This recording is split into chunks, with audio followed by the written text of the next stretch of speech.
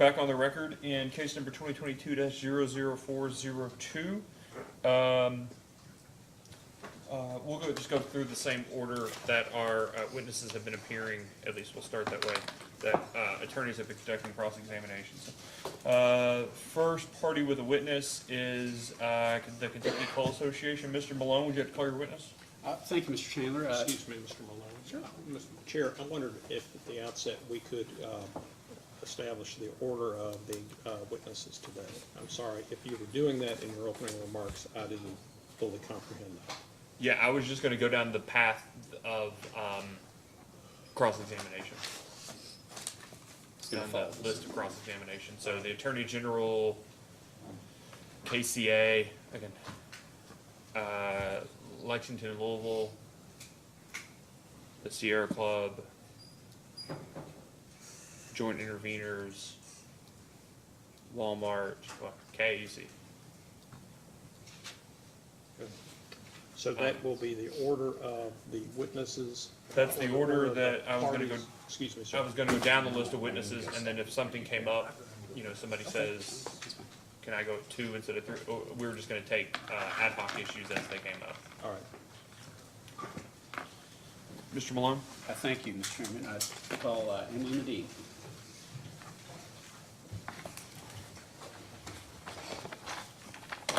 Please raise your right hand. Do you swear or affirm the testimony you're about to give is true and correct under penalty of perjury? Yes, All right, please have a seat. State your name and address for the record, please. sure. It is Emily Medine, and I have to look up my address, I'm sorry. It's okay. It is 8045 Leesburg Pike, Suite 200, Vienna, Virginia, 222182. All right. If I could just ask you to pull the microphone as close to you as possible, and then I know it's going to seem weird, but just holler a little. Okay. All right, thank you. Mr. Malone? Thank you. Ms. Medine, did you cause to be filed in this proceeding data request responses to the companies and then also direct testimony? Yes, Okay. Do you have any alterations, corrections, or additions to your testimony or data request responses? the only substantive change I noted in my testimony relates to Blue Oval. I believe it's on page 35. And there was a mistake. It was meant to say that it is included. It was not, and it says it was not included. The other ones are minor typographical errors. Okay. And outside of that inclusion of Blue Oval, are there any other additions, corrections, or alterations? No, Okay. If I asked you the same questions today that were presented in your testimony and your data request responses, would your answers be the same? yes. Okay. Pass the witness for cross-examination, Mr. Chairman. So the order that will go down this morning is the same list that we've been going through cross-examination, except of course skipping the party that's tendered the witness, and then going to you, Mr. Riggs, or Mr. Ingram, whoever's conducted the cross-examination, then to staff, the commissioners, and then back to Mr. Malone for redirect. All right, So I'm sorry, Chair, I apologize. That's okay. Struggling with a little bit of lack of sleep. Sorry. So our turn in the examination will follow Walmart, KUC. KIC. That's right. Yeah, you will be the last party to conduct cross-examination before the staff and the commissioners. Thank you, Chair. I appreciate your patience. You're not the only one working on less than an ideal amount of sleep, Mr. Riggs, I promise you. I'm just trying to put on a good face. Mr. Cook, or sorry, Mr. Horn. No questions, Your Honor, thanks. Mr. Osterloh, any questions of Ms. Medine? All right. Counsel for Sierra Club, Mr. Childers? No questions. No questions. Mr. Smart? Ms. Grumman? Mr. Kurtz? No questions. Mr. Ingram? I thought I was gonna go first. That's how you're gonna make it through this entire day, Mr. Riggs. It's just gonna point over your right shoulder to whoever's sitting beside you.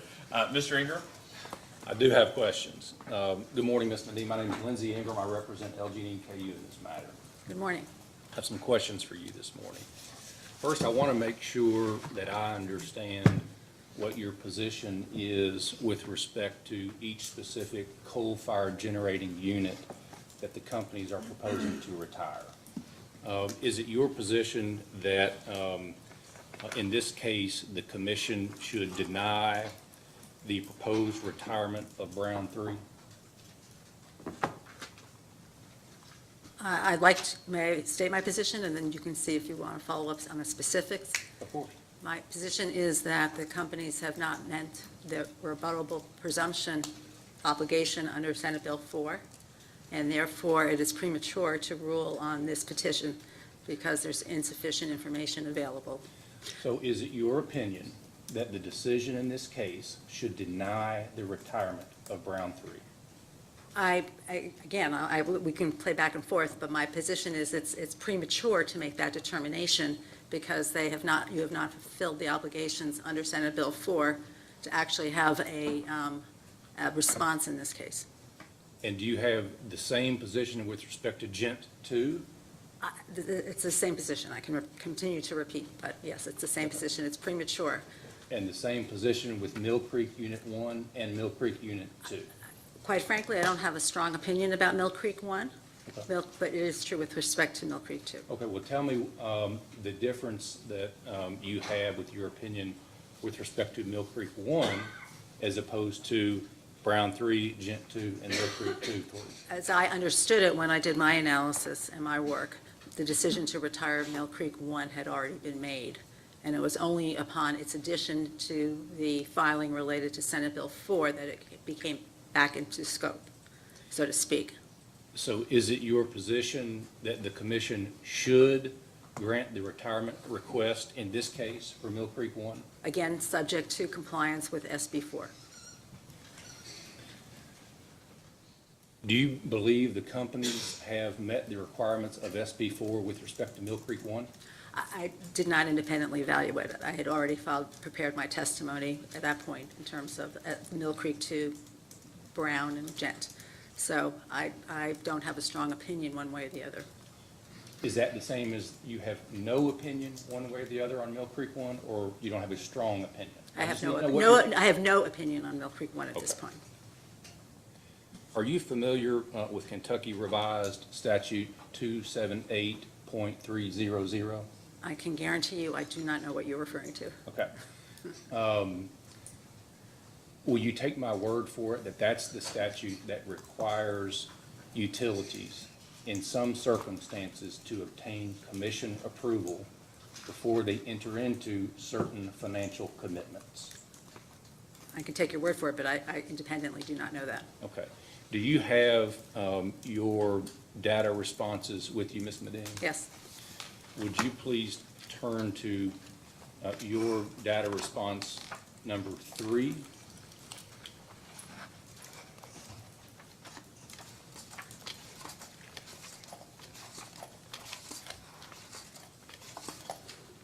Sorry, one is longer than I thought.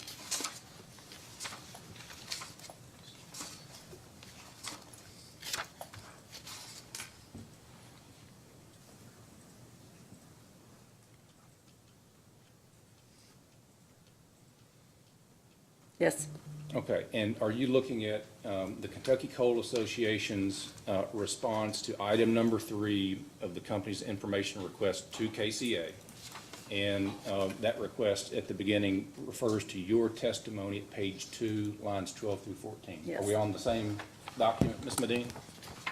I don't have one with line numbers, but yes, I would No, it assume- does not have line numbers. Okay. There's just a, do you see the question I there? see that. I did not recall that that was what it was. I Okay. had,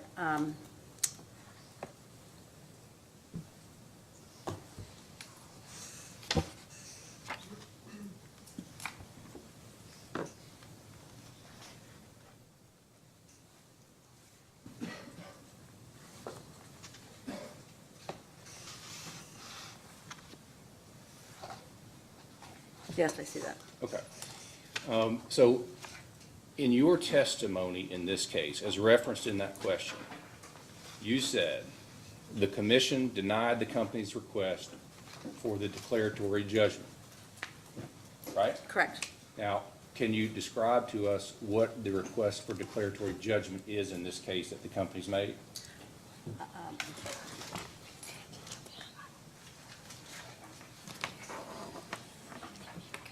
My understanding was that the request was that approval be provided for the 4 PPAs without commission review.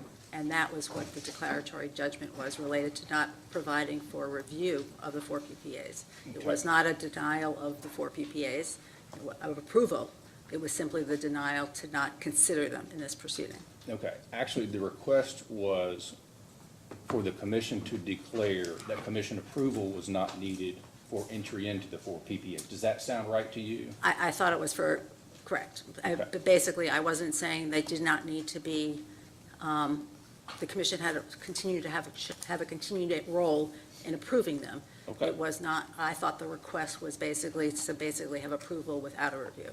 Do you understand that the company's request for the declaratory ruling was that the commission does not need to approve the entry into PPAs based on the statute that I just mentioned, KRS 278.300? You understand that that was the basis of the request? I thought the request was, yes and no, but my concern was that I believe those PPAs should be subject to commission review. Okay. Regardless of whether they were entered into, because there were concerns I had about entering into those types of PPAs. Okay. Now, in your testimony, you said the commission denied the company's request for declaratory judgment, and so we asked you in discovery, and this is DR number 3, please provide the specific citation to the record in this case containing the support for your assertion that the commission denied the request for the declaratory ruling. Is that what request number 3 says? Yes, And in your answer, you quoted the commission's January 6th, 2023 procedural order in this case, did you not? yes, And so is it your position that in that quoted language from the commission's order, which cites 278.300, that the commission denied the request for that declaratory ruling? there was also, I believe, a comment in one of the data responses to us about the fact that, that basically assumed what I had assumed, which was you were looking for a declaratory judgment to enter into them without review. Okay. And that's what I was also thinking. And I thank my lawyer for adding some of the specifics. That was, I was thinking. Here's my question, Ms. Medine. You said in your testimony that the commission denied the company's request for a declaratory ruling. We asked you, cite to the record. Right. You cited to the commission's order of January 6th. I see that. Is it your position, either as the date that you responded to this or today, that the commission has denied that request for a declaratory ruling? My position is what I believe the company had said, which was that it had not, the way I read the request, that it was not approving, they were not going to, that the commission was not approving that they would not be subject to review. If you'll read down in your response I here. understand, we can debate it, I understand what you're saying, but I'm saying that was my understanding of what had happened. Okay, well, maybe we can save some time here. You said in your testimony that the commission denied the declaratory ruling. Do you still believe that, or do you now take the position that the commission didn't deny it, the commission just extended the deadline by which they have to make a decision on that declaratory ruling? That's fine, yes. You agree with the latter of what I just Yes. said? So your testimony was wrong? My testimony was, correct. Okay. Are you familiar with the commission's regulation, which is section 19 of its rules of procedure, that allows utilities to ask for a declaratory ruling? Not specifically. Okay. Are you aware that in that regulation, if entities want to respond to a request for a declaratory ruling, they have 21 days to do so? Not specifically. Do you understand that that request was made when the companies filed their application in December of 2022, and that application was deemed sufficient in January of 2023, so 21 days would have run at some point later in January of 2023? Would you agree with me on that? I'll accept I do not independently validate that, but I will accept it. Do you know whether the Kentucky Coal Association filed any response to the company's request for a declaratory ruling? I do not. Okay.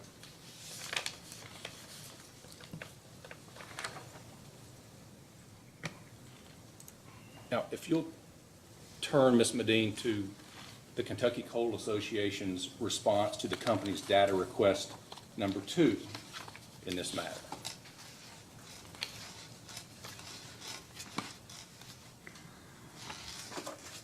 And take as much time as you'd like to familiarize yourself with that response, please, and let me know when you're ready. Yes.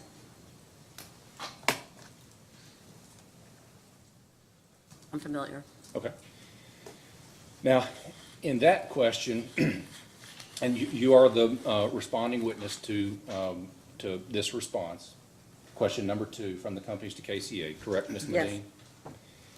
In that question, if you see in the question itself, the company's asked you whether in any of your, well, let me back up for a second.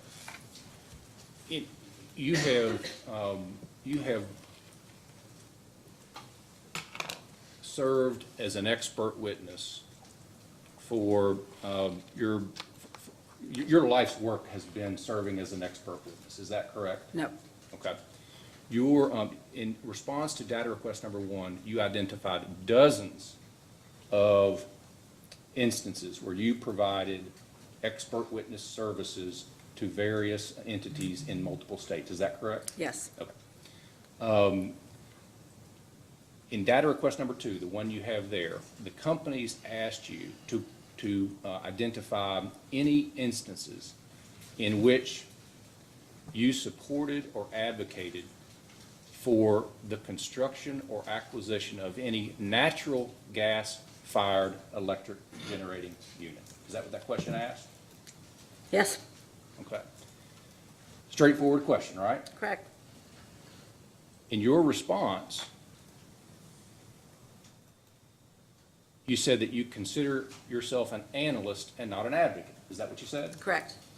And you also provided some information about your grad school experience at Princeton and a time when you worked under the direction of a professor at Carnegie Mellon University. Is that right? Correct.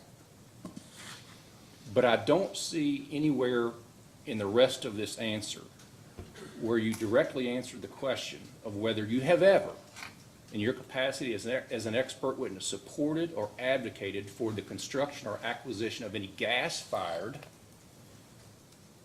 electric generating unit. Is that correct? Have you not responded to the question there? First of all, I've been doing this for 36 years, so I cannot remember all of my engagements, number 1. Number 2, I did not cite the most recent one on gas, which was Midland Cogeneration Venture, which is a gas plant in Michigan, and I supported their efforts to continue an extension of their operating agreement with the utility. So that was a specific case. But I am not an advocate. I am an analyst, not an advocate, and when I provide my opinions, it's based upon my analysis. Understand. And I have some questions about whether, in this case, you're an advocate or an analyst that we'll get to in just a minute. But the example you just gave me, in that case, were you offering opinions about the construction or acquisition of a natural gas-fired? No. Okay. I said I was offering an opinion about the extension of an agreement with Midland Cogeneration, a gas plant, to continue to operate with the utility. And you understand, in this case, the main issue is whether the companies should construct a natural gas-fired electric generating unit. In fact, 2 of them, correct? Correct. Okay. Now, on this part of your response and what you just said here today, that you consider yourself an analyst and not an advocate, I guess as a preliminary question, I'd like to know, are you advocating for anything in this case? I'm advocating for the proper response to Senate Bill 4, yes. Okay. So, as an expert witness in this case, is this the first time you're serving in an advocacy role? Because your response says, and what you just said today, is that you're an analyst, not an advocate. I am. I'm just trying to figure out. As an analyst, I'm saying it was non-compliant with the requirements for approval of this project, and that's what I've done in all my cases. And you're advocating that position, correct? As an analyst. There's a difference, there's a difference between advocacy and an analytical conclusion. And my conclusion is that the standards were not met, the methodology was flawed. I mean, I can go on and on and on, that you set, the whole thing was very much developed in support of achieving a certain goal. Okay, I just wanted to know, because you're the one that said that you're an analyst, not an advocate. Correct. It sounds to me like now you're saying there are positions you're advocating in this case based on Senate Bill 4. Is that right? Bad choice of words. My analytical conclusion is that you were non-compliant with Senate Bill 4. What was a bad choice of words? Advocacy. Okay. Well, all right, then, if you'll turn to your testimony at page 4, line 10, please.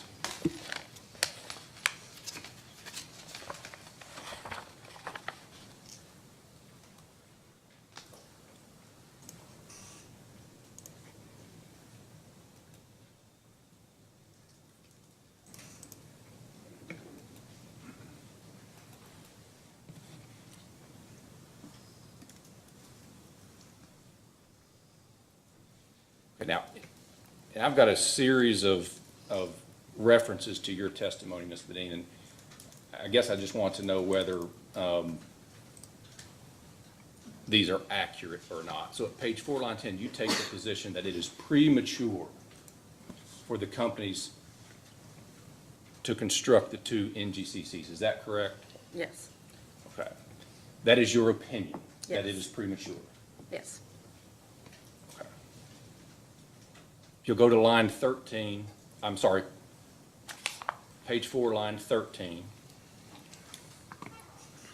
you take the position that customers would be well served by a delay. Is that right? Yes. And then if you go to page 14, Line 14?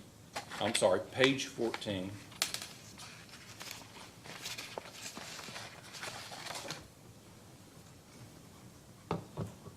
line 8,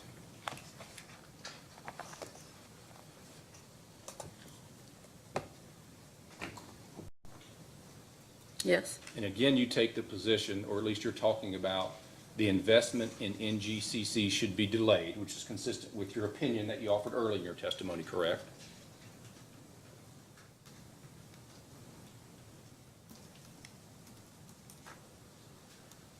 yes, Okay. And if you go to page 11 of your testimony,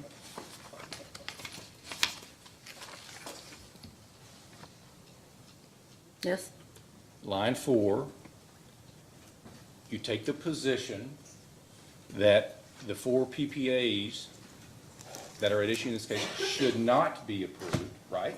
correct. Page 11, line 9, you take the position that the Brown battery plant should be rejected, right? Correct. Page 13, line 14, you take the position that if the good neighbor rule is delayed, modified, or repealed, the timing and justification for the CPCN should be reconsidered. Yes. That's an opinion you have offered in this case, right? Yes, Okay. Page 30.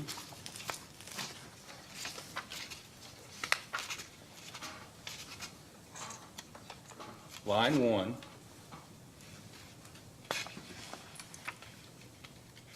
You take the position that the company should have included a carbon capture retrofit or hydrogen co-firing in their analysis. Is that right? yes, That's your opinion, right? yes, And if you go to page 52,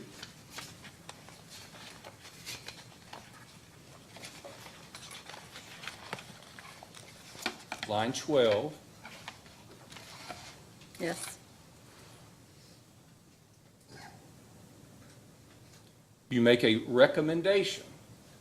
I recommend the changes I discussed with respect to the 4 PPAs regarding buyout options and regular review of performance be part of any approval of this case. Is that right? correct. So I don't mean to belabor the point, I really don't, Ms. Medine, but those are examples in your testimony where you have taken a position, you've made a recommendation, where you have expressed an opinion about what the outcome of this case ought to be. Is that right? For certain items, yes. Okay.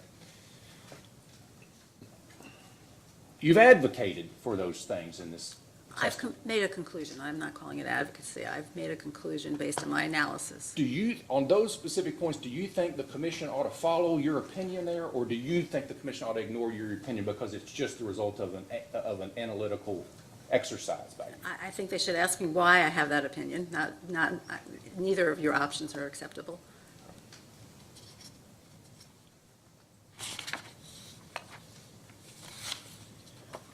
What's your understanding of the requirement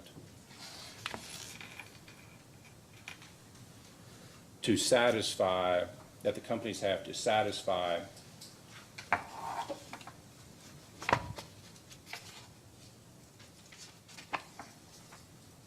a certificate of public convenience and necessity so that the NGCCs in this case can be approved? Is this with or without Senate Bill 4? Without Senate Bill 4. They need to demonstrate that this is the appropriate actions for the utility to take to benefit its customers. Is it your understanding that part of that consideration is whether the companies have proposed a least cost reasonable solution to meet the needs of their customers? That's part of it, but there are other aspects to it as well. Okay, what are the other aspects? Well, I think if you've gone through my other testimony, you'll know that I'm very consistent, that with respect to an NPV analysis, that's a useful tool for evaluating resource options, but it is not dispositive with respect to affordability or how customers are impacted. And so in this case,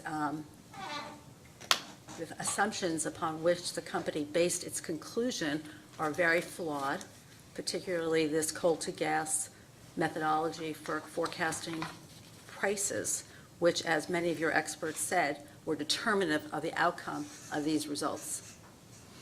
That was a problem. There's also a problem with the inconsistency related to the fact that you have a corporate parent that basically has announced net zero by 50. You have no idea how to get to net zero by using a gas plant, and that we should just assume there'll be no associated stranded costs with it come 2020-50 if you haven't figured that out. And so you're not possibly looking at the potential costs associated with a natural gas plant that's forced to retire after 22 years, as opposed to the 40-year depreciation period you use to base the analysis. Your cost analysis, your cost representations are incomplete. You don't exactly know how much this plant costs. You haven't included dual fuel capability, and you haven't properly considered the cost of firm transportation, in addition to the fact that your fuel price forecast is deeply flawed. Those are a lot of opinions you just offered, and again, you're advocating that the commission should follow your opinions there? I'm basically saying I'm a professional. I've been working in this field for over 35 years as a consultant. Prior to that, I worked for a coal company. Prior to that, I worked in consulting. I've done a lot of analyses of CPCNs. I know what the tricks are from the side of the promoter, and I'm saying based on my analysis, my work, it's a conclusion, it's not advocacy. And in all of that experience, you have never supported or advocated for the construction of an NGCC, correct, Ms. Medina? Nobody's ever engaged me to do that. Okay. I understand. Now,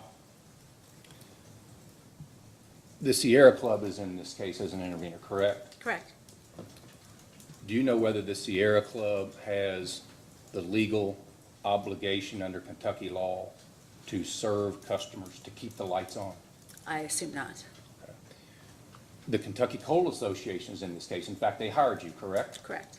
Do you know whether the Kentucky Coal Association has the legal obligation to keep, to provide adequate service to electricity customers in the state of Kentucky? The answer is no, but all of these parties are interested parties, and they're represented in many, many, many proceedings. And do you understand that the companies in this case do have the legal obligation to ensure reliable service to its customers, right? They have that obligation, but it's not an unchecked obligation. Are you familiar with who the members are of the Kentucky Coal Association? I don't know the full list. Would you agree with me that Alliance Coal is a member of the Kentucky Coal Yes. Association? Would you agree with me that Muhlenberg County Coal Resources is a member of the Kentucky Coal Association? I don't know. Is it accurate to say that the companies have paid to Alliance Coal $1.2 billion for coal over the last 5 years? Sounds reasonable, but I don't know. Is it accurate to say that the companies have paid to Muhlenberg County Coal Resources over $481 million for coal? It's over the last possible. I have no further questions. Ms. Vincel, Mr. Bellamy? I did have a couple questions. Could you look at page 5, line 20 of your your direct testimony? Yes?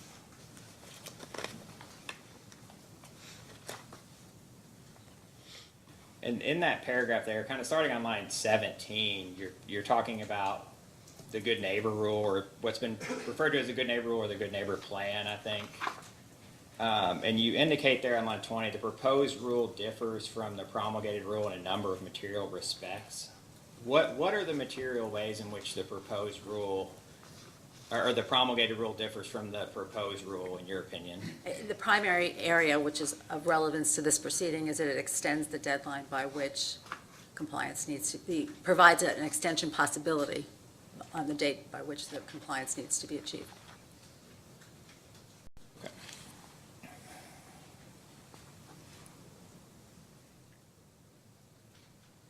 Looking at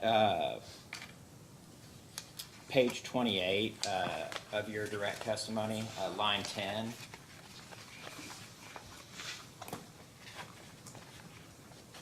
Yes? I apologize, I'm still working my way there.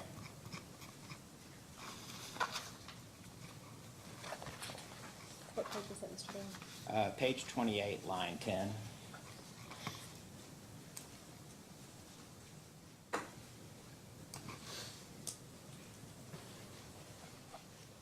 And the question asked up on line 6 is how would the analysis have been done differently if the specific outcome was not desired? And then on line 10, you said the companies would have considered the devastating impact of a $2 billion plus, or I'm sorry, the companies would consider the devastating impact of a $2 billion plus impact on ratepayers in the near term.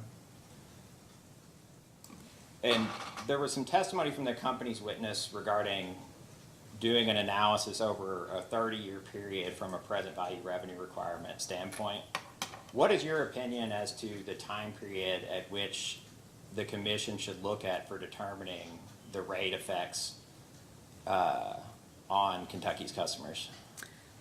My opinion is that there are two separate analyses. The net present value type of analysis is looking at resource options. There's a rate analysis that determines perhaps I like to use residential rate impacts because they're often deals with industrials, residential rate impacts on customers over the first 10 years. So that would be the goal. And I've seen a lot of cases where the NPV is very favorable. And like in this case, the company promises, benefits in the second half. But here the company has fully acknowledged that there will be higher costs for customers in the first 10 years. Yet they've done no analysis to show that number because they refer only to the NPV analysis, which we know does not do that. Two follow-up questions to that. Why 10 years? Just because there's so much uncertainty beyond 10 years that it makes sense to do a shorter period because you have better grasp of the numbers.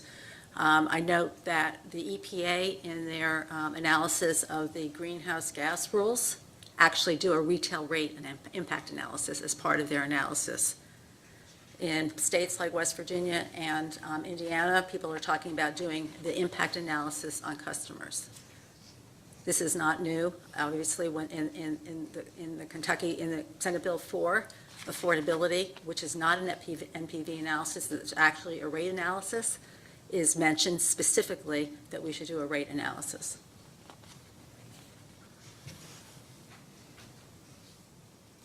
You mentioned, when you were given an explanation earlier, you're saying rate analysis now. Earlier you said residential rate analysis. I like to use residential rate analyses because it's a group that's sort of out there alone.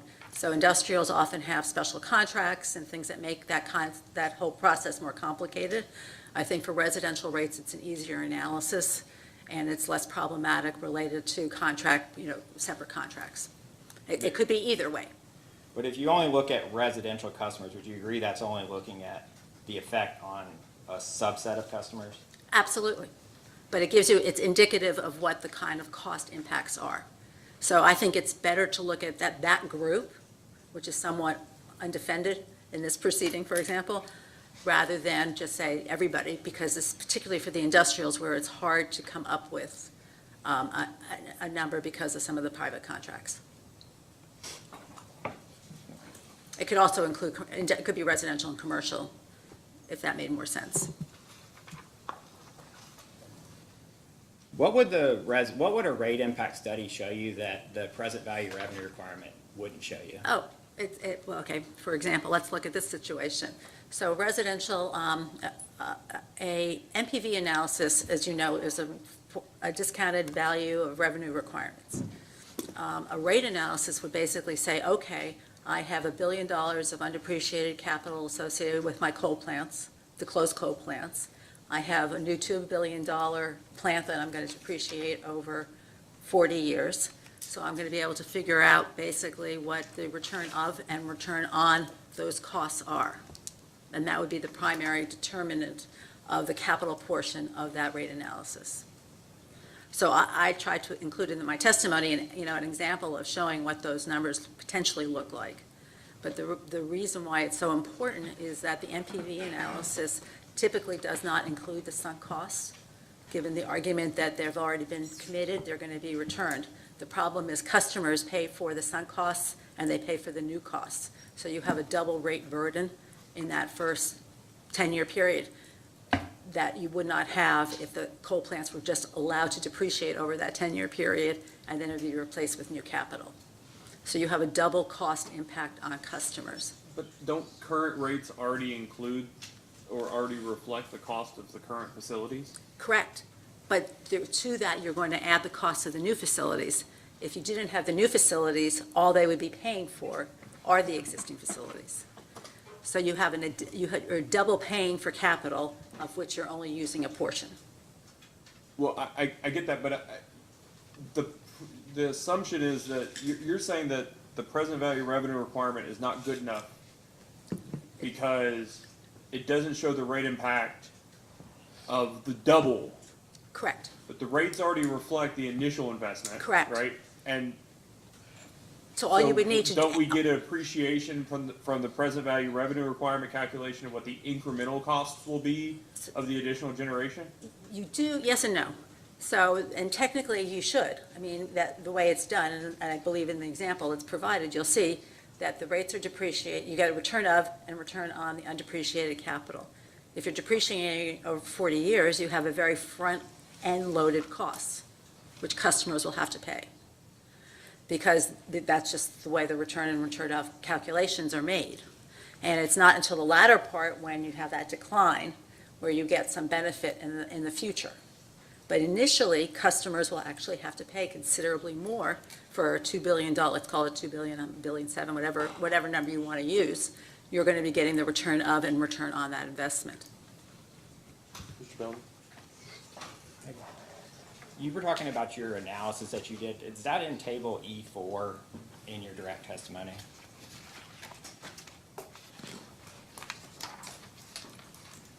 And I believe that table's confidential, so I don't want to really get into the table. I was just confirming. Yeah, sorry, I have it right, sorry. Yes, Okay. And I don't want to discuss it specifically. I just wanted to confirm that that's what you Yes, were referring yes. to. Okay.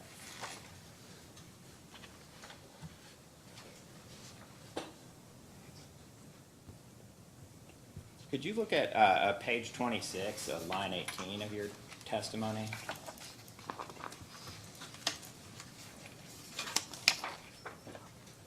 Actually, I apologize. I'll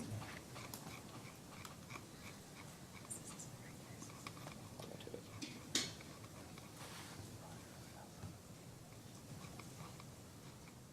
Okay, I guess page 26, yeah, line 18, I'm sorry. And you said the mine mouth coal price following the CTG methodology in 2023 is higher than the actual price of coal paid in the first quarter of 2023, which was $2.30 per MMBTU based on the EIA 923 data. Yes. Is using the EIA 923 data was for the same period, was the projected in the company's analysis, was the projected gas price lower also? I don't have that in front of me, I probably. But the point, the point there is that the company buys coal in a very disciplined portfolio strategy. And as a result of that approach, then the impacts of spikes in pricing, particularly gas pricing, are muted because that's not what the company's paying. The companies are paying over a 5-year period. They've entered into contracts. And plus, as I understand it, they will during periods of low prices, they'll increase purchases. During periods of high prices, they'll reduce purchases if they can still meet the requirements. So the portfolio strategy is very different than buying on a prompt year basis.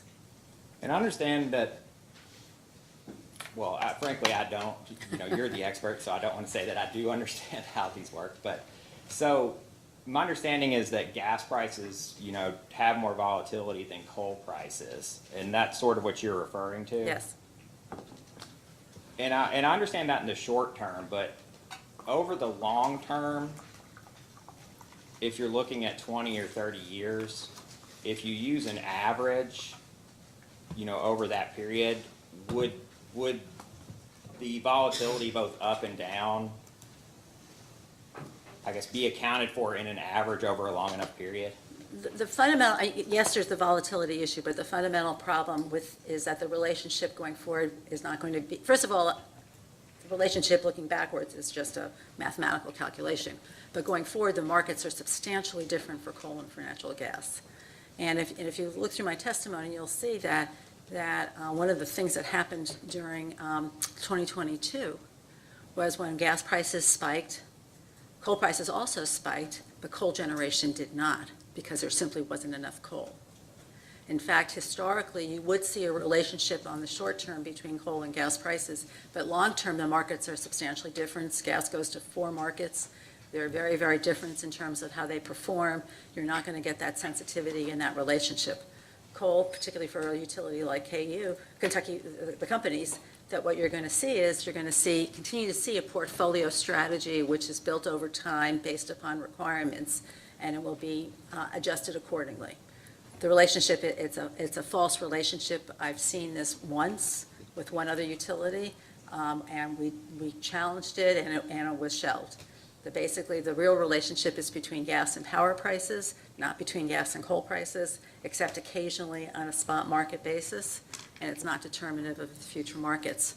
Plus, the change in the gas markets are so substantial going forward that we would expect to see different changes. So, for example, not necessarily this utility, but as utilities retire coal plants, you'll see less of that sensitivity. Historically, what you saw, if there was high gas prices, coal would come in and displace generation.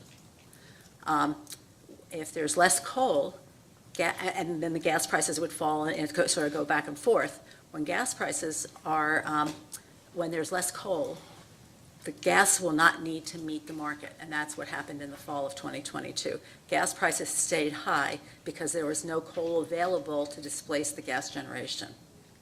Going forward, I would expect to see more of that, simply because there's no reason for the gas companies to reduce their prices to displace coal. There's less coal to displace.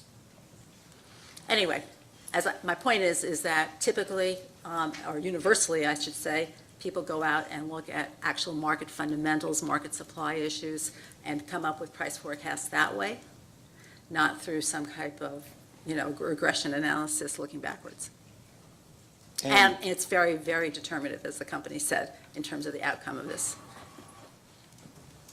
So the method that you're advocating, I guess, could you explain how you would have projected coal prices? I would have done it the same way most people do it, is basically look at the market fundamentals, look at the requirements, and look at the supply and demand, and come up with a price forecast. Would you have done that independently, or would you have relied on, you use the EIA data, would you have relied on their forecasts? No. Okay. No, I would definitely not have relied on their forecasts. I would have relied on, I'd say a half dozen companies, even my company does that type of analytical work. We have gas people, we have coal people, we have market people, we have power people. We do modeling, similar to what was discussed earlier, but without a view. So we would not artificially tie coal, I've never tied coal and gas prices together. As I said, in my experience, I've seen one utility do it once before its time. But I knew what it was being done for then, as I suspect it was being done for here, which is it sort of fixes the fact that even in local price scenarios, gas is still cheaper. It just sort of sets a paradigm. Did you, I guess, were you asked to prepare, or did you prepare any projection of coal prices for your testimony in this case? I was not asked. I could have, but I was not. It was off the shelf for us, because that's something that we do routinely. Okay. So, but I did provide, I think, I was very interesting and it's confidential, was comparing what the forecasts for coal were in the IRP and what the forecasts for coal were in this case. And they're very, very different. So do you agree that the method that was used in the IRP was the correct method? Again, I didn't go into the fundamentals of how it was done. It was certainly more traditional in terms of its approach. The numbers seem reasonable, generally speaking, at the time they were done. I may have had a little bit more spread between my cases, but that's, looking in the weeds. And then I also provided in my testimony what EPA assumed in their analysis of the greenhouse gas for coal prices. And it was more similar to what they had than what they have now. Okay. Mr. Wilson had testified that if you looked at the differences between projected gas prices and projected coal prices in the IRP, that it tracked sort of the ratio, or was consistent with the ratio they're projecting here. Would you dispute that? I did not do that comparison, so I can't speak to that. I just compared what the coal prices were today, were in 2021 IRP versus what they are in the resource assessment. And they were strikingly different. Okay.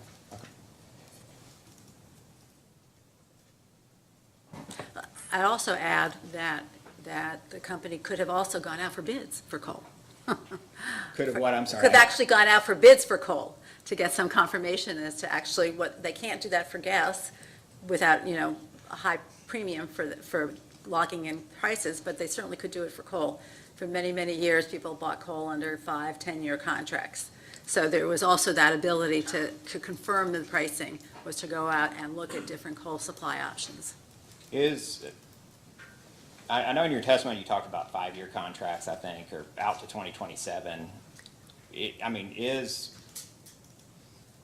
it usual to get a contract beyond that period? So, it's funny, what's usual depends upon where you're sitting.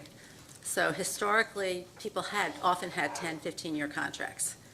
When the market expanded, it shrunk, they reduced the volumes. In this case, it looks like the maximum these people the companies go out for is 5 years, but there are 5-year contracts.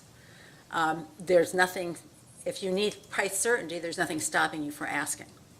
So I always say with an RFP, you can ask for anything you want, and if they respond, they respond. Well, I get that, but are companies, would suppliers typically give contracts? Is So- that a typical contract? So at one time it was typical, it's not so typical now, but it's certainly, going forward, is something that you could imagine, because as was discussed, there's concern about future coal supply given the reduction in power plants. And so that's one way to ensure, if you're planning to continue to operate your power plant and you want certainty of supply, you could go back to that model. Thank you very much for your time. Sure. Vice Chair?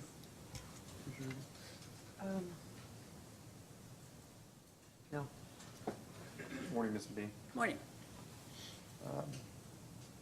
Thanks for joining us again this week, coming back to Kentucky. I want to ask about a specific, assertion in your testimony.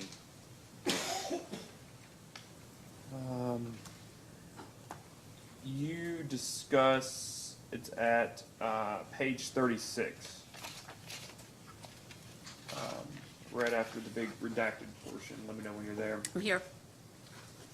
The question the attorney asks is, in addition to keeping rates low, are there other advantages to preserving this capacity? And your response is yes, period. There's growing concern about the adequacy of capacity from FERC, NERC, PJM, and MISO.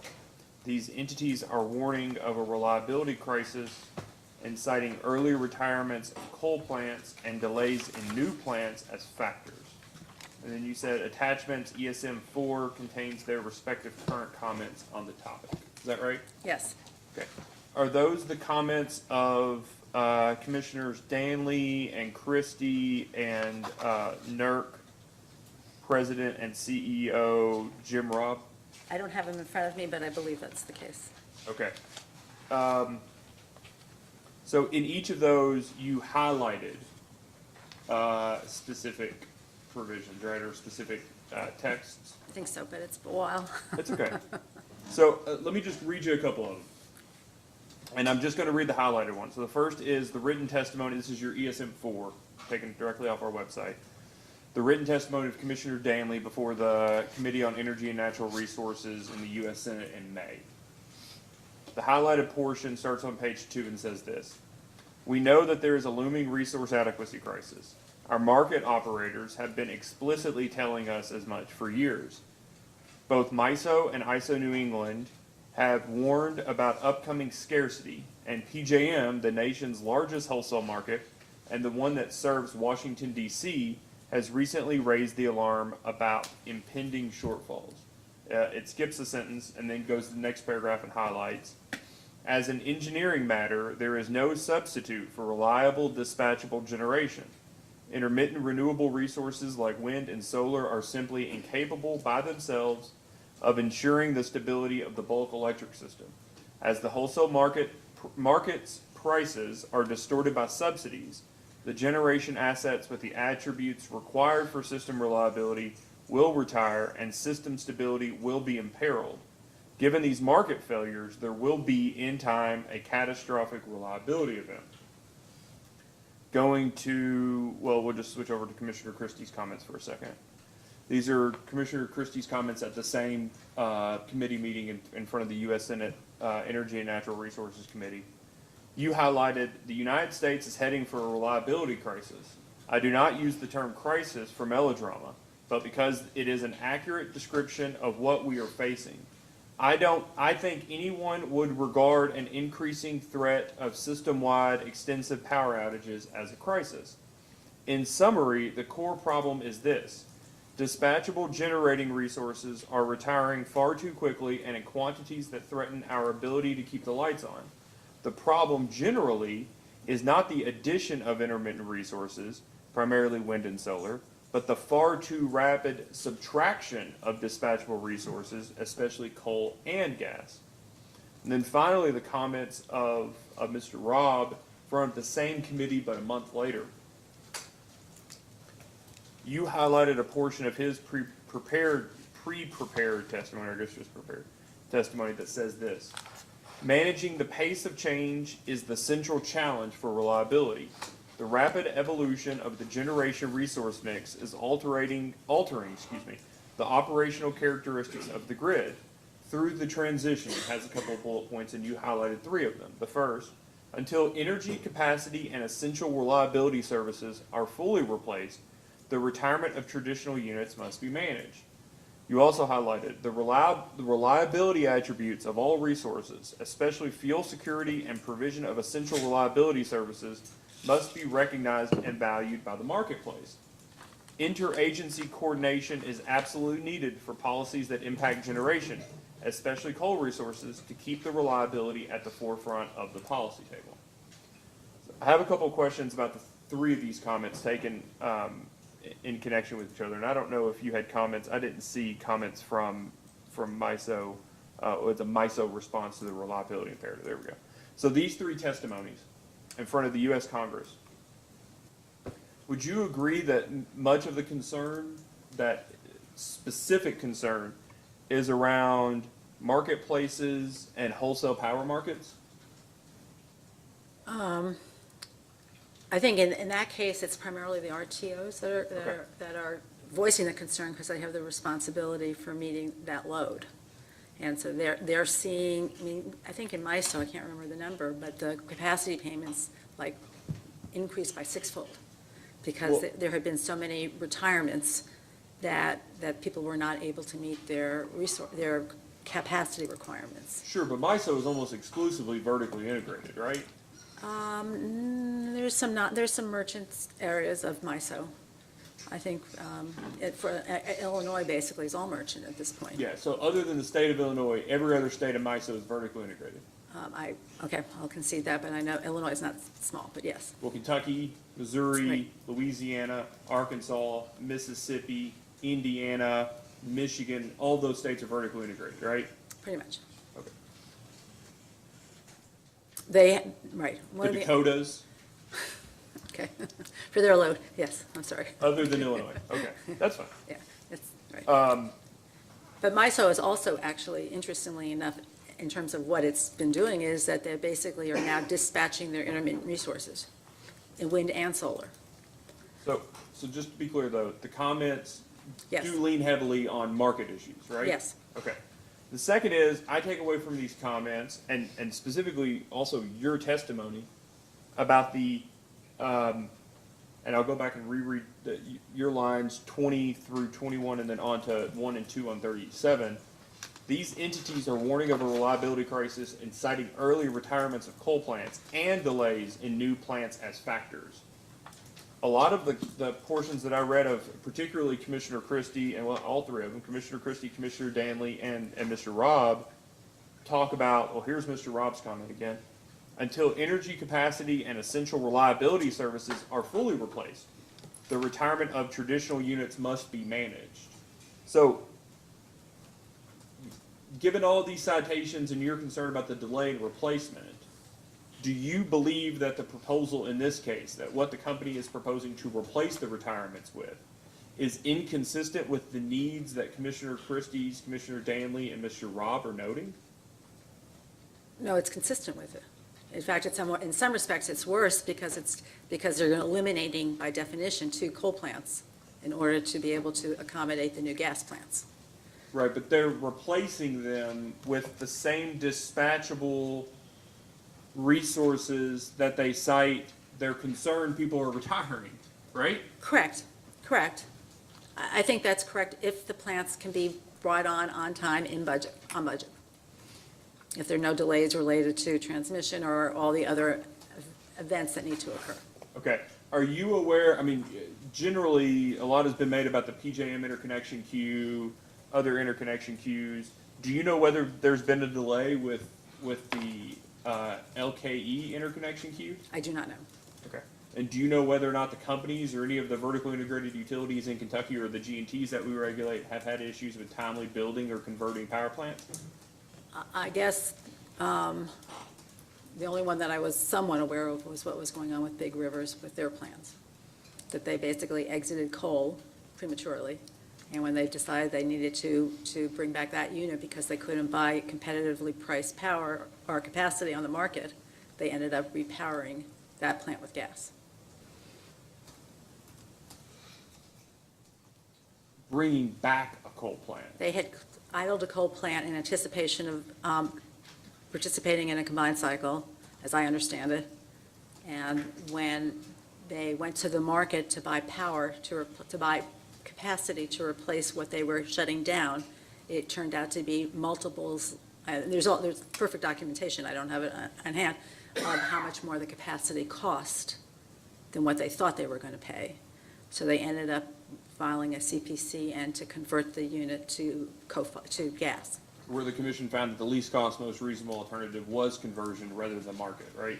At that, right, there was no contest, but it would have been the lowest cost would not to have closed the coal plant. Okay, so I guess I'm taking a big step back. You're aware there were environmental compliance costs that the CPCN was compared to? Fine, I mean, I understand why it ended up where it was, but what we're finding is a lot of people are choosing to delay retirements of coal plants until they get greater certainty as to replacements. and timing.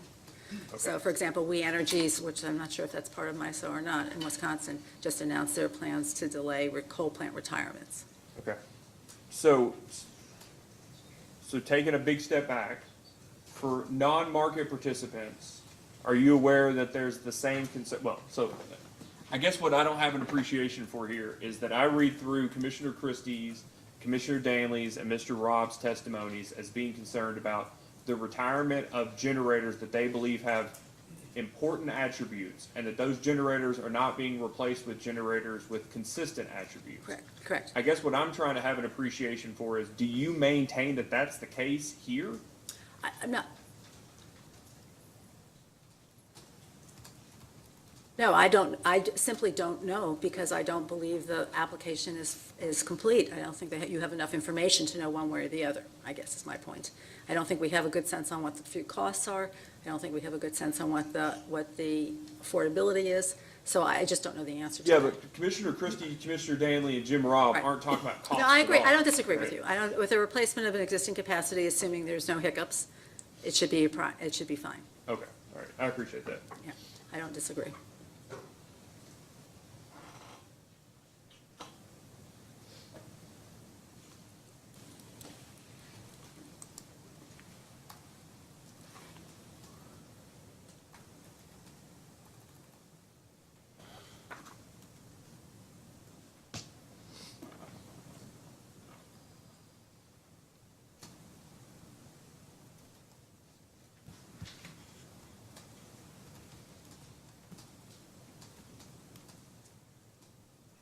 Mr. Malone? Thank you, Mr. Chandler. Ms. Badine, just briefly, when you were talking to the staff attorney, I think you said gas when you meant coal, when you were talking about market dynamics. Could you just clarify the difference between the contracting strategies of the companies for coal and gas? Sure. Currently, first of all, most people do not contract for gas. They tend to develop a hedging strategy which provides some kind of protection against volatility, but not really in terms of trying to get the lowest price. The companies are somewhat similar. It's not, they up to 50% and it's variable. Obviously, they're not going to be able to buy firm gas at the lowest price. It's going to be higher than what the current, what the prompt price is. For coal, it's very different because utilities like the companies buy coal on a portfolio basis. Their stated goal is, and it was in my testimony, is over 5 years. They have certain targets that they have ranges for, but they attempt to meet. And the consequence of that is basically you get better surety of supply and better pricing. And so it's a 5-year market versus a 6-month type of market when you're looking at it. So it's a different market structure. I think you went through a lot of discussion with the company's counsel about Senate Bill 4, and I just wanted to give you an opportunity. Obviously there's adverse impact on customers, reliability, resiliency, and that the replacement resources are equally dispatchable. Is there anything you want to add? Because I want to give you a chance. You've been here the whole time, obviously. If there's anything you want to tell the commission, now's your chance. Thank you. I think I've said it all. So. Okay. All right. Thank you. Thank you, Ms. Badine.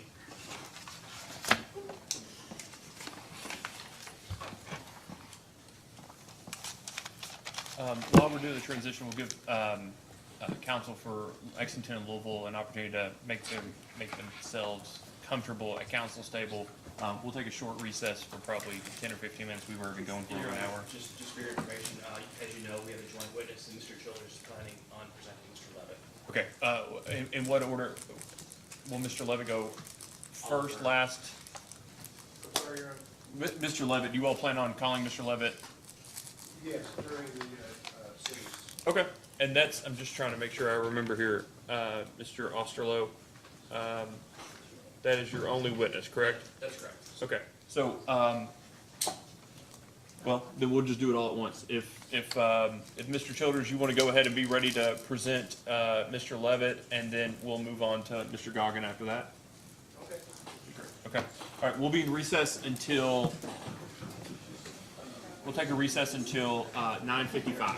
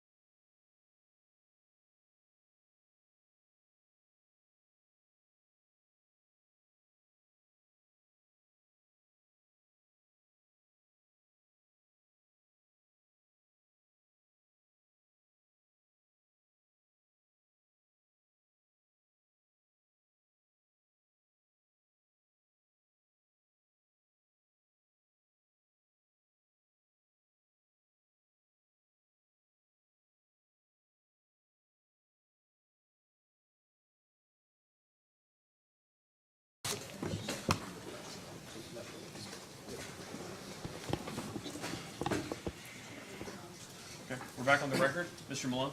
Just quickly, briefly, Your Honor, Ms. Medine actually found a flight on the Bluegrass at 11:45. If there's with the Commission's indulgence to let her be released unless there's any other questions. Is there any objection to, that we found? Mr. Malone? Thank you. Mr. Smart, you have something? Yes, Your Honors. We have one witness who's not able to be here until this afternoon. We talked with Mr. Kurtz and with counsel to the companies, and they don't object to KIUC going in front of joint interviewers if it comes to that. That'd be fine. Thank you. Mr. Childers?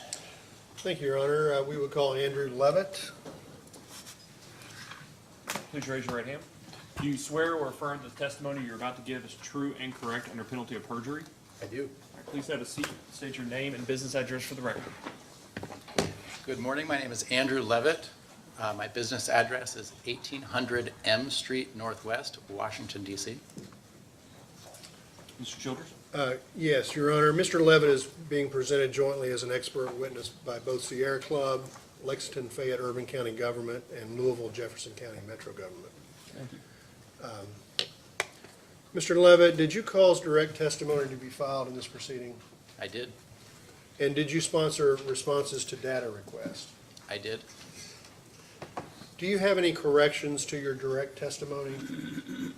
I understand that we filed an errata the other day, which have 2 minor corrections. With those corrections, is your direct testimony true and correct to the best of your knowledge? It is. And if you were to provide that testimony today, would your answers be the same? They would. Your Honors, the witness is available for cross-examination. Mr. Cook? No questions, Your Honor. Mr. Malone? Mr. Malone's left. Mr. Smart? No questions, Your Ms. Grumman? No questions. Mr. Kurtz? Yes, sir. Good morning, Mr. Levitt. Good morning. Okay, will you turn to page 7 of your testimony, please? May I open this laptop, Your Honor? What's that? May I use my laptop to access my testimony? Sure. As long as somebody's not feeding you the answers through it, you're more than welcome to open the laptop. No cheating here.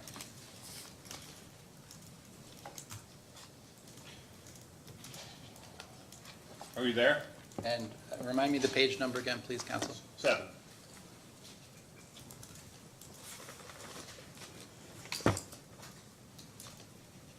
I'm there. Okay. On page 7, you referred to the RTO study, the Guidehouse study, 4 times on lines 41, 49, 51, and 53. Is that correct? Yes. Okay. And you are essentially challenging the results of that study with your testimony? I am. Okay. The RTO study by Guidehouse looked at a status quo situation for the companies versus joining PJM as an FRR entity. Is that correct? I believe they were FRR for most of the years of the study, but were in the full capacity market for some number of years. Okay. Your study, well, let me ask you, when did they convert into from FRR to RPM? In the Guidehouse study, I don't recall offhand. Well, how do you know that they converted? I didn't see that. That's my recollection, but I don't recall when.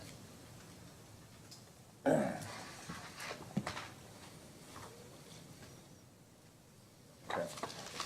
You did a similar study. You looked at the companies on a standalone basis versus RPM versus Guidehouse, standalone, FRR. You think they converted to RPM at some point in the future during that study period? If I'm recalling correctly, in the Guidehouse study, which is not my study, and this is a pretty minor detail in that study, it started off in, we'll call it RPM for the full capacity market, for a small number of years and then converted to FRR. Okay, so you think that they were buying capacity from PJM for a few years initially before converting to FRR through 2050? Subject to check, that's my recollection. Now, let me,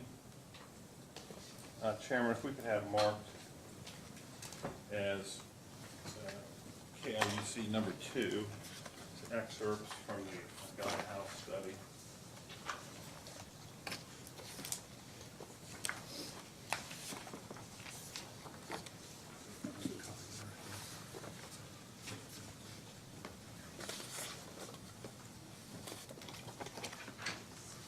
You said KIUC 2? Yes.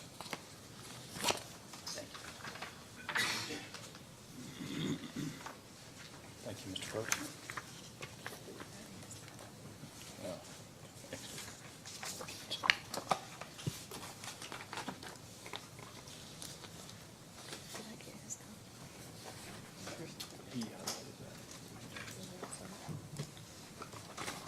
So do you have KIUC 2 in front of you, Mr. Levitt?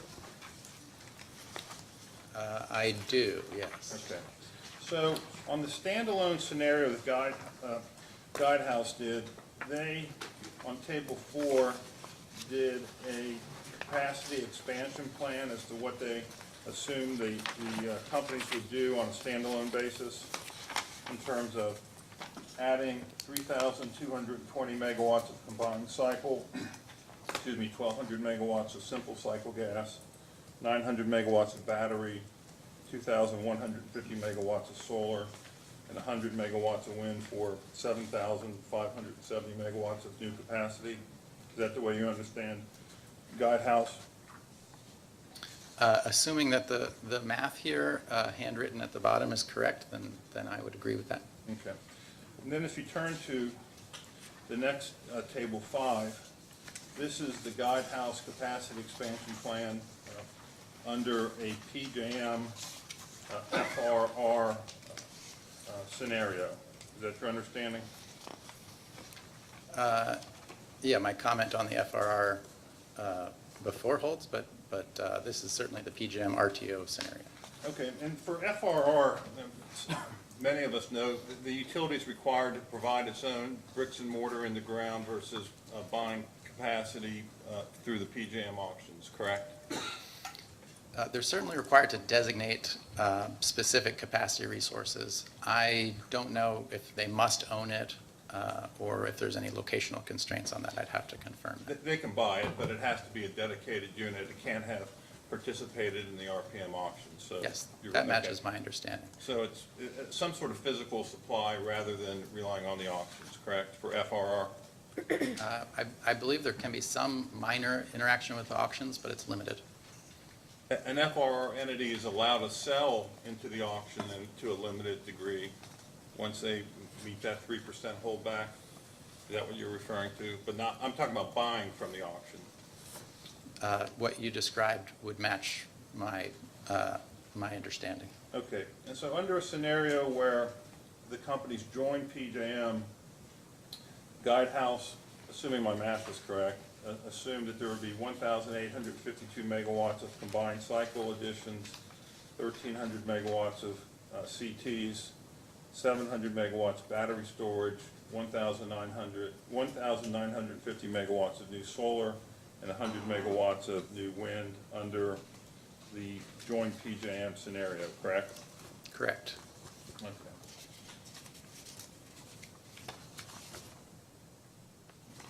Now, this is an excerpt from your testimony. I'll hand it out and have it marked as, and by the way, Chairman, the Guidehouse study is in the record, but this is just a simpler way to refer to it. That's fine. Would you like to move for its introduction as a hearing exhibit?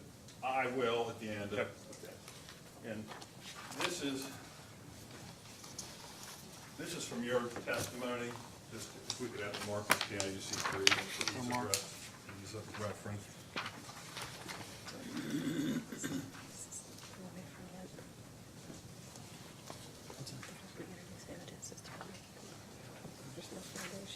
Thank you, sir.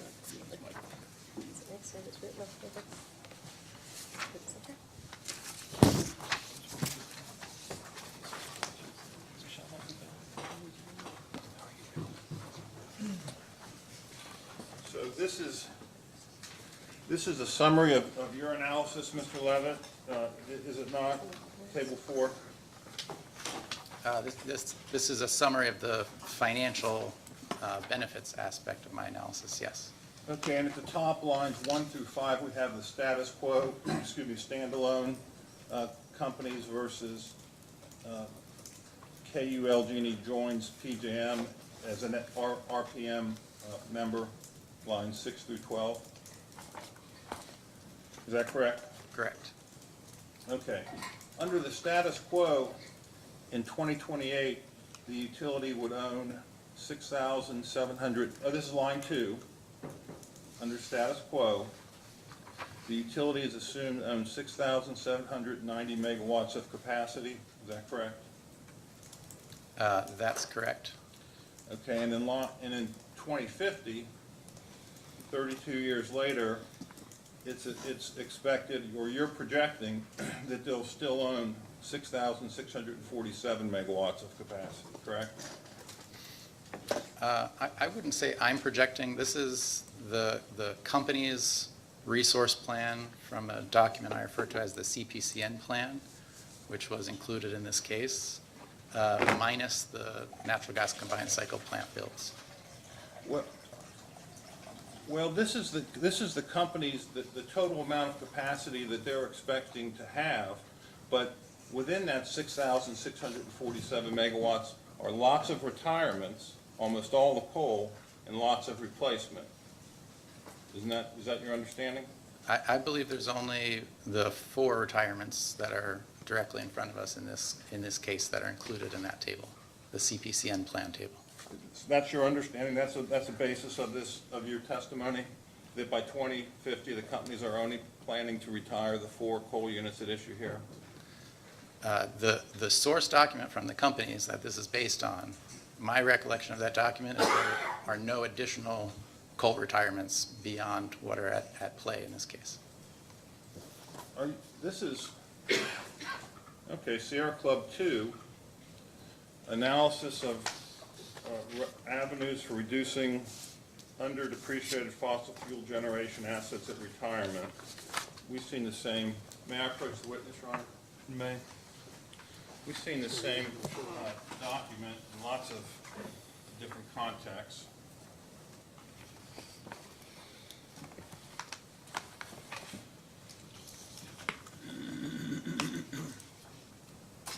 Doesn't Sierra Club 2 show that all the jet units are retired by 2037? Bear with me, counsel, while I study this table. So this is table 2 from the RTO study. Am I getting this right? Analysis for avenues.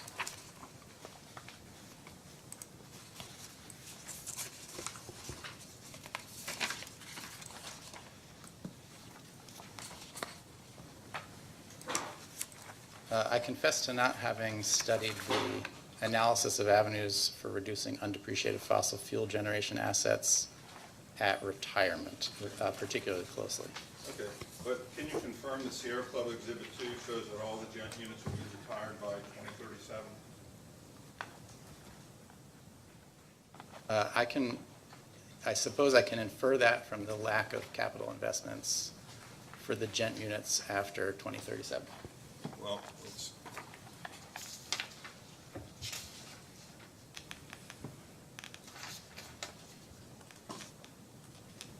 here's the same exhibit that shows the book value at retirement. Does it also show the units retiring and the jet units in 2037? I'm afraid I'd also have to infer the retirement from this, but I have no doubt that there's, let me try to help if I can be more helpful. So in the RTO study itself, Guidehouse certainly did assume additional coal retirements. That was in fact an input, a fixed input to the RTO study. And those retirements are not present in my table 4 simply because my analysis drew from the CPCN plan from the companies that I suppose was not as focused on the 2040s and 2050s as the RTO study was. Okay, let's go back to KIUC Exhibit 3, which is your summary. On line 10, this is in the company's joint PJM study. You're assuming that they'll have enough power plants. Well, let's look at this. Let me ask you this. Let's go back up to line 7. Before you clarify your question, Mr. Kurtz, can I just ask Mr. Levitt, when you're giving your responses, to first pull the microphone close to you and really speak up whenever you're responding? Thank you. Absolutely, Your Honor. Okay, line 7, existing and planned resources. In 2050, under a PJM membership scenario, you're assuming that 6,429 megawatts of existing resources will still be in operation? Correct. That's the annual/summer value in the PJM context of the LGKU resources. Based upon Sierra Club Exhibit 2 and your general knowledge of the industry, do you think it's reasonable that virtually all of the coal plants will still be in operation in 2050 if the companies join PJM?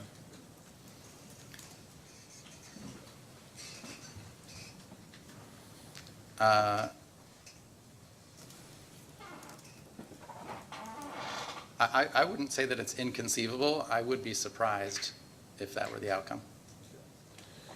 Line 10 of your study, you're assuming that because the utilities will still own 6,429 megawatts of capacity, and they will need, on line 6, 6,780 megawatts, less 56 megawatts on line 9, that they will need 407 megawatts that they'll need to purchase from the PJM capacity auctions.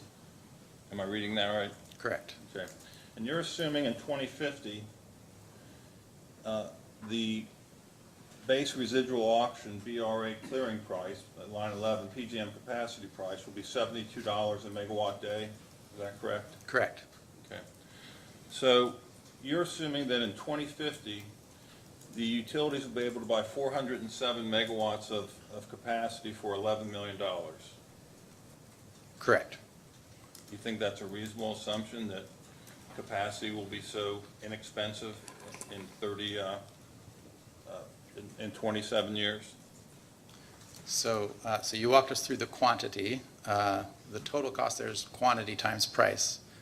So we think the quantity is reasonable based on the inputs that went into this table. As I said, those inputs are primarily the CPCN plan from the companies that I cite to in my testimony.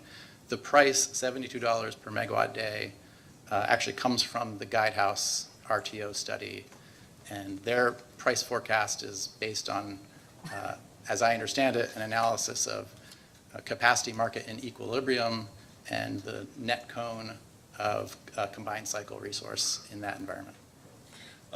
Yeah, I noticed that you did pull this number from the Guidehouse study, but you've rejected the Guidehouse study in pretty much all other respects, have you not? No, I would not say I reject it in all respects. I reject the conclusion as not credible, but there's many credible aspects of the Guidehouse study.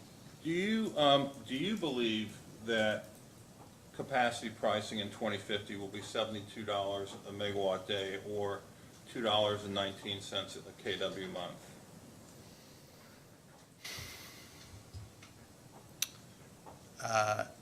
It's difficult to make predictions, especially about the future. I think in this case, that's not an inconceivable outcome. I could conceive of outcomes with lower capacity prices and higher capacity prices. Are you an economist? I'm an economic consultant. Okay. Do you agree that the long-term capacity price will be net cone, the long-run marginal cost, or cost of new entry less ancillary and energy revenues net cone? I certainly believe the capacity market is designed to achieve an equilibrium where the long-term price is net cone. I should define net cone for people at home. Cone is cost of new entry, and net cone is the cost of new entry, everything you have to pay for that plant minus the revenues, not revenues, the operating margins that you receive from the energy markets and ancillary services markets. Right, which is what I... Okay. Yeah, so that is the market design, is for the capacity price to converge there. Do you know what PJM's estimate of net cone is today? PJM has a variety of demand curves because they always have 4 auctions in play. I believe right now they're transitioning from net cone based on a combustion turbine to net cone based on a combined cycle. So I couldn't say precisely any one of those, but they're on the order of $200 to $300 per megawatt day. Yeah, I think it's $274 a megawatt day. Let me ask you, why would anybody ever build a power plant if you could buy it for $72 a megawatt day? That is an excellent question. When capacity prices are low, there is definitely less incentive to build new capacity and instead to rely on the market for capacity. But why, using today's technology, you would agree that nobody could build a power plant for that cheap. So why would any load-serving entity, a utility, ever build a power plant if you could buy capacity so inexpensively? Yeah, I mean, one of the theories for using a market to drive these outcomes rather than taking an administrative approach is while PJM can develop a net cone estimate, which is $200 or $300 per megawatt day, individual circumstances can vary from that. Individual developers or utilities may be able to build for cheaper than that. If I think about this case in the Sinclair rebuttal, for example, Sinclair asserted that with capacity prices that are in the 2020s here, so $60, $81, $91, $93 per megawatt day, that with energy prices in the range of about $40 per megawatt hour, that the company has believed that the natural gas combined cycle units at issue here would be able to earn back their fixed costs. So it may well be that there's circumstances where you can finance and build a combined cycle plant for significantly less than PJM's estimate. Were you here when the chairman was reading the comments from Commissioners Christie, the NERC President Robb, and Danley? I was. Okay, isn't this weren't they decrying the fact that capacity pricing is so cheap in PJM, it doesn't incentivize the construction of new thermal generations, and hence a crisis is brewing? Wasn't that the gist of that testimony? I did not read the entirety of the testimonies of those 3 individuals. The excerpts that the chairman read, I actually did not hear, and my recollection could be faulty here, so subject to check. I didn't hear anything about pricing. All I heard was retirement, to focus on retirement of thermal resources and replacement with intermittent resources would cause, in their minds, a reliability concern. I agree. The Christie testimony, among others, did say that the PJM market's not a market, it's an administrative construct, it's not working, et cetera. But you're right. What he read did not go to what I'm saying. Let me in your study, in the Guidehouse study, they included the costs of being a member of PJM, correct? Correct. Where are the costs in your study? Yeah, can I correct that for briefly? The RTO membership analysis was split into 2 pieces. Guidehouse did one portion, and the companies did a sort of follow-on portion. The Guidehouse portion was focused on a capacity expansion model, which included a sort of high-level production cost model. Those are terms of art, which I'm happy to explain. And then downstream of that, the companies took the numbers that came out of the Guidehouse study and turned them into a sort of accounting exercise to derive a net present value. Your Honor, if I could have this marked as KIUC4. Again, it's part of the record, but just to use a reference. Another excerpt from the Guidehouse study.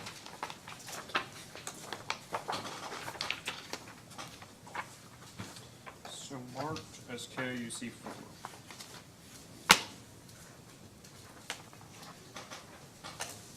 Thank you, Council.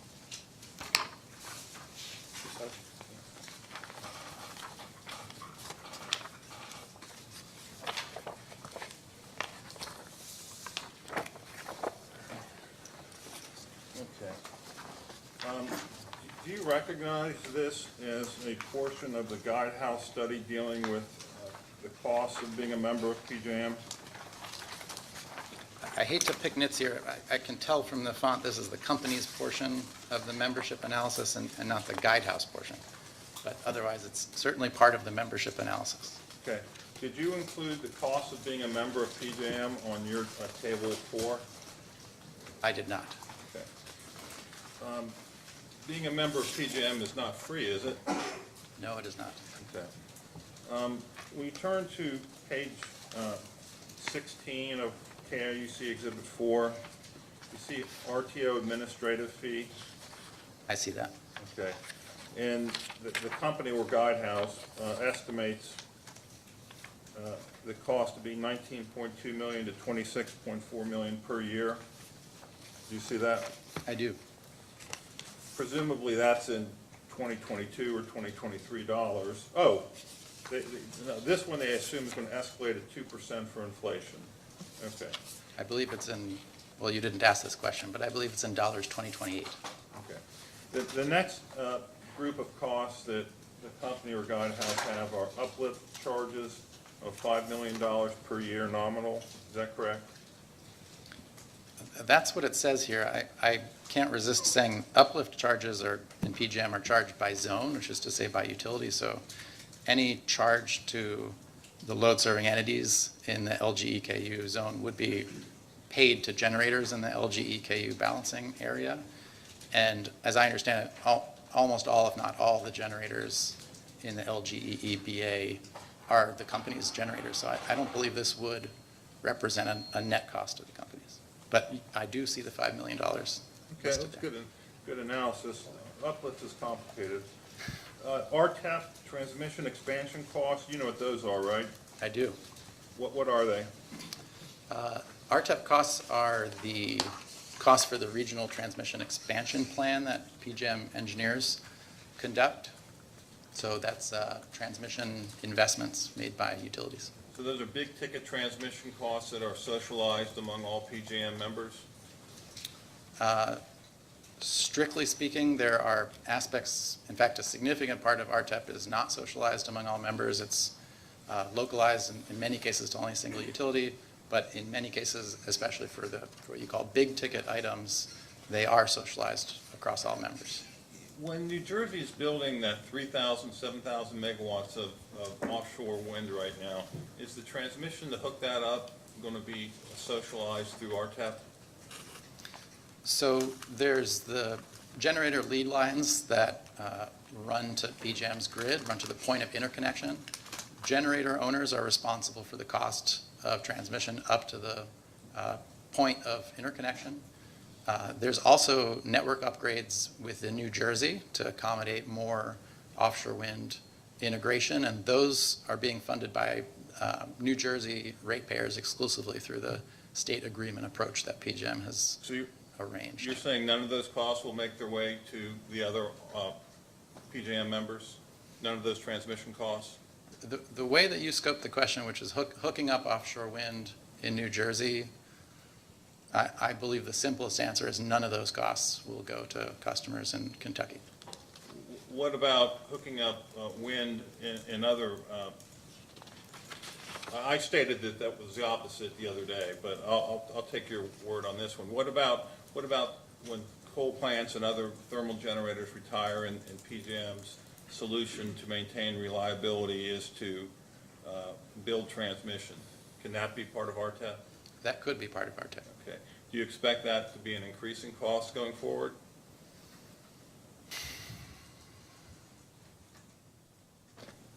Lots of forecasts you're asking me to conduct here. Is it expected to be an increasing cost? I mean, we had the mercury and air toxic standard rule in the 2014-2015 timeframe led to quite a lot of coal retirement. I believe the pace of coal retirement today and through the 2020s is at least roughly comparable, if not similar to the coal retirements through METS. So it's actually difficult for me to say with certainty whether it's increasing relative to the baseline. But there will be additional transmission costs recovered through RTEP as a result of coal plants retiring. I can't say with certainty. That seems likely to me, though. Okay. And this study estimates the cost at $17.8 million to $20.5 million per year. Is that correct? That's what it says. Okay. So in any event, as to the big costs, the administrative fees and the RTEP, you have not included any assumed costs in your study. That's true. I should say that, page 2 of my testimony says that I was retained to calculate the capacity savings associated with PJM membership and the financial benefit of that capacity savings, and then other benefits of PJM membership. I did not conduct a full RTO net benefits assessment, which I think is where you're leading, and that is indeed not the scope of my testimony. So if you did not, why do you recommend that the commission rely on your analysis if it's incomplete by not including all the costs of being a member of PJM? So, just to be very clear, I did not recommend PJM membership immediately. I put evidence in the record as we're considering the retirement of 1,500 megawatts of steam resources and the potential replacement with 1,300 megawatts, 1,200 megawatts of gas resources, plus quite a lot of solar and storage. In that context, the capacity savings of RTO membership become highly salient. And so my assessment is, how much would you expect to save in terms of your resource requirement and other things through RTO membership? So that 900 megawatt to 1,300 megawatt capacity savings is my primary finding. It seems to be central to the issue here. The word recommendation does not appear in my testimony. I will happily make a recommendation. I anticipate, based on what I've seen from my analysis and other parts of the evidence in this case and not in this case, that PJM membership would offer net benefits. I anticipate that, but it would be almost universal to do a net benefits assessment before committing to PJM membership. And unfortunately, the 2022 RTO membership analysis, in my view, is flawed for the reasons that I laid out and does not achieve that. So my recommendation would be do that again in a way that's not flawed. And I anticipate that that would show net benefits, especially in the context of the capacity, sort of like a one-time opportunity to take advantage of capacity savings in a sense, because once you build an asset that costs $1 billion or so, you cannot unbuild it. That cost becomes sunk. So now is the time to take advantage of those capacity savings. So your testimony is that you've done a sort of preliminary analysis of capacity savings, but not a full net benefit, including the cost. But based upon your preliminary, your recommendation is the company should redo the entire PJM study. I've done a final analysis of the capacity savings, and I have not even done a preliminary analysis in my testimony of the net benefits. I'm just offering from the evidence that I've seen in terms of production cost savings, and capacity savings, and the $20 million of administrative costs and the $20 million of RTEP allocation, that the benefits would exceed the cost in RTO membership. That's what I anticipate, but that is not a conclusion of mine, it's not a finding. Okay. And you realize the commissioners have to actually make a decision by, I think, November on the actual issues in this case. I did not know November was a decision. I, of course, was aware that the commissioners have to make a decision, yes. Okay. Thank you, Mr. Levitt. No further questions, Chairman. Mr. Ingram? I do have some questions, Your Honor. Back to what you just said, my name's Lindsey Ingram, counsel for the companies, Mr. Levitt.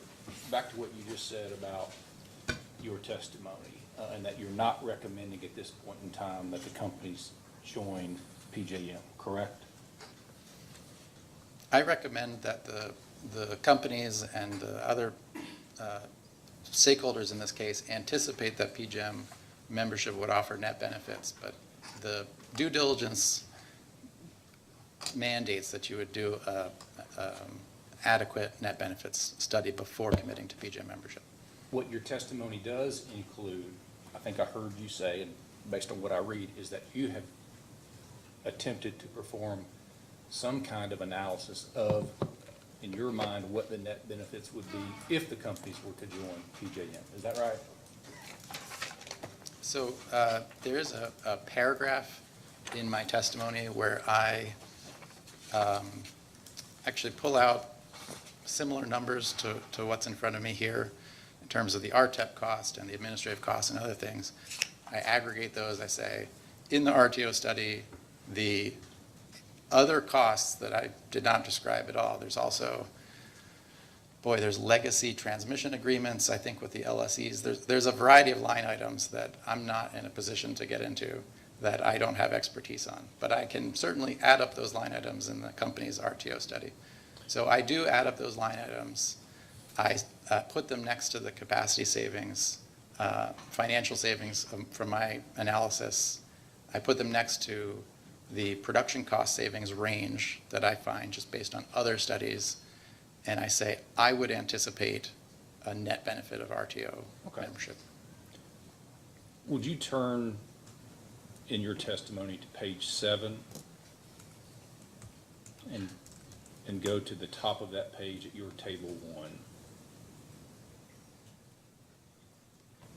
Now, on this issue of benefits of the companies joining PJM, I read your table 1 to be a summary of those benefits based on your analysis. And more specifically, as I read that table, what you're saying is that if the companies were to join PJM, they would see a capacity savings benefit of 900 to 1,300 megawatts, a cost savings as a result of that reduced capacity need of $125 to $140 million a year, and a potential savings of production cost benefits of up to $70 million a year.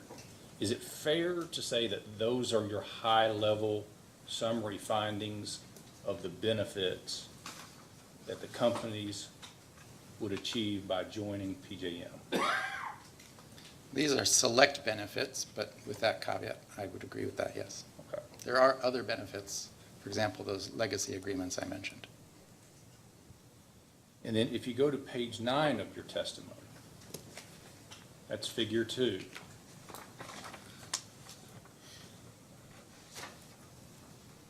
This also is a further, I guess, provides further detail on the issue of capacity savings that you think the companies would achieve if they join PJM. Is that correct? That's correct. And if you go to your page 20, please, Mr. Levitt.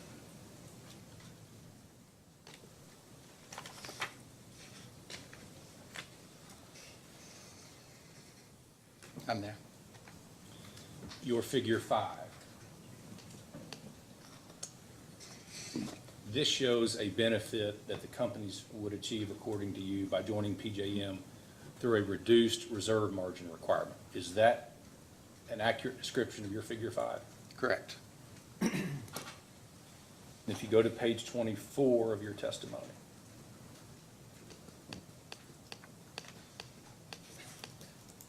table 2. This is where you provide some more detail about the net capacity savings that would result, according to you, if the companies joined PJM. And that is the 1,267 megawatts. Is that correct? Correct.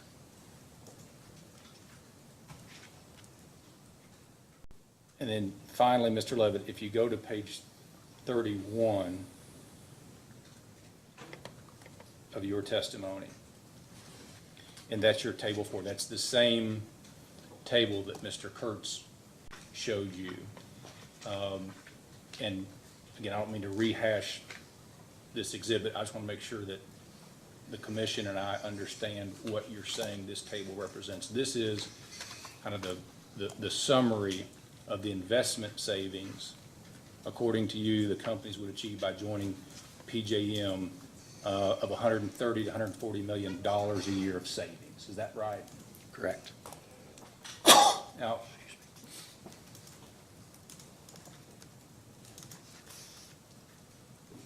when you performed those savings calculations, were those all done pursuant to the current PJM capacity construct? They were.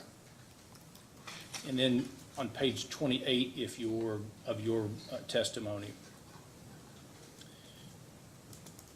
at line number 390, you do say that PJM has recently made an early-stage proposal to its members to move to a seasonal capacity market construct. Is that right? That's right. And so, if that proposal moves forward and PJM's capacity construct changes, would that affect all of the savings and all of the tables and the figures that you and I just went through? It would, yes, as I testified in response to discovery. And in fact, in your response to the company's question number 12, you said, yes, in fact, all of those tables and all those figures would change, just It as you would. said. Thank you. And as you sit here today, do you know how much they would change? I do not.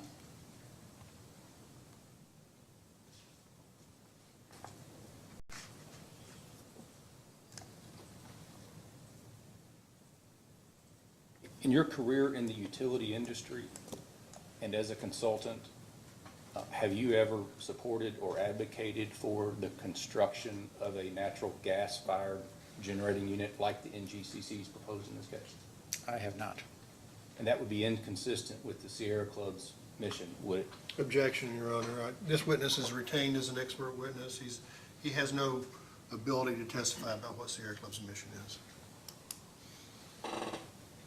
I'll withdraw. Now, you said, Mr. Levitt, you have reviewed Mr. Sinclair's rebuttal testimony in this case. I have.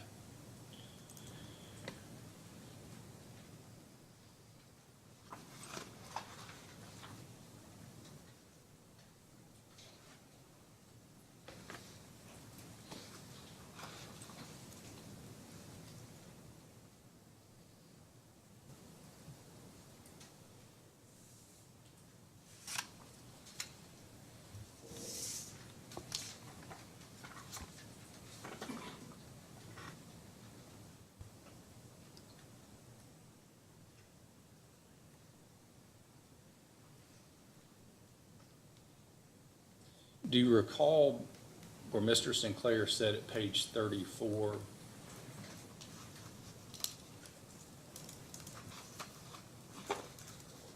that the companies are not averse to joining an RTO, it's just that joining an RTO needs to finish clearly in the money based on the company's analysis? I do recall that. Okay. And do you recall that he said the companies would do so if there was clearly a net benefit to customers? I do recall that. You have any reason to disagree with that philosophy? No, I entirely agree with that. I don't know if you were in the room one day last week, I don't think you were, when there was some discussion regarding PJM's vice president for state and member services, Asim Haq. Are you familiar with Mr. Haq? I am. There were some discussion last week about remarks he made to the Kentucky General Assembly's Interim Joint Committee on Natural Resources and Energy back in the early part of this month. Are you familiar with those comments? I am. So you're aware that Mr. Hawk said that, quote, "We are concerned about being in a supply crunch by the end of this decade," speaking, of course, for his employer, PJM, right? I am familiar with that. And so you're also aware that he said, "We're going to need thermal resources in order to preserve reliability until replacement tech exists to deploy at scale." You would agree with Mr. Hawk at that point? I heard Mr. Hawk say that. It's difficult to dispute. Of course, you would need to hold on to existing resources until replacement resources are available.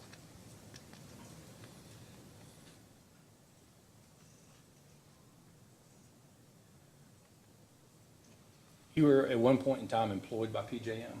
I was. You left PJM in 2022. I did. What date did you stop being employed by PJM? It was early November 2022. And then Winter Storm Elliott hit, so I guess 6, 7, 8 weeks later after you left PJM, is that right? Something like that.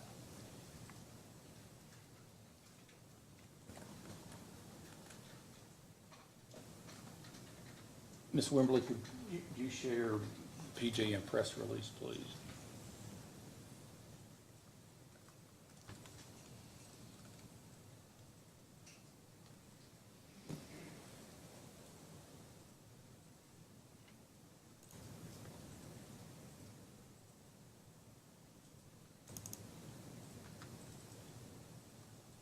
I don't know if you can see that document very well, Mr. Levitt. I have it in front of me. This Okay. was circulated to me this morning.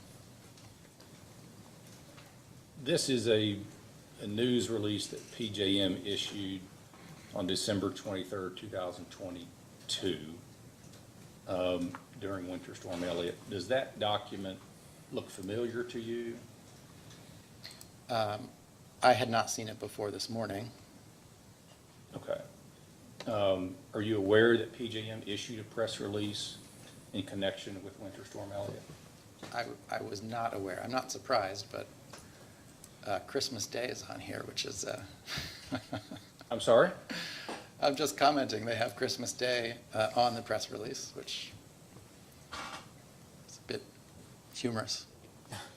Do you see in that press release the third full paragraph where it says PJM is asking customers to reduce their use of electricity? I do.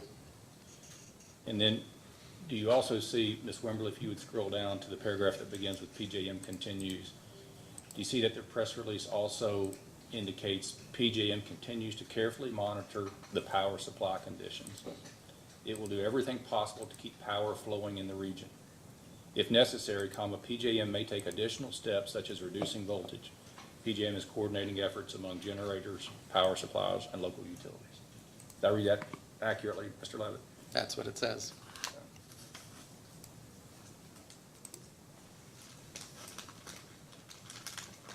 Now, your testimony is on behalf of the city of Louisville, the city of Lexington, and the Sierra Club. Is that right, Mr. Levitt? That's correct. Were you in the room earlier today when I asked Ms. Medine about who has the legal obligation to provide adequate service at fair, just, and reasonable rates? I was in the room. You would agree that Lexington does not have that legal obligation, wouldn't you? I don't know for sure, but I would be very surprised if they did. You would agree that Louisville does not? Same answer.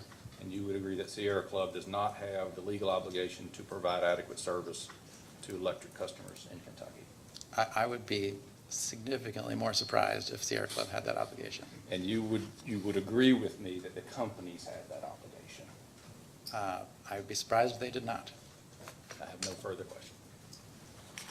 Before we go to staff council, Mr. Turk, do you intend on introducing KUC 2, 3, and 4? Yes. Moving for their introduction? Yes, I do, Your Honor. I move for their admission. Sorry, form a question there. Is there any objection to the introduction of the exhibits KIUC 2, 3, and 4 as hearing exhibits? No objection. All right, so moved KIUC 2, 3, and 4. Ms. Vinsel, Mr. Bellamy? Staff does not have any questions this time. Question? Good morning, Mr. Levitt. Morning. Have you dealt with IEEE standards before? I have, Your Honor. How about IEEE 1547? Is that right? That's right, yes. 1547-18? Yeah, dash 2018 is how they say it. Yes, I was on the balloting committee for that standard. Let me ask, a lot has been made throughout this case, and there were questions yesterday about old solar and new solar. From a perspective, from your experience on that issue, is there a distinction between old solar and new solar as it relates to responding to dispatch direction from RTOs? Is this with respect to large utility scale solar projects? That's right, yeah, that's right. perhaps as a tangent, IEEE standard 1547 really only applies to distributed solar, which has to be small scale. There definitely is a distinction between old large-scale solar and today's new large-scale solar and also tomorrow's large-scale solar. The technology is evolving, the standards are evolving, and they're improving. I guess what I'm just trying to ask is, I asked you the question about 1547 because it's a standard related to inverter-based resources, right? Correct. So from the perspective of inverter-based resources, specifically previous generation solar and wind and new generation solar and wind, is there a distinction between their dispatchability, as you may use that term?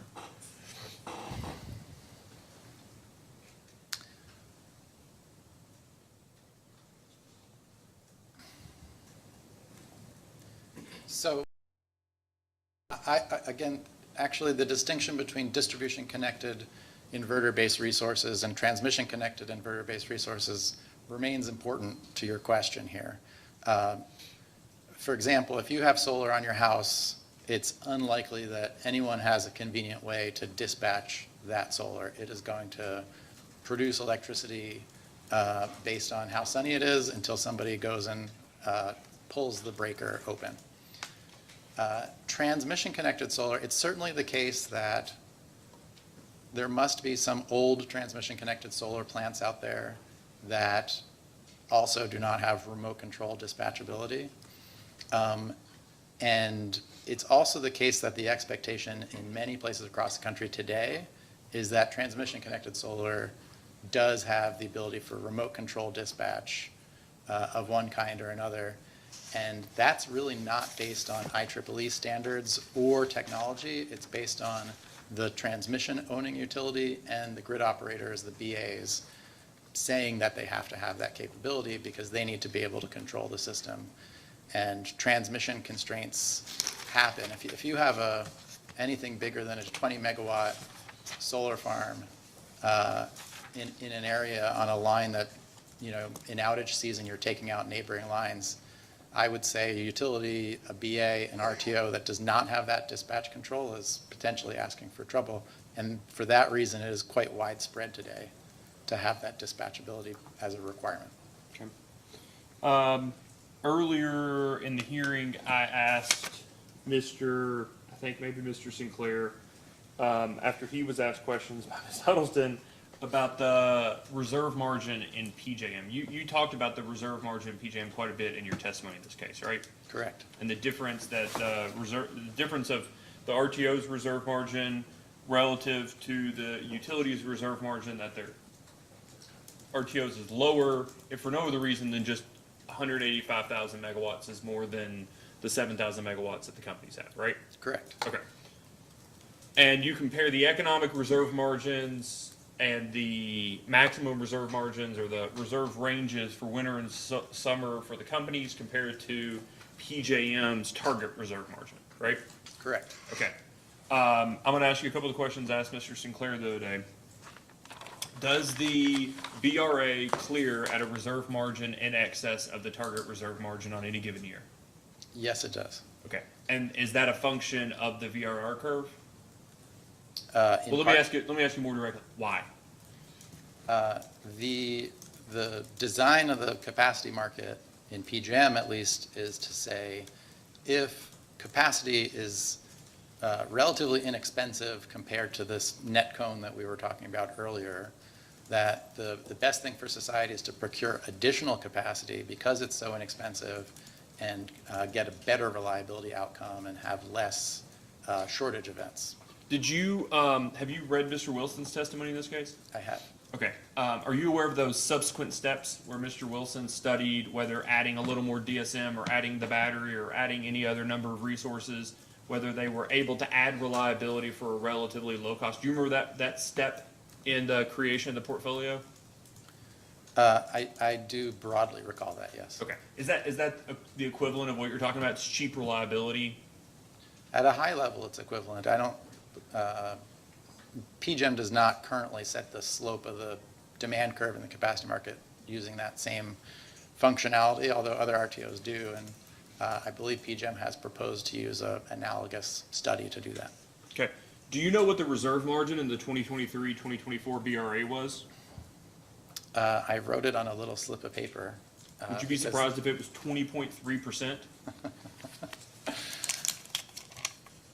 20.3% is what it says on my little slip of Okay. paper. If a 14.8% target reserve margin is the loss of load equivalent of 1 in every 10 years, do you know what the loss of load equivalent of a 20.3% reserve margin was in 23-24 delivery year? I do not. I heard you mention it yesterday, but I do not know personally. All right, so let me just share something with you then, just so that we get on the record about liability here.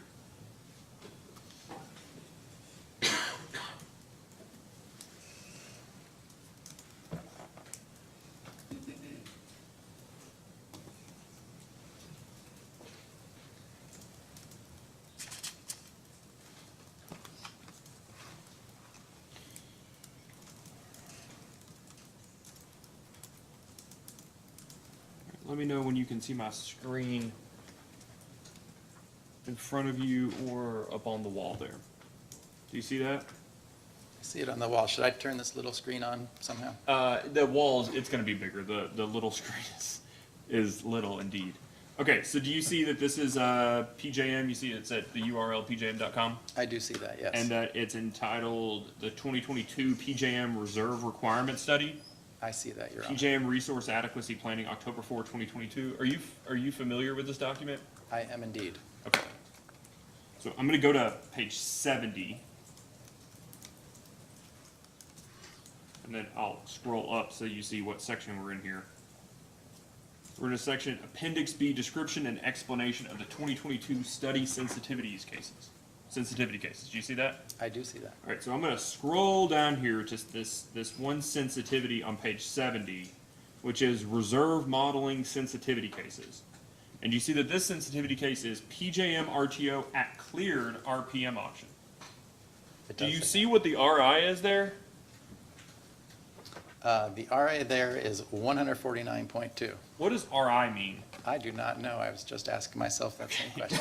Would you be surprised to know that 149.2 that the clearing price is the equivalent of 1 in 149.2 year loss of load expectation? I would not be surprised to learn that. No, the lore, when I was working with the people who make this report, is that the clearing reserve margins put you at about 1 in 200 LOLE, but, using their models. Okay, so the difference between a 14.8% at one loss of load event in every 10 years, which would be possibly just 1 hour out of 87,600 hours, that they actually cleared 20.3%, which would be possibly just one loss of load event every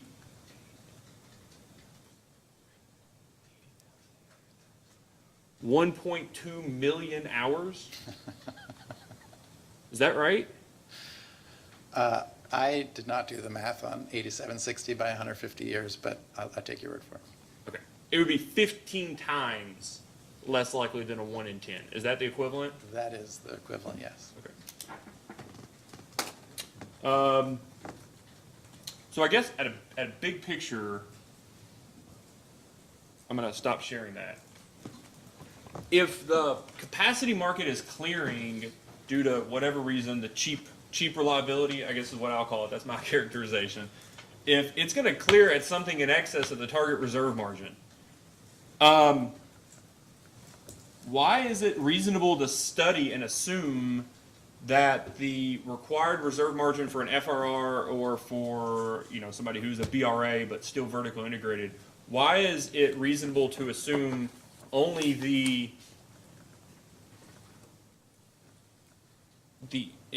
target reserve margin for purposes of analysis? So my analysis goes from 2026 through 2050. It's really focused on 2028, which I take to be sort of the target year for this case. So it requires forecasting what's going to happen. I took the guidehouse forecast for the RTO price and That forecast was based on capacity market in equilibrium, which would be a capacity market clearing at that 14.8% or 14.7% target, depending on the year. You could have taken other approaches. You could have developed some sort of a forecast for 2026 and 2028 based on a trajectory. I did not do that. If you look at PJM's reliability report, they call it the 4R report. It's come up before in this case. I cannot remember the name of it. PJM had scenarios ranging from a 13% reserve margin in 2026 all the way up to like an 18% reserve margin. So you're back in, it's difficult to make predictions territory there. Yeah, but I guess what I'm trying to figure out is at a 20.3, okay, so you talked about the Guidehouse report assumed it cleared at equilibrium. If it clears at something above equilibrium, is the additional capacity on $1 per megawatt day more or less than the equilibrium clearing price? It would be less. The price would be less. And whether the revenue or the cost would be more or less actually depends on the particulars. So for example, and this came up in Discovery, I believe it was LGKU asked a similar question, and I pointed out in the 2030s, because the companies are purchasing capacity, if the PJM market were long capacity in those years, the price would be lower, but their allocation of capacity would be higher since I modeled them in the capacity market. Those two effects partly cancel each other out, but only partly, and actually the net effect would be improved capacity savings from PJM membership in that scenario. So I just want to make sure I have an appreciation. If a company has an adequate reserve margin, let's just say that in line, using market rules at the time, does it matter whether they're FRR or they participate as an FRR entity or a BRA entity when you're doing these capacity calculations? It does matter, yes. Why does it matter if they're in the same, if they are adequate and aren't a net purchaser of capacity in the markets? If they're adequate to the target reserve margin and they're in the capacity market subject to the BRA, and the BRA clears at 20% instead of at target, there will be an extra several percentage points allocated to the utility in that case. Yeah, this is this generator concern that's publicly expressed about the FRR entities leaning on the capacity market, right? That they're required to only have the target, and then everybody else in the BRA has to pay for the 20.3%. Is that right? Yeah, when the BRA is long, you could say that they're leaning, and if the BRA were short, you could say it's the other way around. Well, but then there would be the reliability backstop, right? There are other mechanisms to ensure correct. it's not short. That is correct, yes. Okay.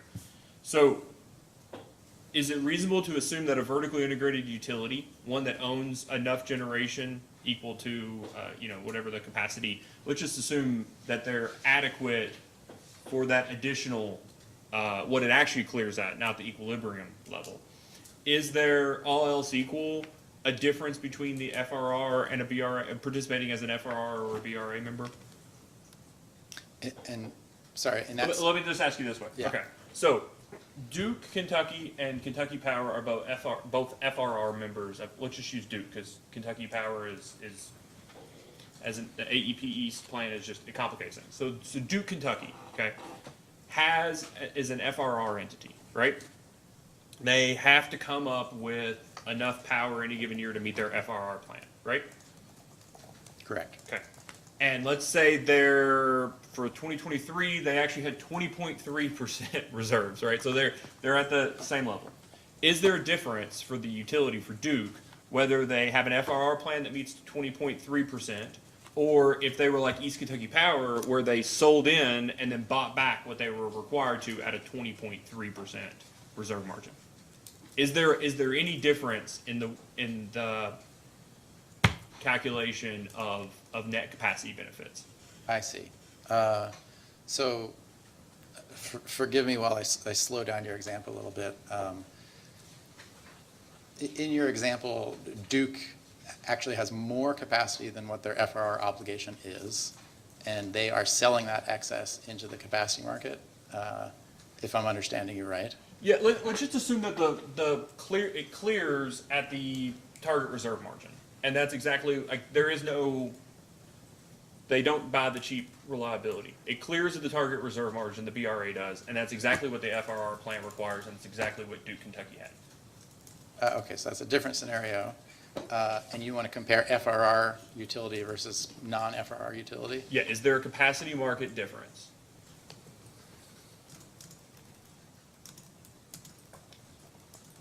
The details here really matter, Mr. Chairman. I would say if you don't mind putting the detail, and I have not brushed up on the details of FRR to be able to say to the nth decimal point that there's no difference. But at a very high level, there's no difference. Because you're either gonna just keep it, or you're gonna sell in and then buy back the exact same amount in the BRA. Correct. I guess the purpose that I'm asking is, and to Mr. Kurtz's questions, is it reasonable to just assume BRA participant or FRR when you're doing these PJM studies, or should you study both? Well, in my case, there was both significant sales and significant purchases from the capacity market in the scenario that I studied for Table 4. And so for my analysis, it was important for them to be in the capacity market. If you're asking for my advice on a full net benefits study where you're trying to figure out if you get net benefits or not, it interacts with the capacity plan as well, right? So you're somewhat more constrained in your capacity expansion plan if you want to do FRR because there's limits on transactions with the capacity market in that case. So that's a long way of saying, yes, you should do both. Okay, so a couple additional questions, just looking at risks of RTO membership. If any company is its own, let's just say it's its own LSE, has a zone or a subzone, and it continues to retire generators but doesn't build it and instead just depends on the market for capacity, does it risk increasing, does the reduction in net megawatts of generation within that zone risk higher capacity prices over the longer term because of changes in CTEL values? So CTEL is the capacity emergency transfer limit for folks following along at home. And the answer is if there's less generation internal to a utility, just in absolute terms through whatever mechanism, including the utility themselves retiring and not building replacement, that does increase the chance that you end up with a higher capacity clearing price internal to that zone. Okay, so take a step back to our own question. Does it matter between FRR and a BRA participant? If you're a BRA participant and your zone breaks out because of that change in CTEL value, you pay the higher clearing price for what you buy back, but you got the benefit of that price as well, right? Boy, these are complex questions to do on the stand here. It's only a $2 billion case. Sure. Yeah. I take the question to be, again, the auction is clearing at target, and you got two utilities, and they're both exactly self-supplying. And is there a difference there? They're completely self-supplying. That is interesting. or just self-supplying at all. So I guess what I'm trying to find out is there a distinction between an FRR and a BRA participant, all else being equal, if a zone breaks out?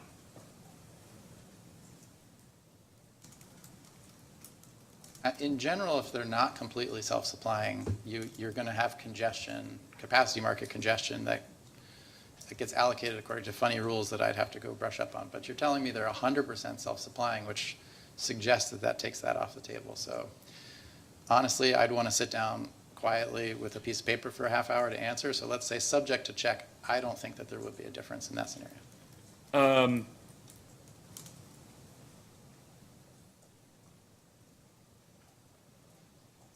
Transmission capacity limits, expected future needs for generation, whether it's an FRR or a BRA participant.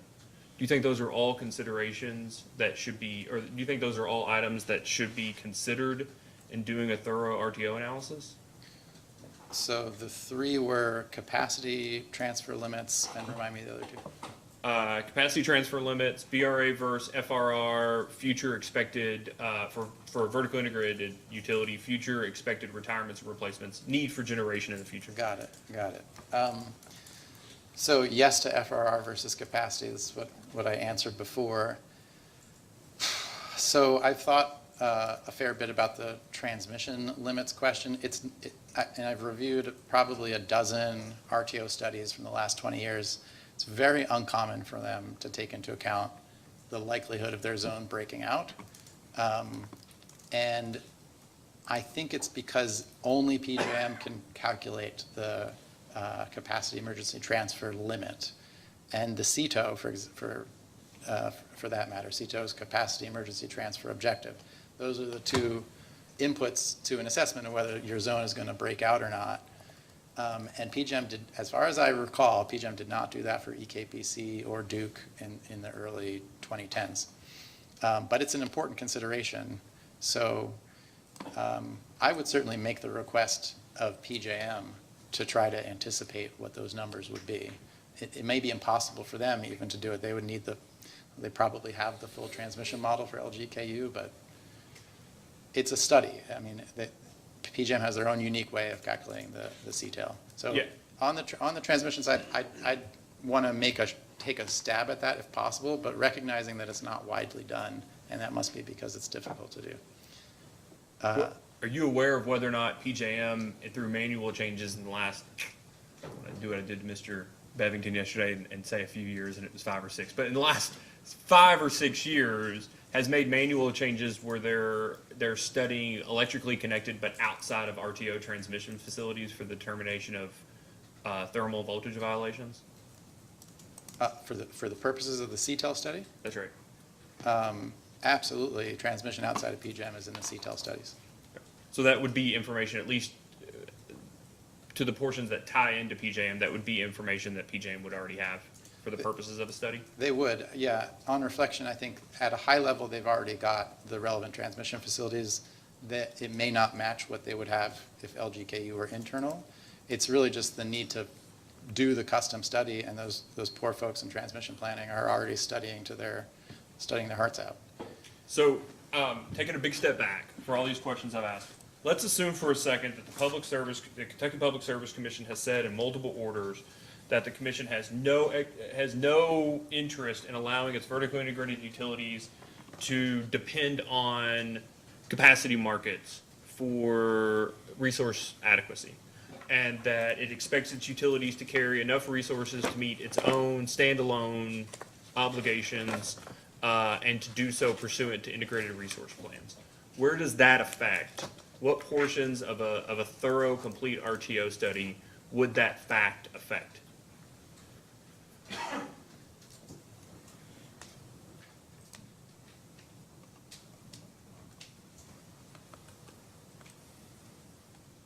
So the simple way to do that is to take the capacity plan, feed it into a analysis like I've done, and when you find shortfalls, you assume that you build generation rather than buying from the market. And so rather than use a forecast of the market price, as I've done in my table, you would use a gross cone or a net cone of new resources. It could be a CT, it could be a battery, it could be solar for capacity market purposes.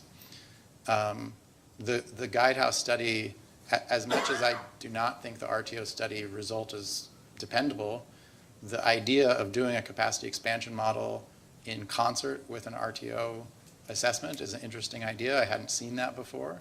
So you could do that, and you just put the constraint in the capacity expansion model that says don't buy from the capacity market. Does having a megawatt of capacity that cleared in the market, monopsony being what is PJM buying it for you, versus owning a generation of a megawatt that can produce energy, is there a difference to the utility in those two different products? Did they own the generation in the first scenario? Yeah, so let me ask it this way. Would you agree that owning generation that can produce energy sets effectively a hedge as to the maximum amount you'd have to pay on a megawatt hour basis for energy. I do agree with that. If an LSC owns no capacity and instead receives its capacity from PJM buying it for them, right? That entity, that LSC, has does not get the right to the energy produced by that capacity product. Specific to that capacity product. Yeah, I agree with that too, Okay, yes. that it's just getting LMP, whatever, unless it buys bilaterally energy from somewhere else, it's just paying what its load LMP is at any given hour, right?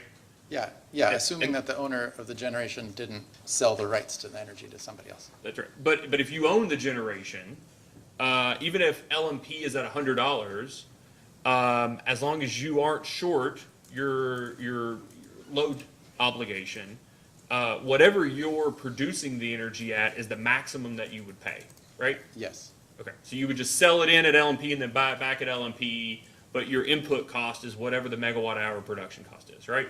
yes. And is that a risk to customers of being short if you're not like financially hedged against energy prices? Isn't that a risk to customers that insofar as like you are a customer of an LSE who owns no generation, whatever the market price is getting passed through to you, that would be rough, right? That'd be like a gritty situation. Can I also say that there are other LSEs in the LGEKU area, and they would be allocated a portion of what you call congestion surplus. So I believe that does complicate your hedge scenario in the energy market. Sure.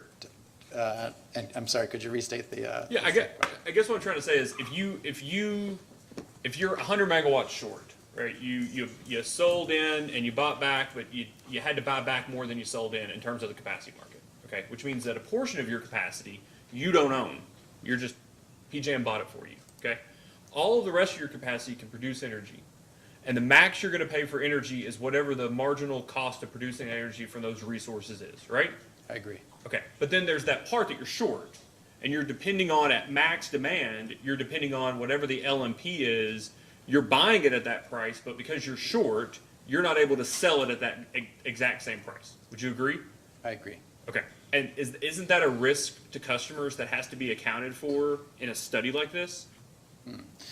Of course, the customer in that situation could buy a hedge on energy prices. And that has a cost. And that hedge would have a cost, I agree. And I furthermore agree, physically owning generation just naturally provides that hedge, and that's one of the values of owning physical generation, certainly in an RTO market, but even not in an RTO market where there's, unexpected forced outages and the need to rely on the market at times. So yes, I would think you'd want to account for that, the value of the physical hedge when you're deciding whether to build physical generation. And that's what I just want to get to is one of the questions that Mr. Kurtz was asking you was about $72 a megawatt hour being the market clearing price, assuming an equilibrium market. That's the guidehouse number, right, in 2050? Yeah, dollars Okay. per megawatt day. Yeah. So the assumption there is that some marginal resource, and the assumption is that in 2050, I assume, Guidehouse still assumes it'll be a combined cycle H-frame or whatever it is, that at $72 at net cone, they're going to make so much in the energy and ancillary services markets that the capacity market only needs to give them $72 to make their cost of capital back, right? Right. Okay. I guess what I'm trying to have an appreciation for is if the commission always requires a utility that's going to join PJM to have adequate generating capacity, and the input cost when it drops below its requirement is to pop in the gross cone of a new generator, that gross cone by default is always going to be way less than the net cone of the equilibrium capacity market, right? Can you imagine a situation where net cone is not lower than gross cone? No, net cone is always lower than gross cone. Okay, so that's just going to create savings from participating through the capacity market as opposed to owning generation or replacing a shortfall or a deficit with physical generation, right? Can you restate that again, Mr. Chairman? Yeah, you do one study of buying capacity from the capacity market at $72 a megawatt day. Yes. The other study says, no. We got IRPs, we're vertically integrated, we have to have enough generation we drop down below what we have to have, we pop in a CT, the gross cone of that CT is the replacement. If gross cone is always more than net cone, and the clearing price is going to be net cone or less, doesn't that just fabricate or create savings compared to those two counterfactuals? Yeah, I think you're in the world of a complete net benefit study that's integrating capacity expansion and RTO membership. Am I right about that? Yes. Okay, so in that world, the energy and ancillary services operating profit that the gross cone is omitting shows up somewhere else because it is a complete end-to-end net benefit study. Yeah. So I actually think that the accounting will show net cone equivalent side by side. They'll just be maybe distributed in different places depending on how they've done the study. The hedge value that you mentioned might not be present if you did not explicitly account for it in one or the other of those sides. And that's what I wanted to get to. The qualitative benefit of having a hedge in the one scenario where you're adequate and you filled in the CT, the qualitative benefit of having a hedge on market prices, and especially if you're compared to like a weather normalized year where you don't have extreme fluctuations, that qualitative benefit is not going to be accounted for in that end-to-end determination unless you assume that you need to also purchase the same sort of financial hedge in the leaning on the market scenario, right? I'm pretty sure I follow you, and then I'll say yes, right. Just to be clear, neither the Guidehouse study nor your study contemplated that degree of detail. Would you agree? I certainly agree with that. Now, mine didn't pretend to be a comprehensive net benefit study, so I don't think it has to be qualitative if I can offer that up. I mean, it seems like you should be able to quantify the value of that hedge. I would also say, I mean, as the companies have pointed out, a lot of capacity is in the money based on energy, and so that capacity expansion model may not be particularly sensitive to that sort of thing. Okay. That's helpful. Those are all my questions. Thank you, Mr. Levitt. Mr. Childers, any redirect? No redirect, Your Honor. Thank you, Mr. Levitt. Thank you.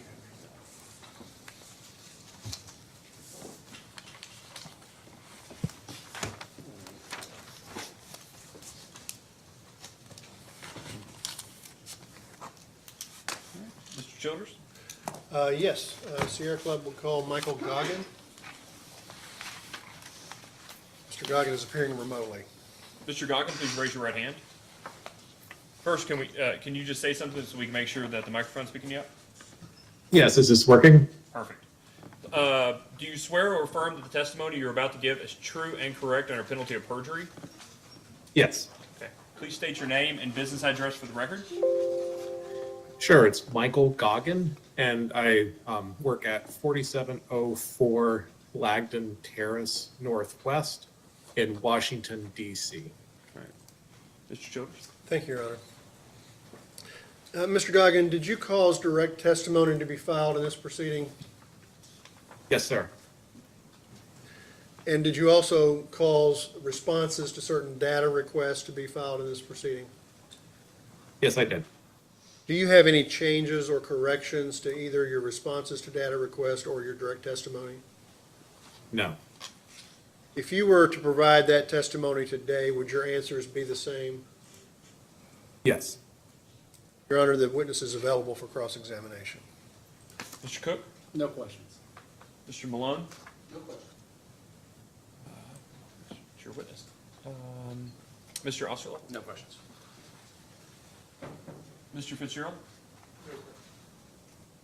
Mr. Crummy? Mr. Kurtz? Thank you, Chairman. Good morning, Mr. Goggin. Will you turn to page 14 of your testimony, please? So 1 minute. Okay, I'm there. Okay. The question on line 10, are the company's claims about fossil retirements reducing available capacity in neighboring areas a reason for concern? And I'll paraphrase, correct me if I'm wrong, no reason for concern because the capacity markets in PJM and MISO are self-correcting to prevent a capacity shortfall, inherent self-balancing of supply and demand. Higher prices will cause some of that supply to reconsider leaving the market, incentivize new supply to enter the market, or even cause demand to decrease, bringing supply and demand back into balance. Essentially you're saying that market forces will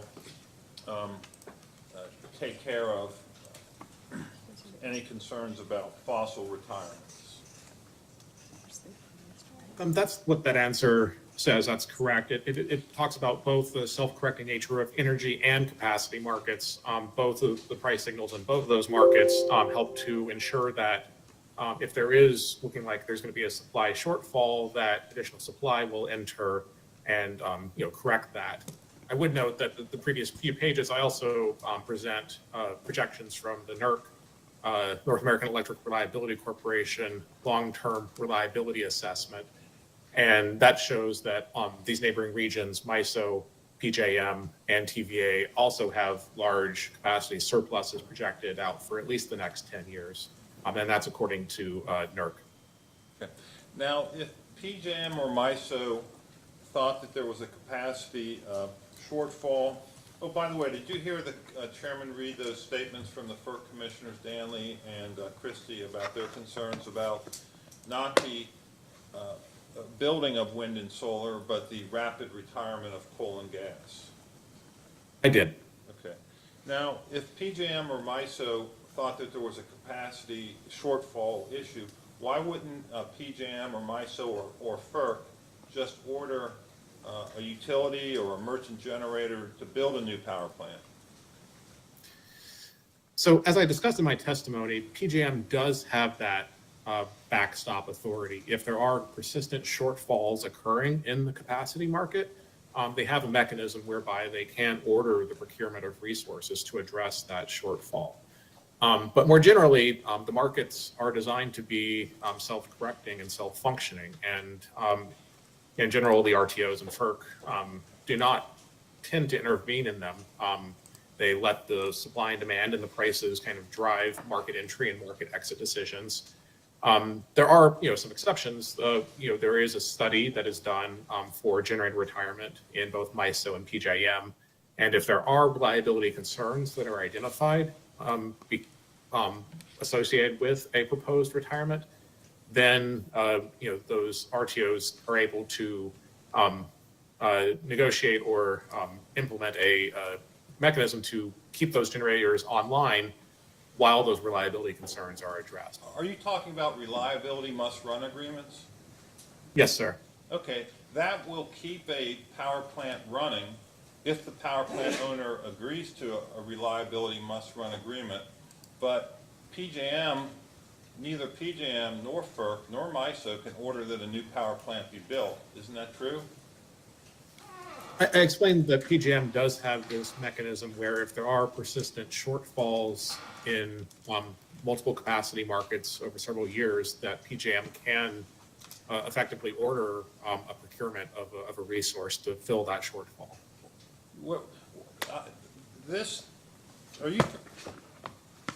Who would PJM order to build a power plant? A merchant generator, a utility that's part of PJM? Who would PJM order?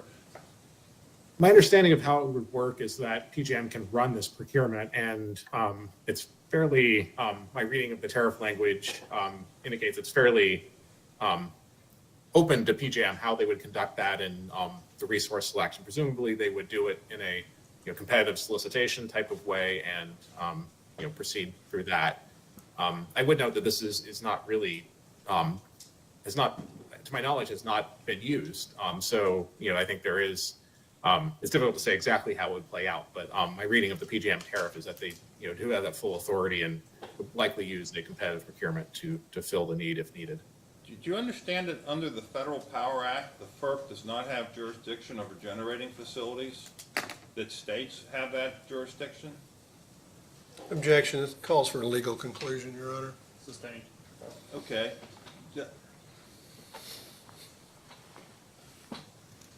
Isn't it true that all PJM can do is send price signals to incentivize new generation and they can't order that new generation be built. As I just explained, PJM has a reliability backstop to do a procurement if there are persistent shortfalls. But generally, the preference of PJM and FERC is to allow the markets to function and not intervene in the supply and demand balancing that occurs and the price signals that result from those markets. When you say send a price signal to build a new power plant, that means the price signal is higher capacity costs for the generators and higher rates for consumers if it's an RPM entity. That's what the euphemism of sending price signals means, higher prices. Isn't that right? Yes, that's typically how it would play out in both the energy and the capacity markets. Prices, if there is a supply shortfall, prices would go up until sufficient supply is entered, and then you would reach a new equilibrium price that would generally kind of come back down from that short-term price increase. That's how markets generally function. Doesn't a PJM price signal have to overcome the other price signals being sent by the federal government? For example, the Inflation Reduction Act sends a $26 a megawatt hour price signal that build wind, build solar. So a PJM price signal to keep gas or keep coal would have to overcome that countervailing price signal, wouldn't it? There's a range of federal tax provisions that affect all energy sources. There are provisions for depletion allowances for fossil production, intangible drilling costs, a range of incentives that exist and have existed for a long period of time for fossil generation resources. It is true more recently there's been expansion of federal tax incentives for renewable resources and battery storage resources. But those do not exist in a vacuum. There is a long history and a continuing history of federal tax incentives for all energy sources. Nuclear, for example, is now eligible for a production tax credit as well. So it's fossil, nuclear, renewables all receive federal tax incentives. Wouldn't the PJM price signal also have to overcome the price signals being sent by EPA under the 111 rules that be careful about coal and gas because it may get really expensive? Certainly, I mean, the PJM, any market has to, within that market, environmental regulations have to be met. That's a criteria. And, so any federal regulation of emissions is going to translate into the relative cost of different energy resources and therefore the market prices. I would note that, these are, it sounds like you're mostly talking about the proposed EPA rules at this point that have not yet been fully implemented. Wouldn't a merchant generator take those proposed 111 rules into account when deciding whether to invest in a new fossil plant or to put capital into an existing fossil plant? I would assume that a prudent merchant generator investor would be at least assuming that there's some probability of those rules taking effect. I would note that the history of EPA rules is that they are typically extensively litigated, and the current Supreme Court may not be favorably inclined to some of the rules, but that's going to be beyond my area of expertise. I would just note, sure, they're probably thinking about these rules, but they're not 100% certain to take effect as written. Is there any price signal PJM could send that would result in building a new coal power plant?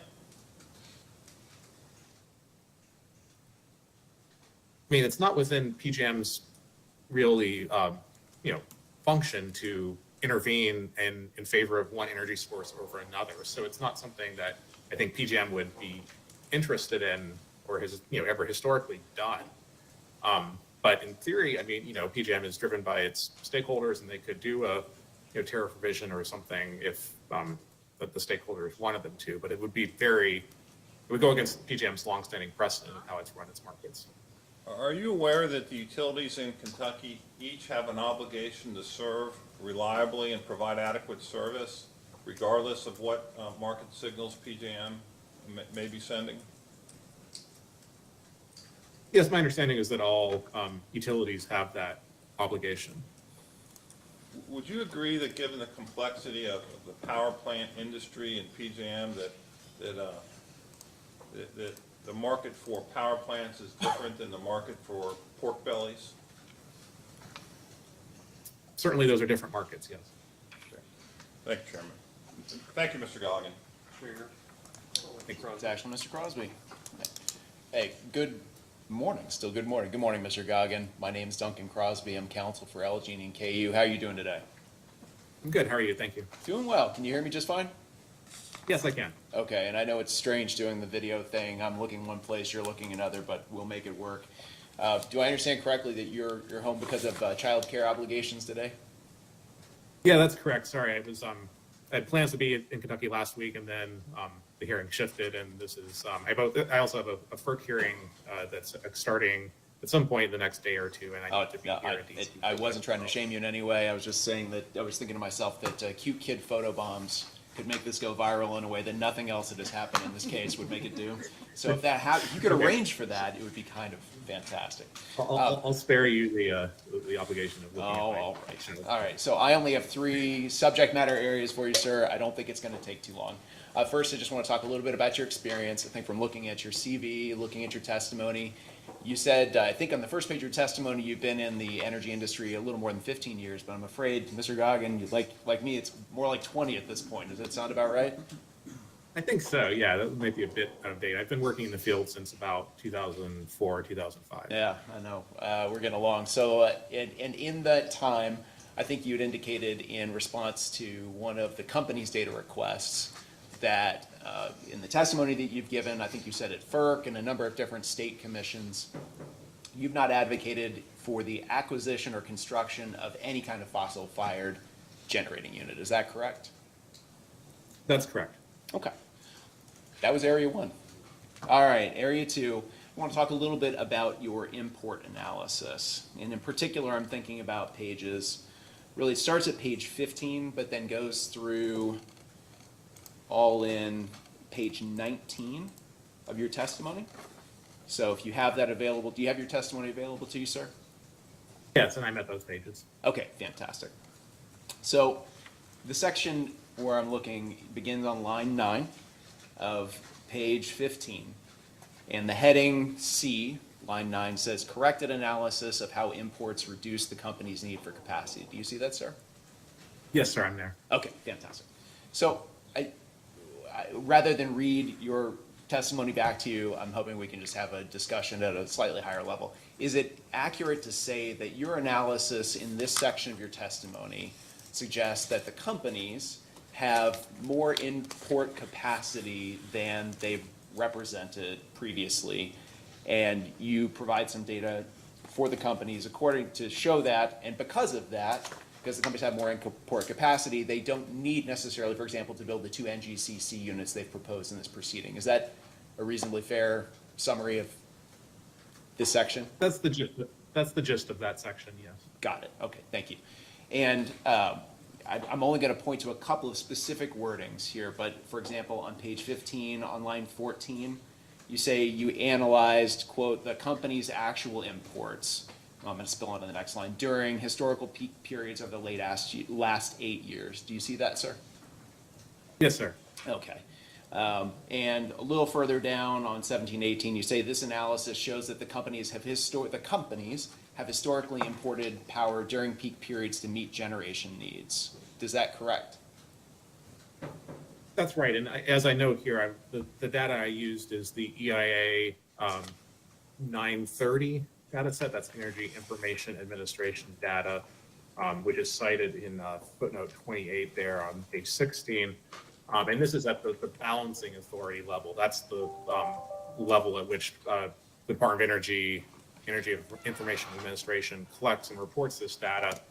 And that's what I use. That also is the level at which NERC requirements apply at the balancing authority level. They required the balancing authority to keep supply and demand in balance, and not run sustained deficits, and basically keep maintain reliability. So that, I thought this was the relevant data set to use because it reflects the NERC standards. It's also the one that is publicly available.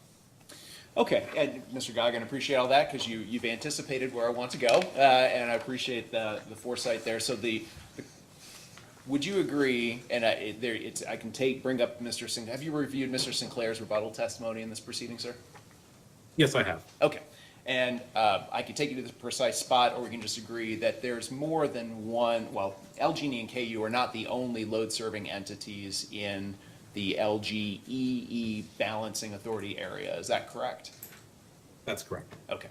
So when you're looking at that LGEE balancing authority area, I am going to trip over that every time. When we're looking at that BA data, we are looking at the demand that's for more than just the companies, correct? That's correct, although the companies are, by a large margin, account for the vast majority of that balancing authority. Certainly. But those other entities that are serving load inside the BA, they periodically import power to do so. Does that appear to be correct to your understanding, sir?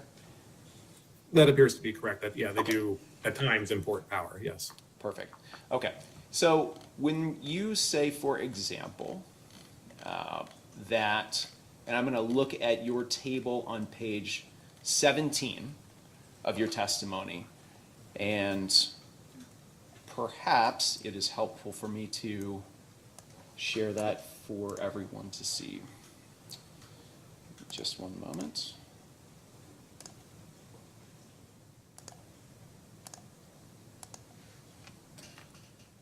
All right, that should be coming along at some point, I hope.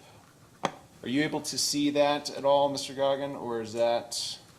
I'm not seeing it, but I have that table for my testimony. Okay, well, let's just go with that. I'm not sure why that is not working at the moment, but we will get that sorted out. All right, so the data that's presented here is BA level data, not the company's data, correct? That's correct. Okay, and you said you had reviewed Mr. Sinclair's testimony on this point as well, is that correct? That's correct. Okay, and do you happen to have Mr. Sinclair's rebuttal testimony available to you, sir? Yes, I have it in front of me. Okay. Would you look at page 25 of his rebuttal testimony, please? Okay, in there. Okay.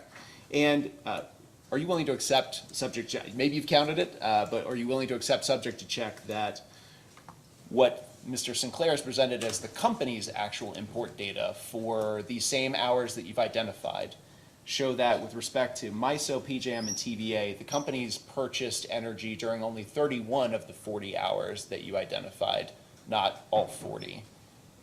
Do you see that, sir?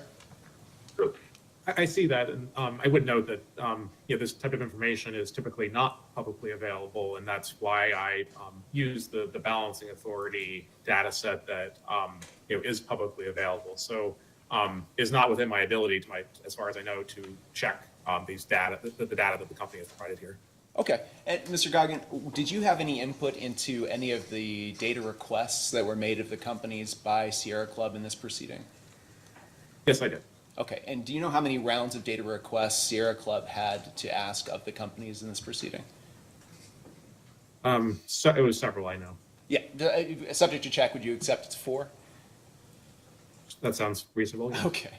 And so if you had wanted to have the company's data on this, to your knowledge, could Sierra Club have requested it? We certainly could have. Okay, thank you. All right, Mr. Goggin, I want to look back at your testimony then. I'm going to turn to a related topic, to page 23, please. And there's a table there just below line 8 with the heading on the top left that says neighboring grid. Do you see that, sir? Yes, I do. Okay. And is it accurate that the values, the import values in that right-hand column that's headed maximum hourly imports, July 2015, June 2023, those values are, again, EIA Form 930 data? Is that correct? That's correct. Okay. And is it also correct that the sum, well, let me ask this, at the line that is bolded that says non-coincident import maximum and shows the value 4653 megawatts, am I correct that that 4653 is just the sum of the preceding numbers in the table? Is that correct? That's correct. Okay. And you describe that in your testimony above at lines 2 through 5, that summing each of these maxima, which do not occur at the same time, shows a total physical import capacity of 4653 megawatts. In the theoretical but implausible case that all ties were importing at the maximum at the same time. Did I read that correctly, sir? That's correct. Okay. And just having read your CV and your testimony, you're not an electrical engineer, is that correct? That's correct, although I've worked in this field and, done this type of work for nearly 20 years, as we discussed. Granted, but you, for example, you didn't run any kind of a transmission study, impact study to try to understand whether it's even physically possible, theoretically physically possible, for all of these imports to be coming in even to the LGEEBA simultaneously, right? You didn't run that analysis, correct? No, I did not attempt to. And as I know, this is an implausible case that you would. Well, I mean, I guess there's a difference between implausible and possibly impossible, right? We just don't know whether, because these things are because of the electrical system works, it's mutually impacting, right? Transmission in one place on an interconnected system can affect the ability to import in another place, correct? Certainly, that's true. Okay. All right, very good. And then that bit at the bottom of that same table that says coincident net import maximum 1515 megawatts, is that the same data that then comes from your table on page 17, that is the maximum value that's shown in the net imports column from those top 40 hours you identified? So that 15 megawatts that appears here is over this, the 8-year period for which the 930 is available. I don't believe that hour appears in this table. Oh no, there it is. Okay, sorry, yeah, December 23rd at the hour ending 15, it does. Or, yeah, so it is in the same, it's the same number. Okay. Yes. Got it. Okay, thank you. I thought I was about to be in trouble. And with respect to that hour, would you be willing to accept, subject to check, that the company's actual combined imports from MISO, PJM, and TVA during that same hour, as shown in Mr. Sinclair's rebuttal testimony on page 25, are actually less than half of that at 676 megawatts? That was from MISO, PGM, and TVA. There's the Correct. additional, and this is reading off the table 1 in Sinclair's Yep. rebuttal. There's also the 88 megawatts of OVEC imports for a total of 764 megawatts of imports. Correct. And in that out. do you know what OVEC is, sir? Yes, it's in the Ohio Valley Electric Cooperative. Yes. Okay, so the companies already have an arrangement with OVEC whereby they have rights to certain output from the OVEC units, and they've arranged firm transmission capacity to import that power as they need it. Is that correct? Is that your understanding? That's my understanding. Okay, Yes. so it's already a resource the companies have accounted for. Is that fair to say? Yes. Okay, thank you. All right, Mr. Goggin, we have one more topic to cover, and my inability to share documents is going to create a slight, I'm going to have to ask my colleague, Ms. Wimberly, to help me out if she can. First things I want to address with you, it'll take more than 5 minutes if you'd like to hot. That's what I was gonna say. If it'll take more than 5 minutes, if we go ahead and take lunch right now, then it'll give you an opportunity hopefully to fix your IT issue as well. That'd be lovely. Okay. Yeah. I'd hate for you to start and then 5 minutes in have to Thank you, Mr. move Shaw. on. So, all right, we will take a recess until, let's take 40 minutes, 12:35. Yes, sir.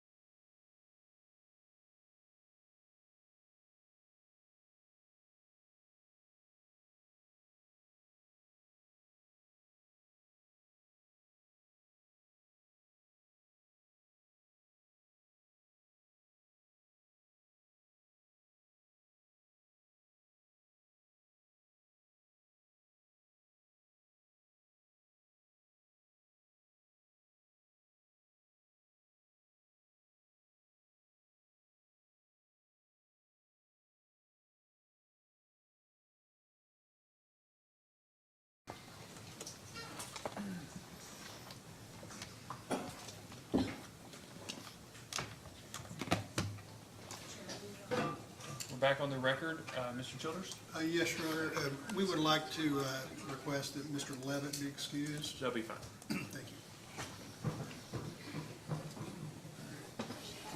Mr. Crosby, would you like to continue your cross-examination? Yes, thank you, Mr. Chairman. All right, Mr. Goggin, welcome back. Can you hear me, sir? Yes, I can. Okay, fantastic. Just one last line of questioning, I promise, and I don't think it's going to take that long. And I have resolved my technical issues. So that and 1,000 right out of the gate here. I'm going to share my screen just to make it easy so we're all looking at the same thing together. So I think it'll take just a second. There we go. Can you see that, Mr. Goggin? Yes, sir, I can. Okay, and this is your testimony. I'm going to represent to you that it is on page 9, and lines 7 to 8 is all we're going to look at. It's just a heading there. During the company's time of need, there is available generation capacity in MISO, PJM, and TVA. Is that correct? Yes, that's what this says, yes. Okay, and that's still your position, sir? Yes. Okay, all right. So I want to show you something. And I have emailed this to staff and to your council. So I just want to show you what I'm showing you now is what I'm going to represent to you is a full and accurate copy of the comments of what I'm going to call ERCOT, MISO, PJM, and SPP to the EPA in the EPA's current rulemaking proceeding concerning the greenhouse gas emission standards under Clean Air Act 111B and D. Have you reviewed this or seen this before, Mr. Goggin? I have not. Your Honor, I'm going to object to this document on the basis that it's basically a surprise the witness has not had a chance to review this document. It's going to be asked questions about it, and it's not fair to put him on the spot like this without him having had an opportunity to review it.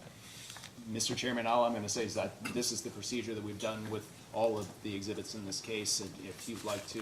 But I think I understood, Mr. Chairman, earlier to say that if people want to object to the admission at the end, we can do that, but I'd still like to be able to at least ask questions of the witness, if that's okay. Please proceed. Okay, thank you, Mr. Chairman. All right. Mr. Goggin, understanding that you apparently have not had a chance to review this carefully, are you aware, let me ask this, are you aware of the EPA rulemaking that we've talked about in this proceeding concerning greenhouse gas emissions from new and existing electric generating units? I'm aware of it. I'm not an expert on what's been proposed, yes. Fair enough, fair enough. But you don't have any reason to doubt that the joint comments that you're seeing here are in fact the comments that were filed by ERCOT, MISO, PJM, and SPP. Do you have any reason to dispute that? I'm going to object. No. I don't think he has the capacity to answer that question. If he doesn't know the answer to the question, then that's an answer as well. Mr. Goggin, please answer the question. Yeah, I'll take this as this is what they've said, subject to check. Okay.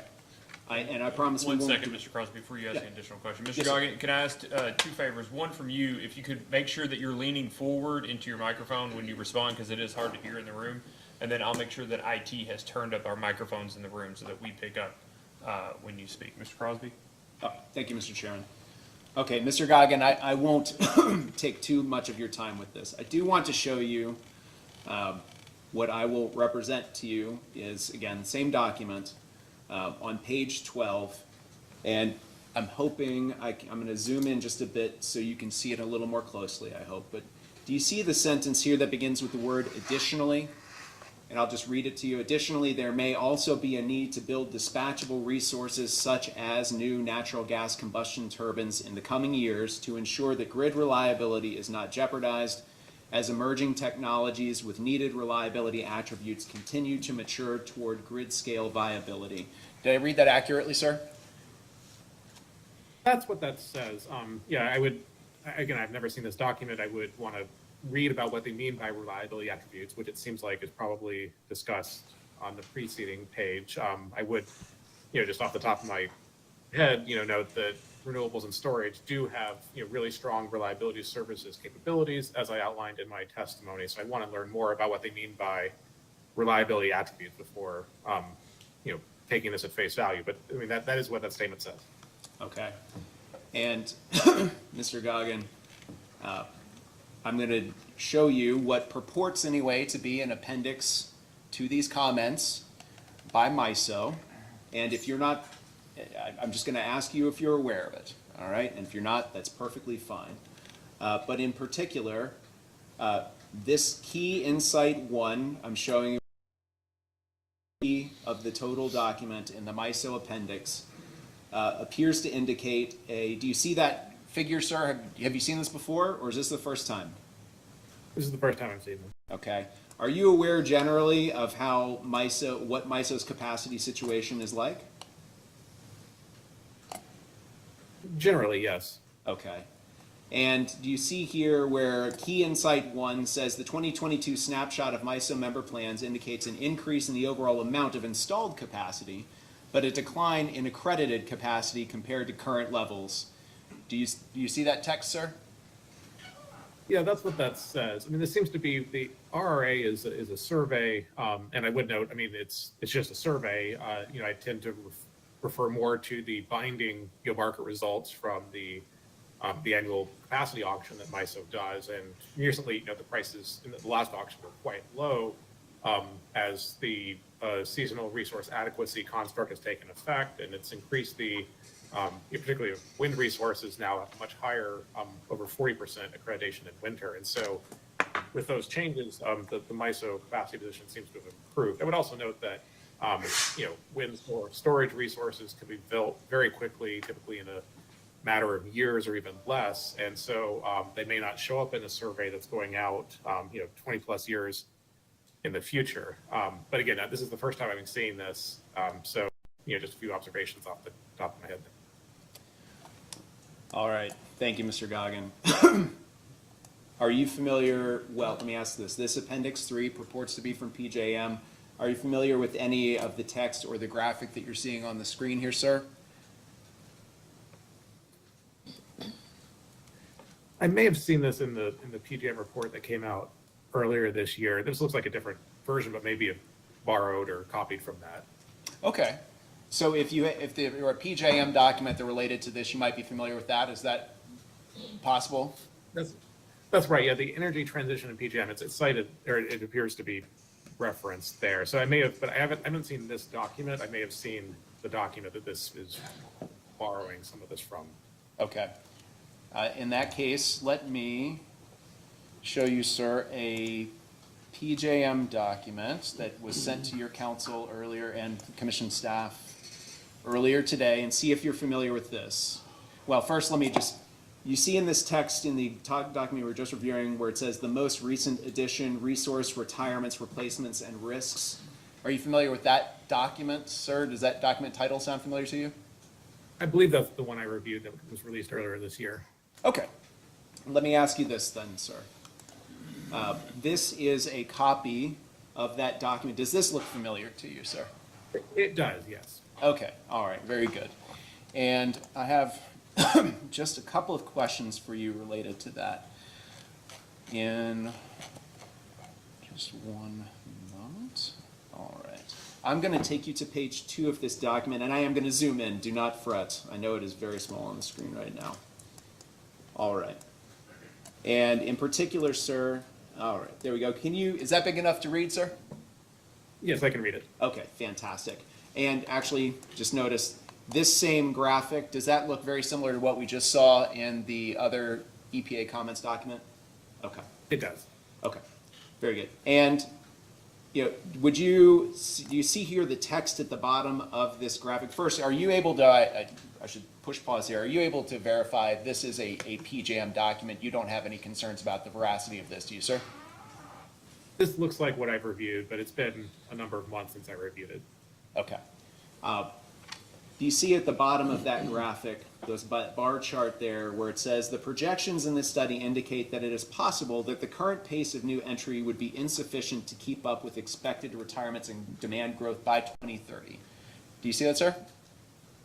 Yes, that's what it says. I would note the words possible. The word possible is in there. Sure, it's a projection, so anything is possible, correct?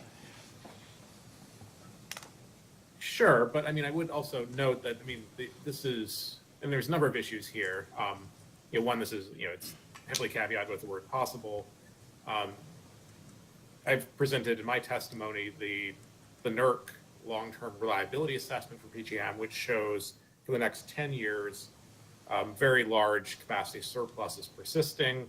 As I also discussed earlier, the supply and demand and the market signal in PJM's energy and capacity markets helps to ensure the adequacy of supply. PJM also has fallback provisions to do procurements on its own if needed. And so, based on all those factors, I strongly doubt that that there is a risk of supply shortfalls in PJM going forward. Oh, okay, all right. Well, I appreciate your testimony on that point, sir, but this is PJM's documents. The document speaks for itself as far as that goes, correct? This is what PJM is saying, but I would note, historical addition rates for renewables and storage were, prior to the Inflation Reduction Act, which gave a, much longer runway for those tax credits and allows resources to take much full advantage of them. The credits have expanded. PJM is also, in parallel, undertaking efforts to do transmission expansion to accommodate the resource transition. And that has been one of the primary obstacles to new generation coming online in PJM. And so, even if PJM is saying here that the past rate of which these resources have been added, may not be enough to keep up. Well, that's not. If there are increases in the rates at which new resources can be integrated, then that concern goes away. So again, the statement here is caveat with the word possible. I feel like this, sure, it is possible that this could happen, but I think the balance of the evidence strongly indicates that PJM will have strong resource adequacy going forward, and that's just one of the regions that the companies border. MISO and TVA also have similarly large capacity surpluses projected, as I explained in my testimony, according to the NERC long-term reliability assessment. Okay. Let me direct you to just one thing in the interest of time. Give me just one moment, please. Sorry, I have a very clicky. There we go.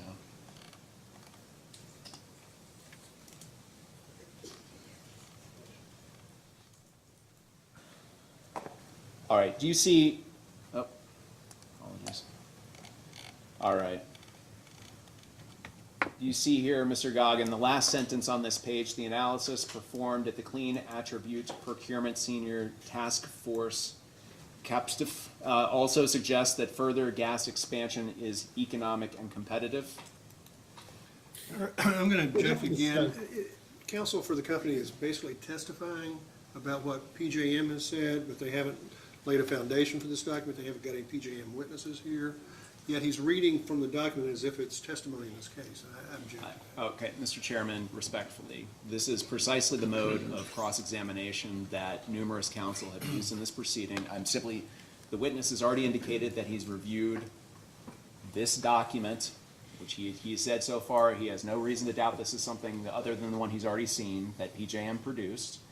And so all I would like to do is I promise we will not spend much more time with this, but I don't think that there's a reason to sustain an objection here, sir. I agree. Overruled. Thank you. All right, so, Mr. Goggin, I don't know if you recall the question, but do you have any reason to dispute the sentence that I just read from what purports to be a PJM document, sir?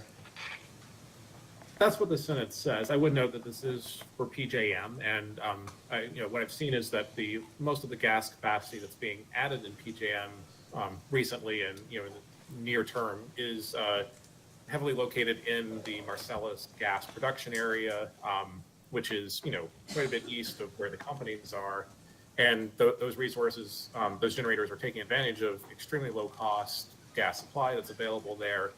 But that due to pipeline congestion constraints, it is not more widely available. So the fact that new gas is being built in PJM is not necessarily indicative of the economic competitiveness of gas elsewhere. Okay, we're going to move on, Mr. Goggin. So the last turning back to your testimony, you've indicated that another spot that the companies can rely on available generation capacity in their time of need is TVA, correct? That's correct, TVA, MISO, and PJM. And I should note that, partially this is the long-term supply of those areas is adequate, but also there's the real-time geographic diversity in that these, 4 regions, the companies, but then also TVA, MISO, and PJM experience peak demand at different times. They have renewable output patterns that are not perfectly correlated, and so there's even more diversity in when they experience net load of load minus renewable output, and then also they have different they're less than perfect correlations in when they experience correlated outages of generators. And so basically the idea is that the companies, by being adjacent to these areas or potentially joining one of those areas, can tap into the large geographic diversity that is present across this footprint that, if you include MISO and PJM and TVA, stretches most of the way across the Eastern Interconnect. And so even if those partially the benefit the companies get is that those regions have capacity surpluses, but a lot of it is also this real-time diversity, and when the regions are experiencing peaks or peak demand or supply shortfalls, that they can tap into that diversity regardless of what the capacity position of each of those areas are. Okay.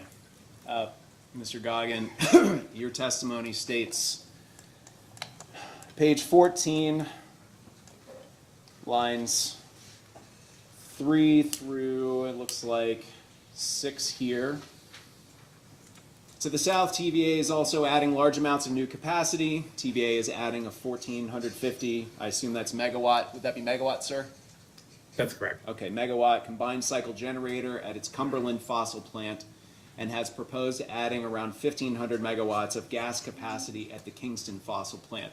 My question to you, Mr. Goggin, is are you aware that there are, with respect to the Cumberland fossil plant, Sierra Club has partnered with other organizations to seek to enjoin the construction of the Cumberland fossil plant? I'm going to object to that, Your Honor. This is a retained expert. Overall, if he doesn't know, he doesn't know, Mr. Okay. Mr. Childers. About an hour ago, I was informed of that, but that was the first I'd heard of that. Okay. And, sir, are you aware of a Tennessee chapter of the Sierra Club having an online campaign to seek to protest the construction of the gas pipeline that would serve the Kingston fossil plant? I was not aware of that. Okay. If I showed that to you, would that help, sir? I don't Judge, think that. Your Honor. Okay. I don't think that making him aware of it is necessarily fair if he's currently unaware of it, Mr. Crosby. I don't see the probative value in doing so. Well, Mr. Chairman, fair enough. All right. So, Mr. Goggin, what you're saying, I think, correct me if I'm wrong. You've stated here, in part, that one of the reasons the companies do not need to construct these NGCC facilities is that they can count on capacities that others have, including TVA, including these 2 plants you've cited in particular. But you're stating to the commission that you were unaware until apparently earlier today that with respect to one of these, the Sierra Club, who's retained you in this case, is actively seeking to enjoin its construction, and you're unaware of whether the Sierra Club is actively working against pipelines to serve these plants. Is that your testimony, sir? That is, I would Okay. note that the whole context here is that this is some of the capacity that TVA is proposing to add, but I also talk about the 10,000 megawatts of solar that, to my knowledge, Sierra Club is not opposing. And as I was just explaining, the biggest benefit here is the geographic diversity that you get from this larger footprint, and particularly in the solar output being available at times of need for the companies.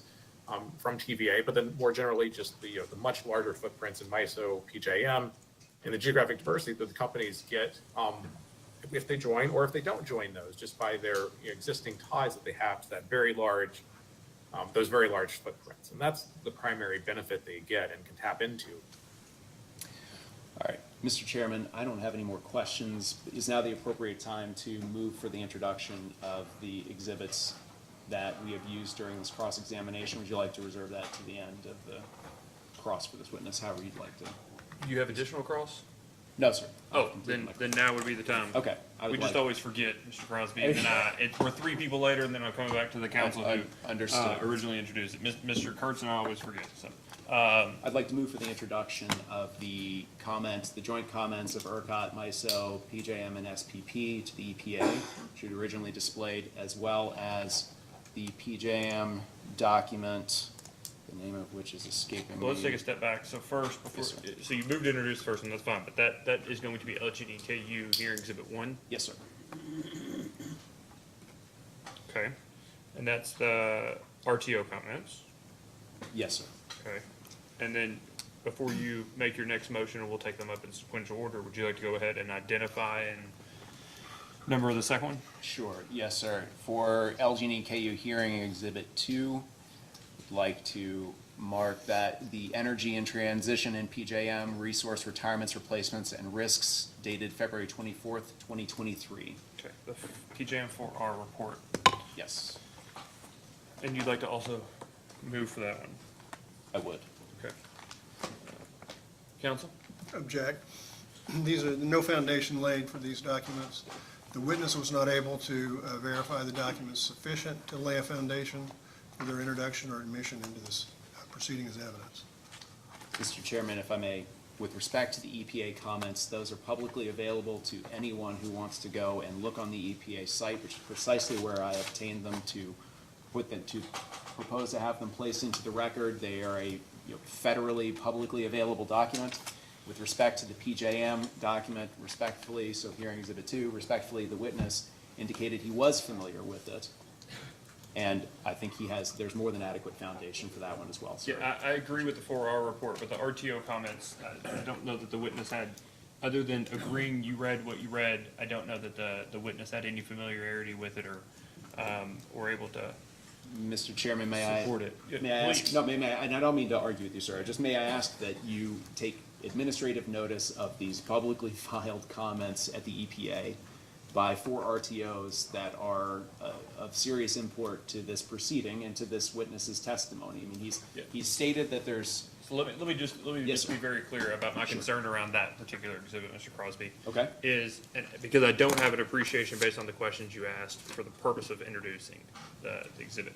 So I guess what I want to make sure that I'm clear of, are you intending to provide the exhibit in the record, sort of, let's just go to the basis of a hearsay objection, for instance, for us to take into account the truth of the matter asserted by the RTOs, or is it effectively, I guess, as effectively a rebuttal exhibit for the assertions that Mr. Goggin makes in his testimony as to the availability of capacity in other places, going directly to the, I guess, to the,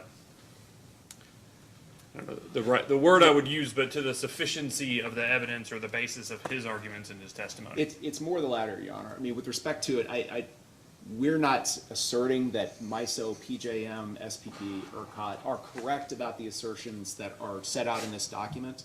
The only assertion is that they made the statements. Now, whether they're true or not, obviously, Mr. Goggin can disagree. He's pointed to other evidence that, he's said NERC has a different view of this. The only purpose of placing this in the record is to rebut his assertions with what the words of these other parties themselves. Now, whether they're true or not, different story, and we're not suggesting that that means that we have the weight of a witness from each of these RTOs to come here and say these things. It's just the fact of the words. The only way that he can rebut is by using it for the truth of the matter asserted. And so therefore, we continue our objection, because what he's saying is, yes, I'm using it to rebut Mr. Goggin's testimony.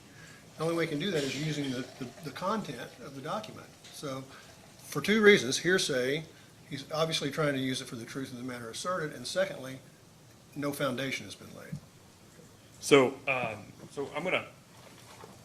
am gonna sustain the objection. With that being said, we will consider taking notice of it, but we have to have it, it's effectively as the source, similar to the document that Mr. Childers filed with us. What was that, Monday? Was that just yesterday, Mr. Childers? I think it Just was. yesterday, that we will consider taking administrative notice of it as long as we can be provided a source that it is filed at EPA, similar to the memorandum that was located at regulations.gov. More than happy to do that, sir. Okay. And just to be clear, given that we had an opportunity to, on the record, I had an opportunity to take notice of that document from the Sierra Club filed Monday. If that notice of filing is made, I think, well, let me just say it this way. I don't think, since it'll be post-hearing, a notice of filing will suffice for the purpose of this document. So I just request that it be tendered in the form of a motion so that we can rule outside of the hearing. Happy to do that, sir. And that way, if you're able to provide it as a motion, then everybody will have an opportunity to respond as well Okay. within the prescribed time of the regulations. Yes, sir. All right.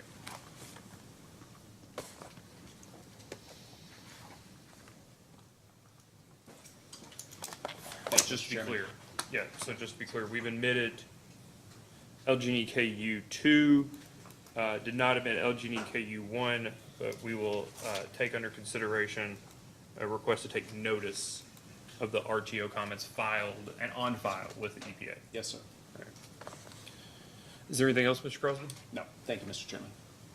Ms. Vincel, Mr. Bellamy? Yes, can you hear me, Mr. Goggin?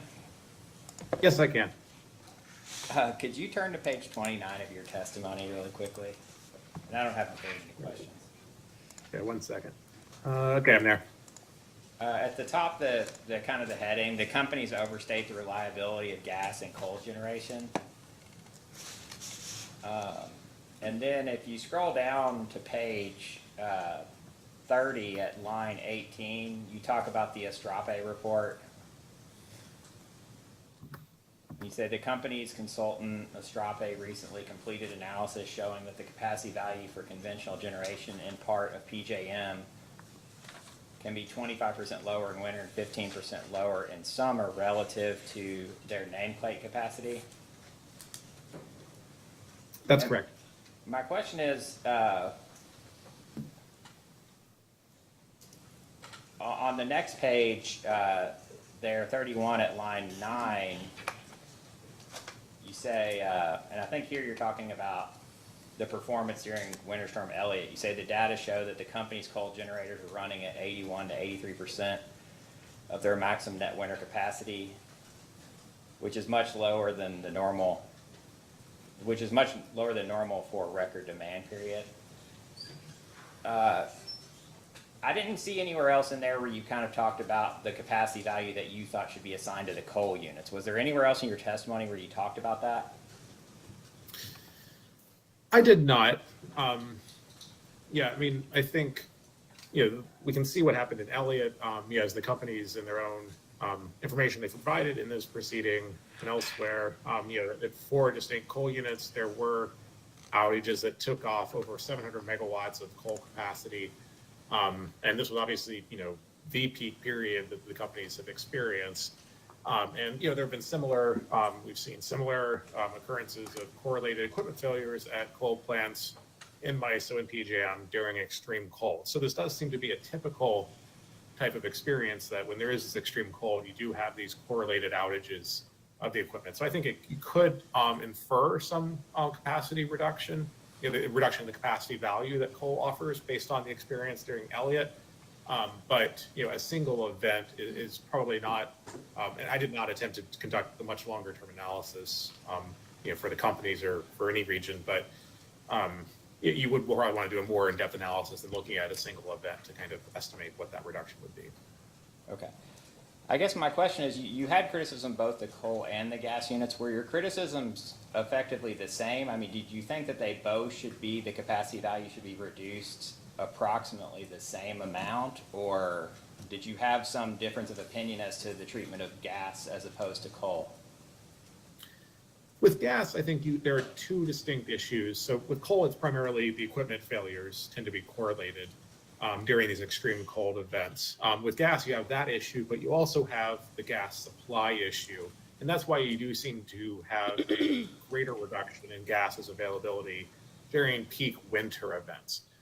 But again, there can be fuel supply issues that affect coal. It could be a drought that limits the delivery of barge coal during, the summer, for example. There could be rail disruptions that limit how, the coal is able to get to the power plant. You can have, freezing precipitation events where coal piles freeze and cannot be used at the coal plant until it thaws.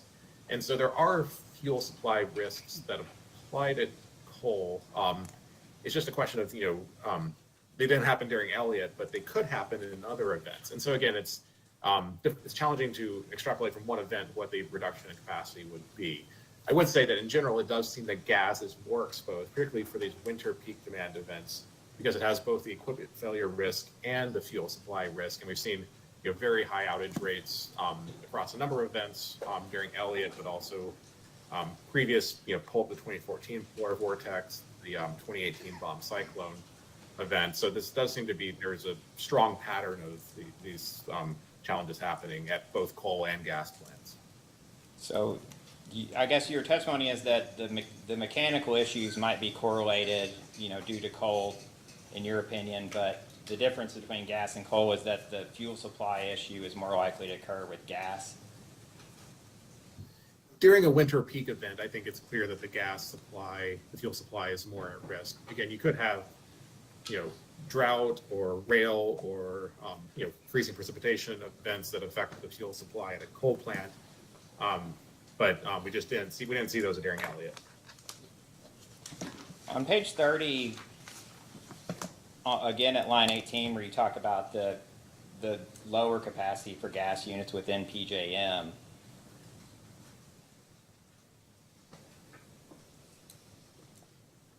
are there differences between PJM and LG&E's balancing area that would, I guess, in your opinion, lead to different results in LG&E's balancing area? I don't think the physics are different. Equipment failures can happen at any power plant, and they're prone to happen when it's extremely cold. That's just fundamental physics of water freezing and equipment being brittle when it's cold.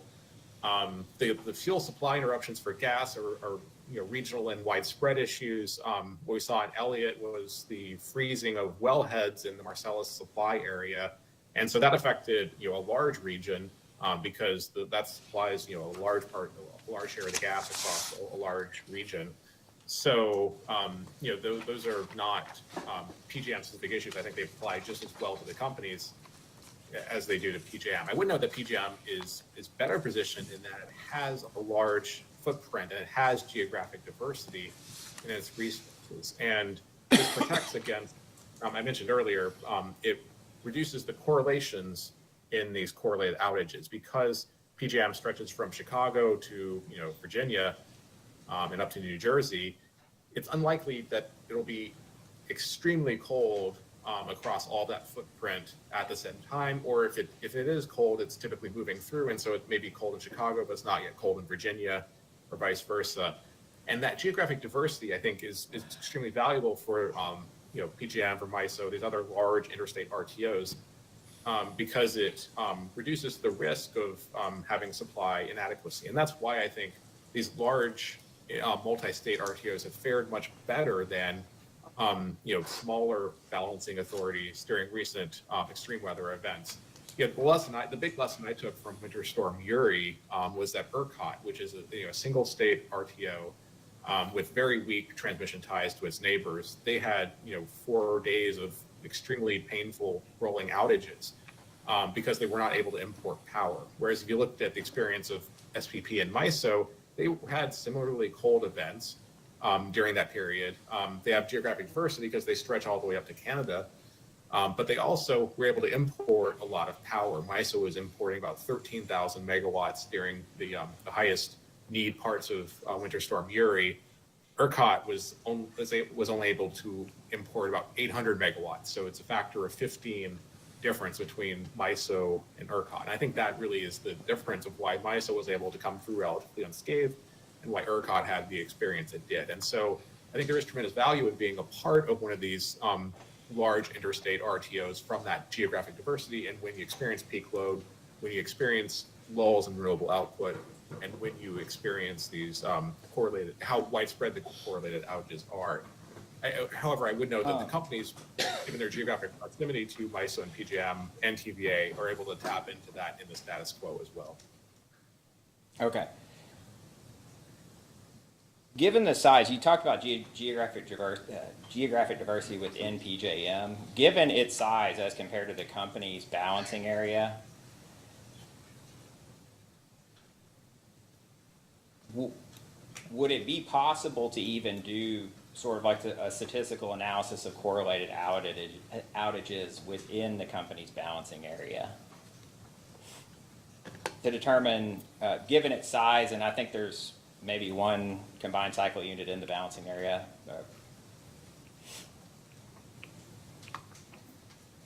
Yeah, I think it would be possible to look at a relatively long data set of when the generators in the company's balancing authority have had outages, and kind of figure out what that correlation tends to be.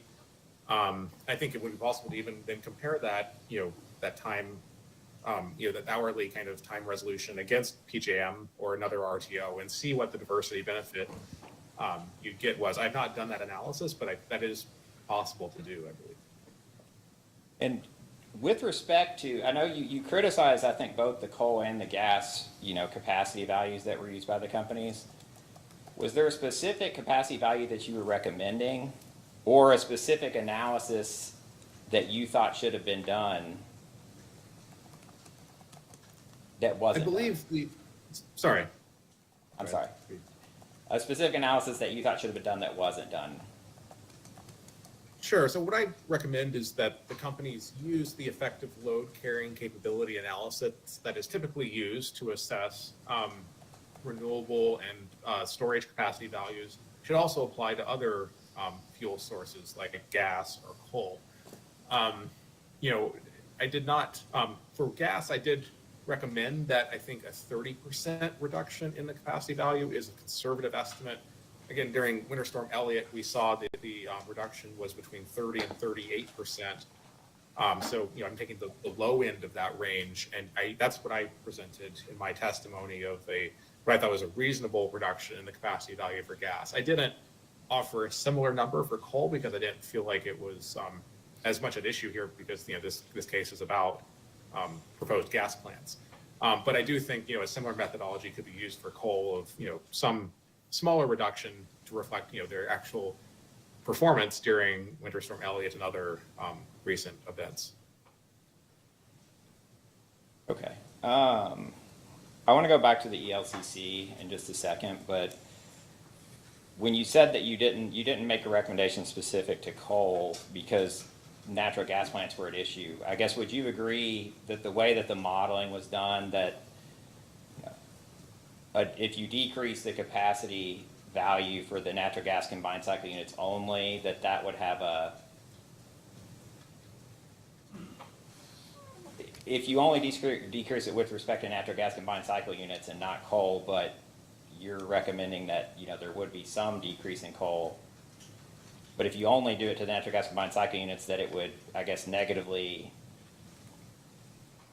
would affect the natural gas combined cycle units in a more negative manner because it would be more likely to select the coal units, correct?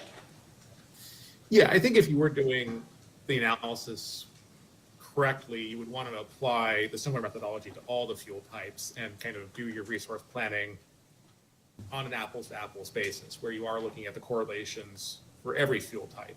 And that's, I think, my primary concern is that ELCC is typically applied to wind, solar storage and reduces their capacity value because it accounts for the correlations that if the sun is shining here, it's going to be shining here, or not, or if it's not shining here, it's not shining here. Similar with wind. So we're accounting for those correlations on the wind, solar storage side. We're not doing on the fossil side. And I believe that skews the relative value that we assign to the different resources. And so I agree with you. Yeah, if you wanted to do planning analysis in the right way, you should apply a similar methodology to all resources so that all of their correlated risks are accounted for using the same framework.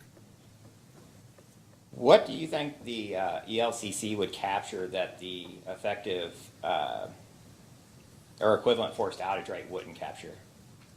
Sure. So equivalent forced outage rate basically assumes that any one generator experiencing outage is uncorrelated and random with respect to what other generators are doing at that time. So under the standard assumption that about 5% of the time a generator is out, that means that if you have, two generators, it's a 0.5 times 0.5, or sorry, 5% times 5%. So it's extremely unlikely that both of those generators are out at the same time. 5% of 5% is 0.25%, I believe, off the top of my head. Extremely unlikely. However, what we've seen in these events with like Winter Storm Elliott, Winter Storm Uri, is that the correlations are it's not random. If one generator is experiencing outage, with one gas generator or one coal generator is experiencing an outage, it is much more likely that other gas generators or other coal generators are experiencing the outage. And ELCC, by using those correlations, can account for that and I think properly reduce the capacity accreditation you're giving those resources. The effective forced outage rate does not do that because the fundamental assumption there is that those outages are random, independent, and so what one generator is doing has no relationship to what other generators are doing. But we know from experience that that assumption is not true, that there is a real correlation in their performance. Just really quickly, I apologize, actually, it's here. I was going to direct you to one more thing and then I'm done. On page 24 of your testimony at line 18, starting on line 18, and it kind of goes on to the next page.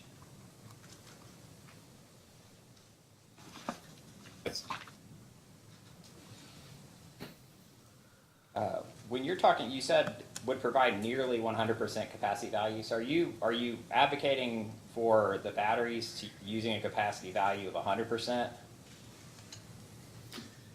I don't think it would be fully 100%. I think you do have, forced outages and other things that affect, every type of resource. And so you'd want to account for that. So it's going to be, something in the high 90%, I would guess, is what I've seen in other regions that, do this analysis. But the point here I was trying to make is that, the companies are using their current generation mix and giving battery storage a low capacity value because they don't have a lot of solar right now, but they're planning to build over 1,000 megawatts of solar this decade, which will drastically increase the capacity value of batteries because the peak net load period, because you've got basically during the summer, mostly you've got afternoon solar output that is reducing. Right now the peak load is from, 3 to 7 p.m. or something. Well, solar is filling in the summer is filling in very well, for most of that period. So the peak net load period shortens from, a 4-hour or 5-hour window of, 3 to 7 or whatever to like, 6 to 8 or something to a 2-hour window. And that allows the 4-hour battery storage to much better meet that need. What does 100% capacity value look like to you for a battery? Is that it's charging, like if it's a 100 megawatt battery, are you saying that it's charging and then discharging at 100 megawatts for 4 hours a day, and then that's 100% capacity value? If that battery were able to discharge at its full nameplate capacity for the duration of the peak net load periods the company is experiencing, which I believe would be the case, particularly with the amount of solar they're planning to add, then that would be full capacity value. Again, it's not going to be quite 100% most likely because every type of generator has, some forced outage, just something happens and it's not available sometimes. But what we've seen in other areas of that, it's a relatively small percentage reduction. So it should be somewhere in the, I would guess, in the high 90% capacity value for batteries. Okay, thank you. I don't have any other questions. So at a high level, Mr. Goggin, I guess I still don't have an appreciation with your testimony. Who in America is gonna build, own, and operate the energy producing facilities?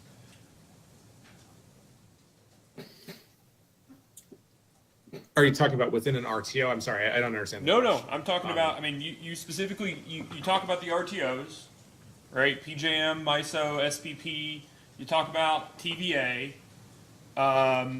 We've got a non-RTO utility here, so I guess, I guess you could couple your testimony with Mr. Levitt's and say, well, PJM can get the power, so let's just put LG and EKU in PJM, although that's not necessarily Mr. Levitt's testimony, I understand. He's just saying that it should be studied. But if, just by definition, generation across the U.S. is going to be retired, correct? Yes. Okay, so what was the purpose of you talking about TVA's plans? I'm talking about the idea that there is, as NERC and others have forecast, a large capacity surplus in the MISO, PJM, and TVA regions that directly border the companies. And that is part of the reason why I think they will be able to count on imports being there. The other big factor is this geographic diversity. And, that they can continue tapping in, as they have in the past, during peak events, they can continue tapping into that diversity and when the regions are experiencing their peak needs and importing when they really need it and exporting at other times when the other regions need it. And so I think there's a lot of value in that.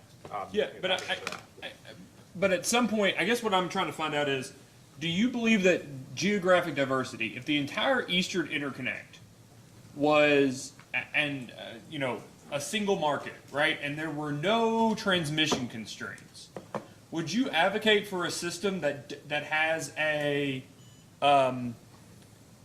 would you advocate for a system in which the reserve margin is something, well, if there's any sort of reserve margin in excess of 0 megawatts? I think you would still need a reserve margin. It just, with that geographic diversity, it could be quite a bit lower because, that diversity protects against many of the things that a reserve margin protects against, but not all of them.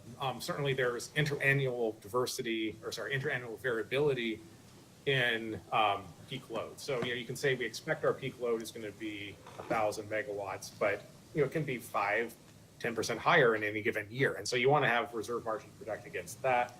Obviously, geographic diversity cancels out some of that if, it's an extremely hot, day or hour in your area. In Florida, it's probably not.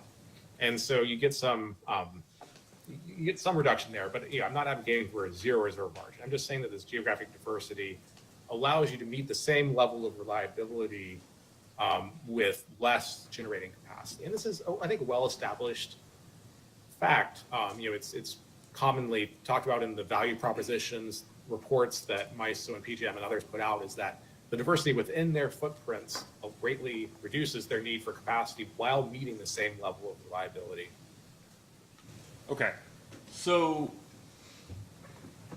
do you disagree with MISO and PJM in particular about their expectation of resource adequacy in the next few years? Because you said a second ago, your testimony was that over the next 10 years, I think the term used was a glut of power in the RTOs. So a distinction between the near term. So in the next few years, which is I think what we see reflected in the capacity market prices in MISO and PJM, I think it's pretty clear that there is abundant supply given the low prices in those markets. Looking out beyond the capacity markets to the longer term projections, the NERC numbers for PJM, TVA, and MISO do show a large capacity surplus looking out 10 years. I would note that PJM has had a capacity surplus for 15 years at this point, and it doesn't seem to be going away. We've heard concerns during as was discussed earlier, the mercury and air toxic standards discussions middle of last decade about supply shortfalls in PJM. It did not materialize. And so I think the markets have been resilient.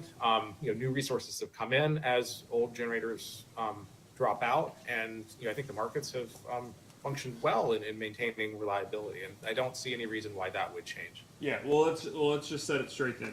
So you said the next 2 years, MISO looks like there's adequate capacity. You would agree MISO is effectively a prompt market, right? Yes, it's not looking forward. It only gives you about a 2 or 3 month price signal before the delivery year occurs. In MISO, that's the case. PJM is farther. Well, we'll get to PJM in a second, but last year, for instance, the capacity market in MISO, many of the zones cleared at cone, right? Yeah, they went What- through MISO, yeah, that's correct. Yes. Okay, what does that indicate? Does that indicate a glut or a sufficiency of generation? No, that was that would indicate a shortfall. MISO has an unusual market structure in that it uses a vertical demand curve, and so you don't get the gradation in pricing that you do in the PJM capacity market. And I think, a lot of people in MISO are advocating towards moving towards a sloped curve that would, I think, give better price signals instead of this, Yeah. whiplash between extreme high and extreme low. Yeah, I would also note that You're MISO talking to one of them, changes Mr. Goggin, but completely. I just want to make sure I have an appreciation for your statement. You would agree that the market prices last year indicated there was not a sufficiency or an excess amount of generation available in MISO, correct? In last year's market, that was correct. Okay, and then PJM, let's talk about the PJM market. Do you know you don't have enough of something? All right, let's take a step back. You were talking about the reliability backstop earlier, right? That's correct. I just want to make sure we get it in the record. RMR, as it's used in PJM, not the reliability backstop, but RMR is not available under FERC rules for resource adequacy. Would you agree? I've read the PJM tariff. It is not 100% clear to me. I'm not a lawyer, but it's not 100% clear to me that it's not. But I think in general, you're right that it's not, RMR is not typically used for resource adequacy. The reliability backstop, however, can be, correct? That's correct, it can. Okay, and so it's just a fact that PJM has had sufficient generating capacity up to now because it hasn't had to use the reliability backstop, correct? That's correct. And we won't know whether PJM does or does not have an adequate amount of generation capacity in any given year until the base residual auction occurs and the prices tell us, right?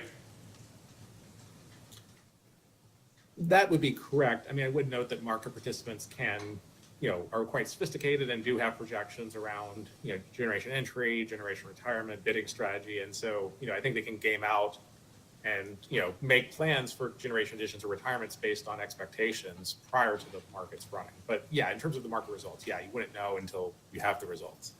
And then what happens when you're getting to the point where there is not sufficient generating capacity? What happens to the price, the clearing price? Well, it would go up significantly, most likely. If you were in a serious shortfall, it would go up to the net cone typically. And at that point, what is the clearing price supposed to indicate when it, similar in MISO and in PJM, when the clearing price gets close to cone or net cone? What is that supposed to indicate to market participants? That's supposed to provide the price signal and the funding to enter the market, basically. The idea is that, it is now in the money to build a new resource and, basically make, profit by doing so. And so, the market participants should respond.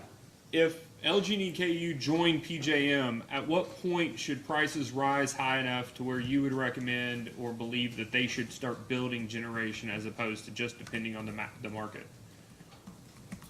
I mean, I think the calculation would be if they're able to build at a cost that is less, or a price that is less than the market clearing price, then, taking into account the energy and ancillary services revenue you would get under, under either structure. I think it's kind of, you would basically choose the lowest cost option. If they can build it cheaper than what PJM market is offering, they should do that. If the PJM market is cheaper, then you should do that. At that point, what distinguishes them from being a merchant generator if they can pencil out the building of generation based off exclusively off of market revenues? Yeah, I mean, I think what you're getting at is that they could, that they're subject to, volatility there. So I mean, there's a few things. I mean, you can do, capacity bilateral contracts to, secure capacity for shorter term periods or, more quickly bring on. I would also note that with new resources like batteries, they can be deployed very quickly. And so if you're concerned about the timing risk of bringing new resources on, I think it's more of a concern with some of the older technologies, fossil resources as opposed to new resources. Is that what you're getting at? I'm sorry. No, I just asked. I was asking the question. What's the if the cost, if the analysis as to whether to build or not is exclusively based off of energy ancillary services and capacity market revenues for a vertically integrated utility, what's the difference between that decision for a vertically integrated utility and that decision for a hedge fund or whoever else is backing an LS Power or a Vistra or an NRG at that point? Yeah, so I mean, it depends. And PJM has a number of different flavors of membership. It does have regulated vertically integrated utilities in many parts of its footprint where there is a state regulator that can make resource decisions. And you have the FRR option that many of those states choose. And so there's different there's flavors of PJM participation from full merchant, full deregulated to a more hybrid where there is still state commission regulation and choice of the generation mix. Okay, let me ask it this way. In lieu of building generation or buying bilaterally power, like PPAs, for instance, is it your position that in lieu of that, LG and KU should merely join PJM? I think joining PJM has a lot of benefits, as Mr. Levitt outlined in his testimony. But I think there's and a lot of that is just tapping into the footprint diversity and the expected capacity surpluses they have. But if there were concerns about some of the risks associated with that, the commission and the companies I think could opt for a more moderate or somewhere in between of maintaining some regulation of generation choices and not fully going into the market. But I would still, even still, those who do fully participate in PJM in a deregulated way, they're typically the bilateral contracts fully cover their load, and so they're not exposed to this kind of merchant or price risk that you're not just serving the load LNP. You're typically fully hedged, or you have contracts for your generation that protect you from that. But somebody else owns and operates that generation that they're bilaterally contracting with. That's correct. So somebody has to generate the electricity regardless of available transmission capacity. That's I mean, somebody else is generating it. Typically, you would there would be analysis of the deliverability to your footprint, to make sure that you can get the capacity accreditation associated with the resource. It needs to be deliverable to your footprint under the PJM rules, is my understanding. I guess I'll just ask it directly, Mr. Goggin.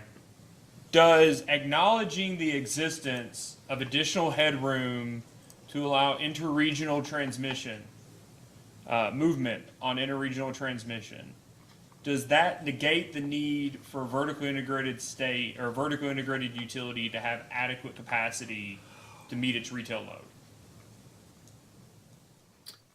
I think you can account for some capacity value to imports, as I've discussed in my testimony. But basically, I think you want to make sure that you are resource adequate, and so you do want to do the analysis of what you've statistically been able to rely on historically during peak periods, and account for that much. But you don't want to say we're totally reliant on that.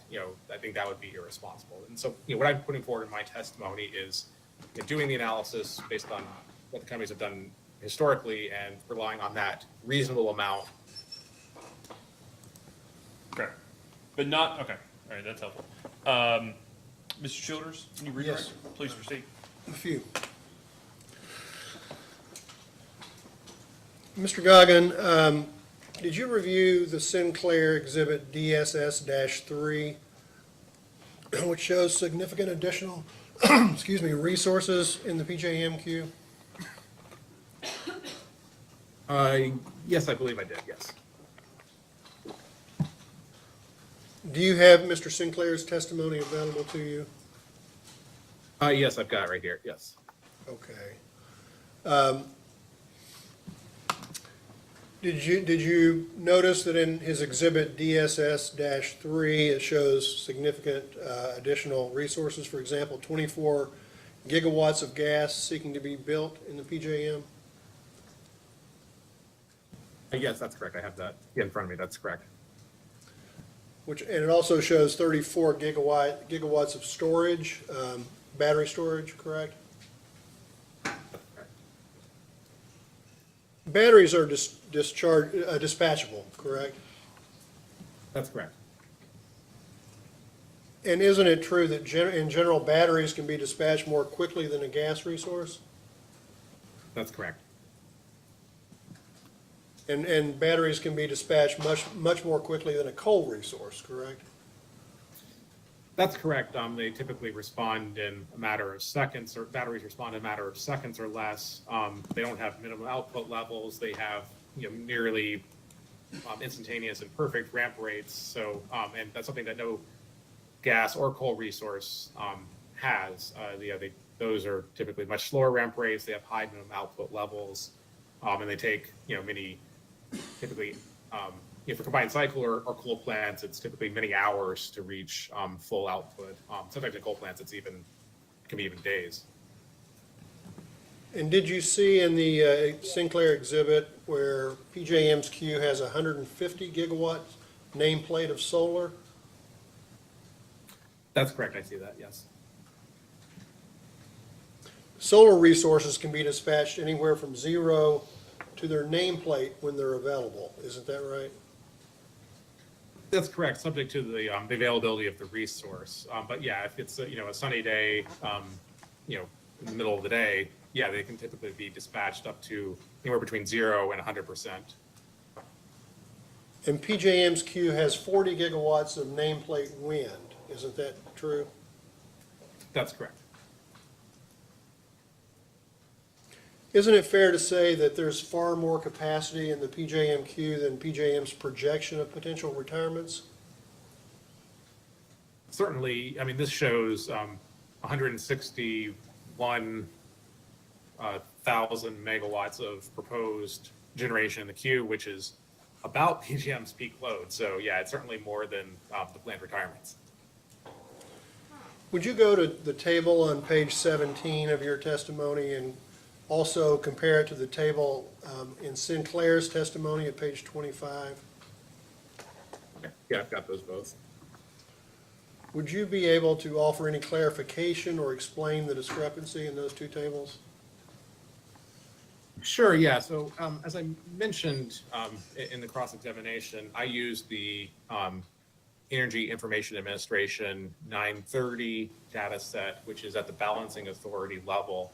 What the companies have presented is for their own load serving entity. And I use the 930 data set for a few reasons. One is it's publicly available, but more importantly, the NERC standards for maintaining electricity supply and demand, which is what really matters for keeping the lights on and avoiding reliability violations that you can generate large fines, is all based on the balancing authority. And so the supply and demand within the balancing authority is really, I think, the key thing. And that's why I use the 930 data set in my analysis. I believe that is the correct way of looking at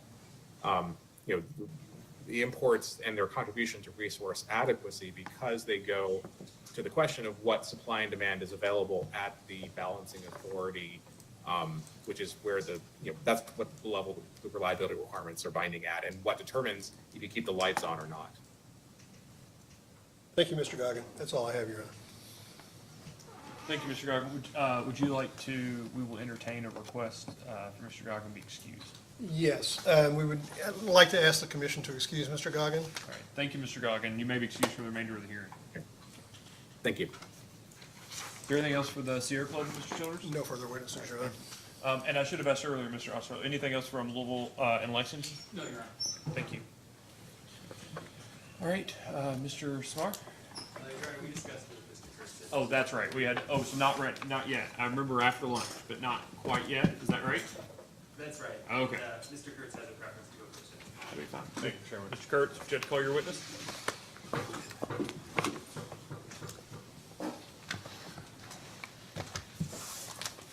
I'm sorry. sorry, I didn't hear it. Oh, yes, Mr. Collins. Thank you.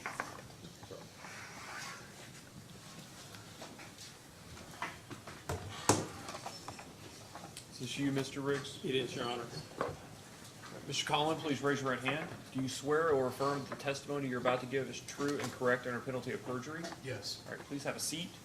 State your name and business address for the record, please. My name is Lane Collin. My business address is J. Kennedy and Associates, 570 Colonial Park Drive, Suite 305, Roswell, Georgia, 30075. Mr. Kurtz? Thank you, Chairman. Mr. Collins, do you have in front of you a document marked the direct testimony and exhibits of Lane Collins? I do. Was this prepared by you? Yes. If I were to ask you the same questions, would your answer be the same? Yes. Any changes or corrections? No. Chairman, I tender the witness for cross. Mr. Cook? No questions. Mr. Malone? No questions. Mr. Osterloh? No question, Your Mr. Childers, any questions for Mr. Collins? Honor. No questions, Your Honor, and with the Commission's indulgence, Ms. Baxter is going to fill in for me for the remainder of the hearing. That'll be fine, thank you. Mr. Smart? No questions. Okay. Ms. Grumman? No question. Mr. Riggs? Thought you were going last. Here you are, like Mr. Ingram going first. Please proceed. Thank you, Your Honor. We're close to a break. Do you want to take a break, or you want me to proceed? Okay. If you're fine, I think we are as well. All right. Although it worries me that you've asked. Let's take a 10-minute recess then. All right, thank you, Your Honor. I don't want you to feel rushed, Mr. Riggs. So we'll just take a short 10-minute recess.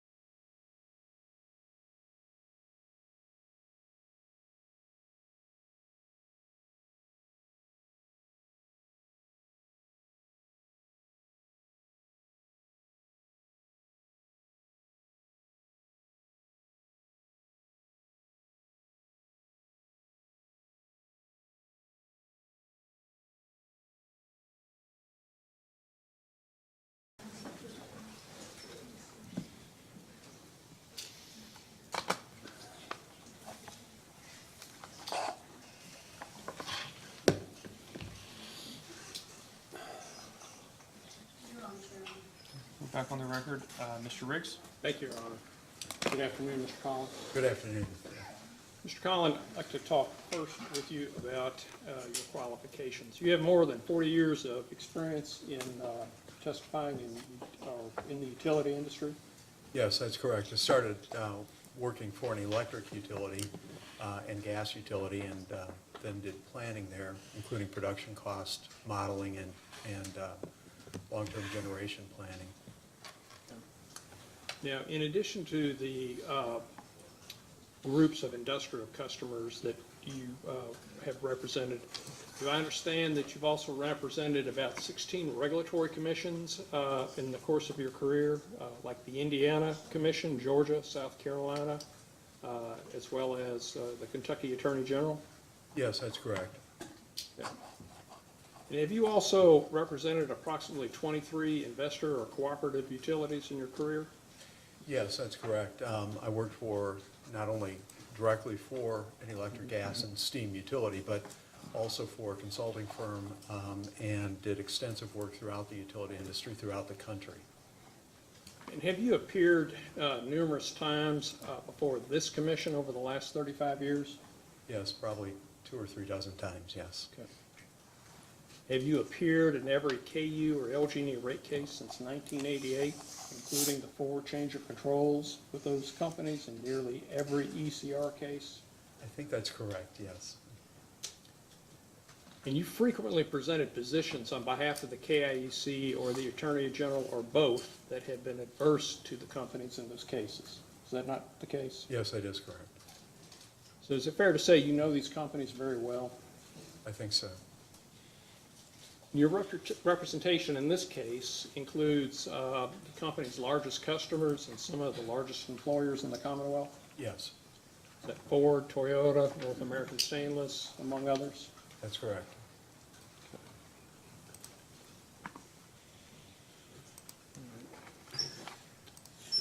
Let me ask you a few questions about your basic opinion here. With the exception of Gent 2,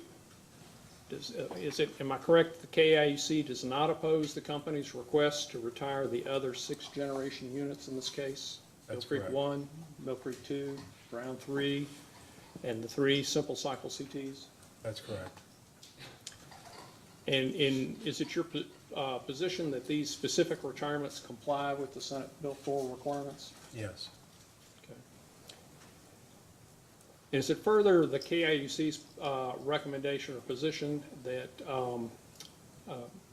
to support the company's position that Mill Creek 5 be built, the NGCC known as Mill Creek 5? yes, Is it further your position that you do not oppose the company's recommendation to install what's called Brown 12, or the second NGCC at the Brown station? that's correct. And KIUC does not oppose the company's proposals for CPCNs for the Mercer County Solar or the Marion County Solar? That's correct. And the KIUC does not oppose the company's DSL plan, correct? That's correct. Okay. And finally, the KIUC does not oppose the company's request for authorization to establish a regulatory asset for the difference in the AFUDC using the FERC methodology compared to the company's weighted cost of capital, or the request to use the AFUC during the construction of the 2 NGCCs or the Mercer County Solar, correct? That's correct. Now, there are differences, though, that the KIUC has, and one is the solar PPAs, correct? Yes, Now, your comparison or basis of that opposition is in part based on a comparison of the reliability and resiliency of those solar PPAs to the reliability and resiliency of the retired units, correct? yes, correct. Now, if at a later date, say a year from now, the company were to propose additional solar PPAs outside of the context of a solar or a Senate Bill 4 case like we have here, the KIUC's concerns with those Senate Bill 4 considerations would not apply, correct? That's correct. Okay. Yeah, the concerns that I expressed in my testimony have almost exclusively to do with Senate Bill 4 requirements for replacement resources. Now, recognizing what I'll call is your first position with respect to these Bohr solar PPAs, I also understand your testimony to recommend in the alternative, if the commission authorizes the solar PPAs, then the purchase power expense for these resources not be recovered through the fuel adjustment clause? That's correct, and I recommend instead that the cost be recovered through a new PPA rider exclusively for that purpose and subject to an appropriate cost allocation methodology. Okay. Now, Mr. Collin, why do you believe that recovery through the fuel adjustment clause as a rate mechanism is not appropriate for the cost associated with these solar PPA agreements? First reason really is that the fuel adjustment clause is really to recover dollar for dollar, subject to certain constraints, cost of fuel, and also the cost of economy purchase power. These, on the other hand, are very large dollar, long duration contracts, but yet they do vary.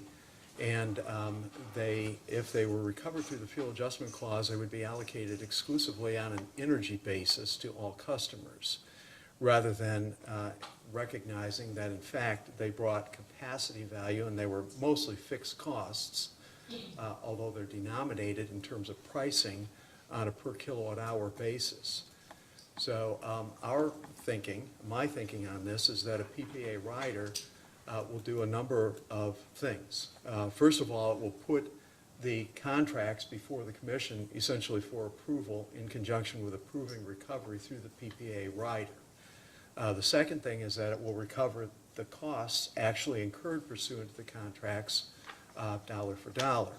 And then the third thing that it will allow the commission to do is use a different allocation methodology other than just simply a per kilowatt hour charge under the fuel adjustment clause. So you really have three valuable benefits of having a separate PPA rider. And with respect to that first issue, if you're spending $1 billion over 20 years for purchase power under these contracts, I think the commission should have a voice in whether or not those contracts are reviewed, first of all, and then second of all, effectively approved.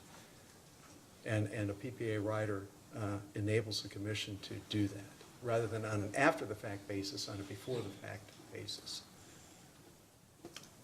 Mr. Collin, are there what are called RECs associated with these solar contracts? Yes, that's my understanding.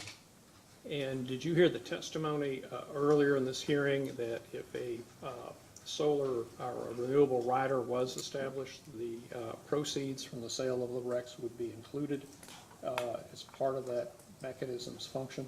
Yes, and I think that's important. And that would be a benefit to customers? It would, yes. All right. Let me ask you a few questions now about your position on Gent 2. Your recommendation is contrary to the company's position. You recommend the commission deny the company's request to retire Gent 2 and keep it open. Is that correct? Yes. And at page 15 of your testimony, you present three possible uses if Gent is not retired, correct? I'm sorry, I did not hear the full question. Sure. At page 15 of your testimony, Yes. you present three possible uses of Gent 2 if it is not retired, correct? Yes, that's correct. There are three reasons not to retire it. Okay. But your recommendation comes with what you say in your testimony at page 14, line 11, and then again at line 20, is a net present value penalty, correct? Well, that's correct. And, Mr. Sinclair's Exhibit 2 in his rebuttal testimony quantifies that, and he, in his rebuttal testimony, discusses that penalty. But there are other advantages as well. And that penalty is a little bit less under Mr. Sinclair's rebuttal quantification than what I asserted in my testimony based upon another analysis that the company had performed. So it's about $50 to $60 million over I guess it's a 12-year period through 2035. Mr. Sinclair's quantification is 50 to 60 million, I believe. Okay, so there's a range of 50 to 60 million dollars a year in net present value penalty is between you and Mr. Sinclair for keeping Gent 2 open. Right, that's correct, and we think that's a very low-cost insurance policy. It gives the company, allows the company to retain capacity to meet load, if there's new loads, to sell that energy off-system, and the margins then would benefit customers, at least 75% of that. And as the service territory increasingly moves to electric vehicles and other forms of electrification, we think that this gives the company some running room, basically. But to be clear, Mr. Collin, keeping Gent 2 open, either under your analysis or Mr. Sinclair's, is not the least cost option. That's true under the assumptions that were used for modeling, but it's a very low cost. It's really right on the line in terms of the economics, and we think that with the ability to sell the energy off system, it probably pushes it over on the positive side of the line that it's a benefit.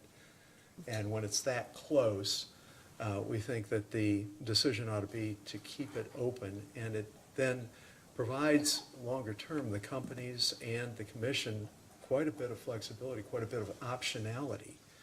And you can see how things shake out over the next few years. And it also preserves the ability of the company to put on an SCR, if that makes sense, in the next few years.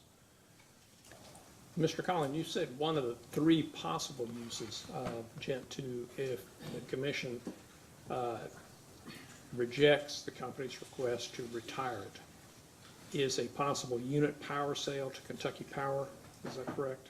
Yes, that was just one idea that we had. It could be basically marketed pursuant to an RFP to see what the interest is. That's another possibility.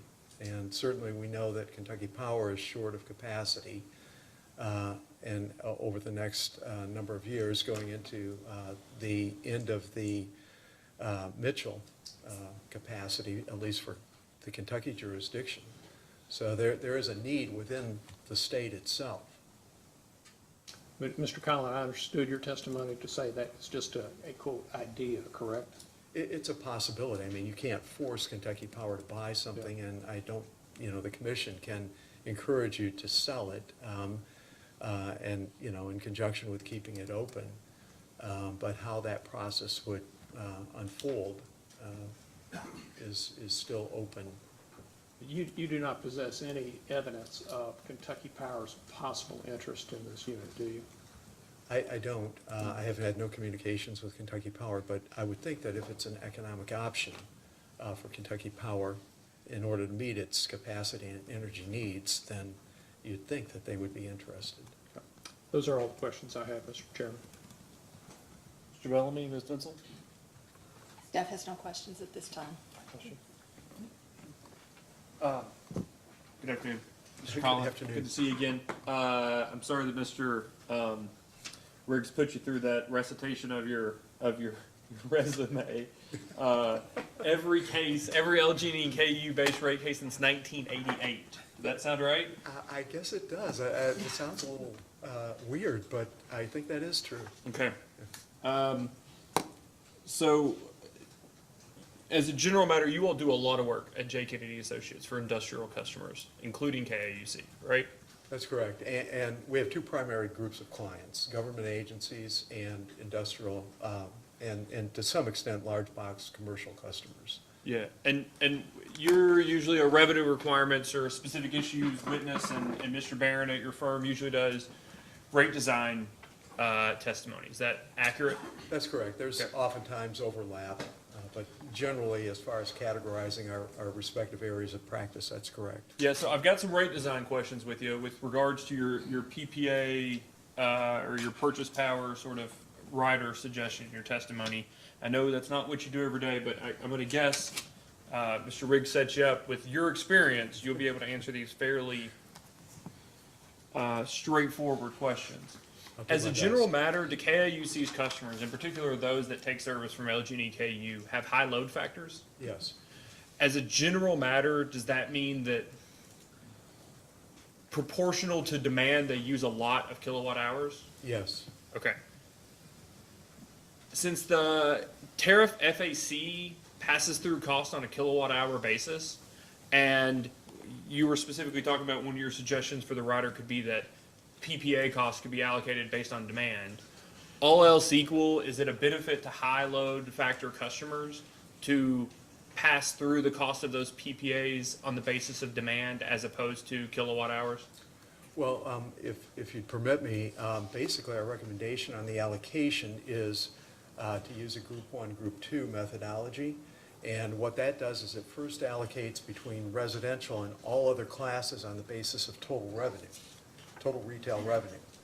And so that, puts you basically somewhere in between all demand and all energy based upon total revenues. And then the second part of it is that within the residential class, it can be volumetric on kilowatt hours, and then as a percentage of total retail revenues within the residential class. But then within the other non-residential class, it would be allocated across non-fuel revenues. So that still isn't completely demand, but it's more leaning toward demand. Yeah, and I guess, to be fair, you're trying to hold harmless effectively comparatively to recover through the FAC, the residential class. But relative to all other C&I customers, the highest load factors would see lower cost allocation under your proposal than they would if it just merely passed through the FAC. Would you agree? Yeah, I would, but I think that's a fair result. First of all, it's the same result that's used for the environmental surcharge, same result for the retired asset recovery rider, and it really reflects the fact that the solar facilities are fixed costs. They're simply priced or denominated on a kilowatt hour basis. So, I think it's a fair outcome. They're fixed costs for somebody, but their energy costs, the contract is denominated as an energy cost to the companies, right? It is, yes.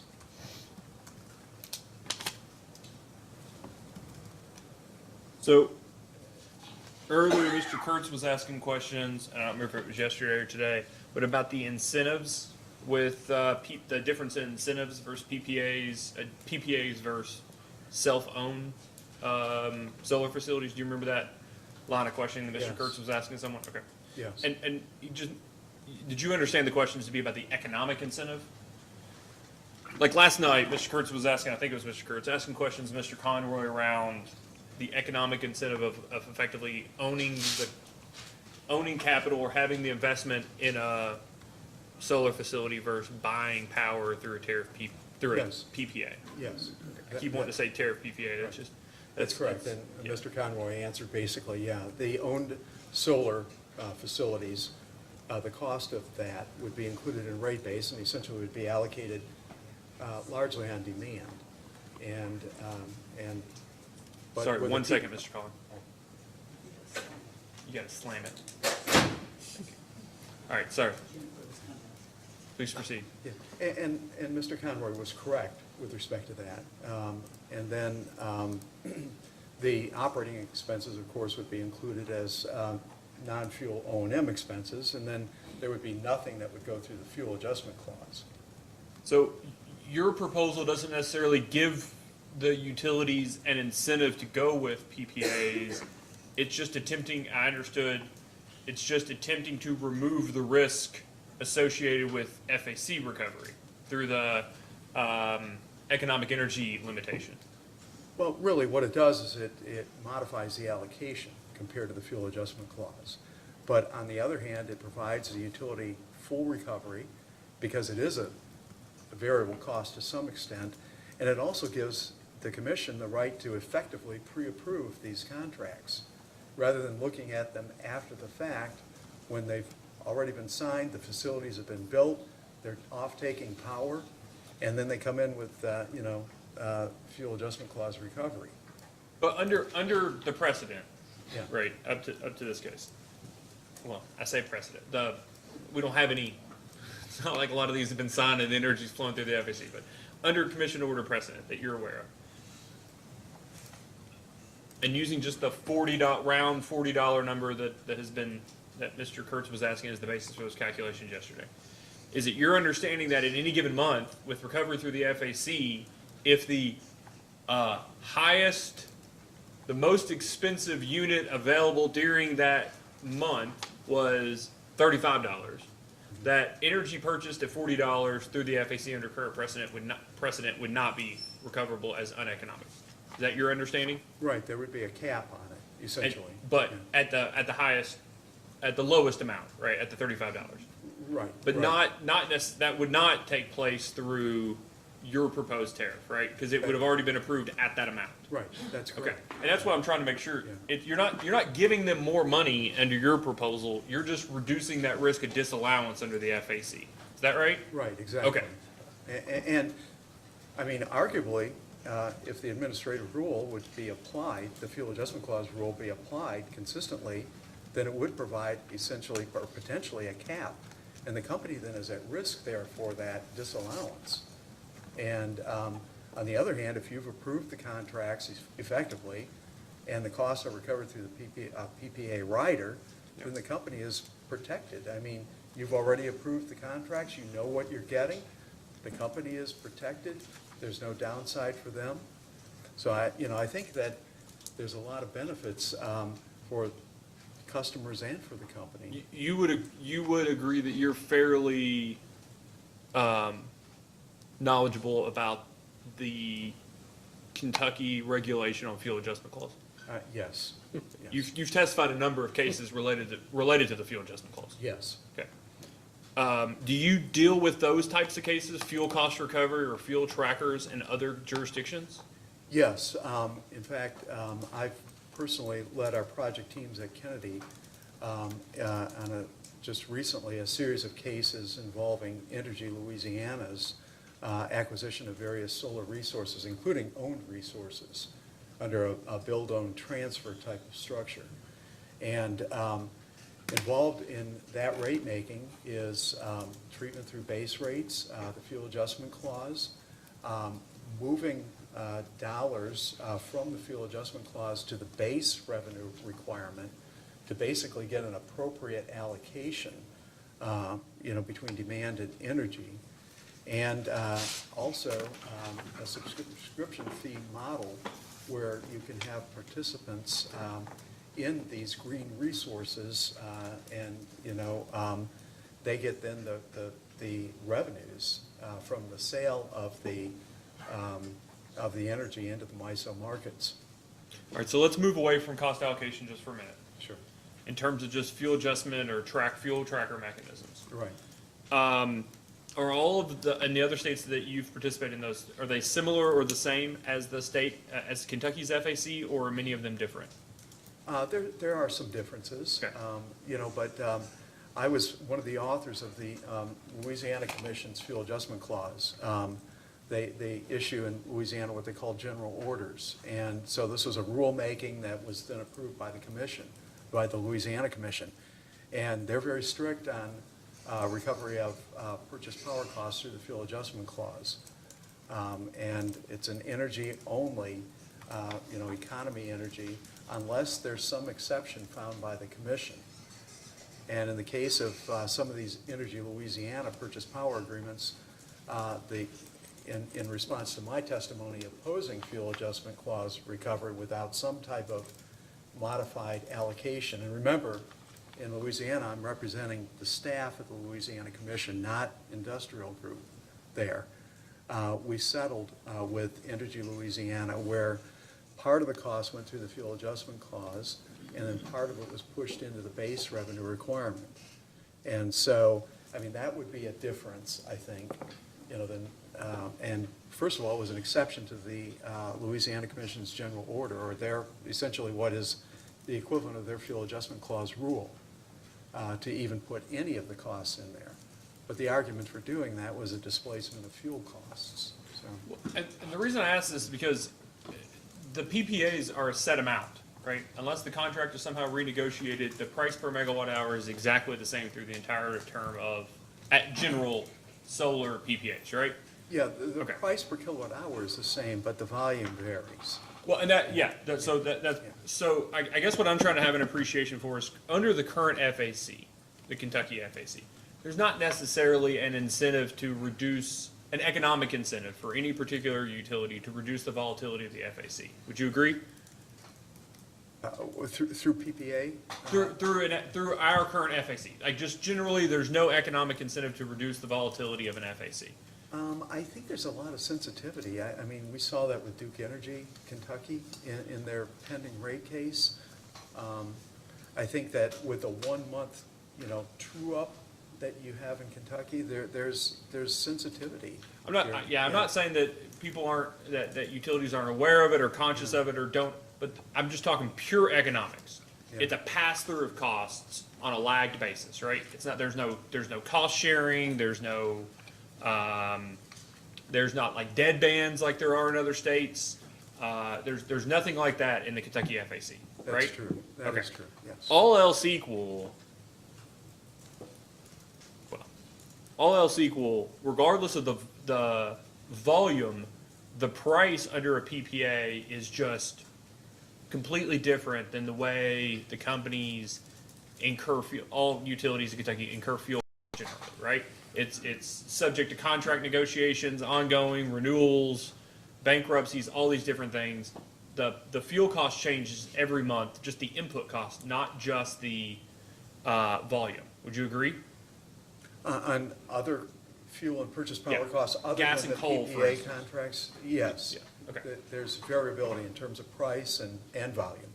Yeah, so I guess, big picture, if somebody was concerned about the volatility of a fuel adjustment clause, and a certain type of resource provided less volatility on a megawatt hour or kilowatt hour basis, that the companies could get power, removing that less volatile fuel cost from the FAC into another rider, like you're proposing here, would all else equal keep the volatility that would have otherwise existed in the FAC, right? Well, that's true, but I don't mean this in the wrong way, but you're looking at it from purely from the fuel adjustment clause perspective then, because the utility is going to incur those purchase power costs, and they're going to be part of the customer's bill, bundled all together.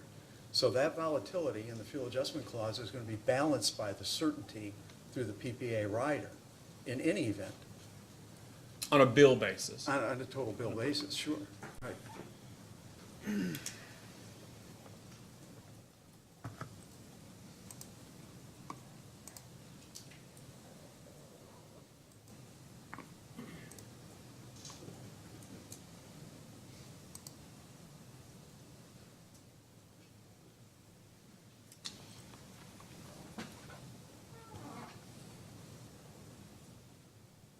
All right, so earlier, I think you agreed with me that you're not really giving the utility an incentive by proposing this, but you're effectively removing the risk of disallowance under the economic limitation of the current FAC, right? Yes, you're Okay. removing the disincentive. That's, okay.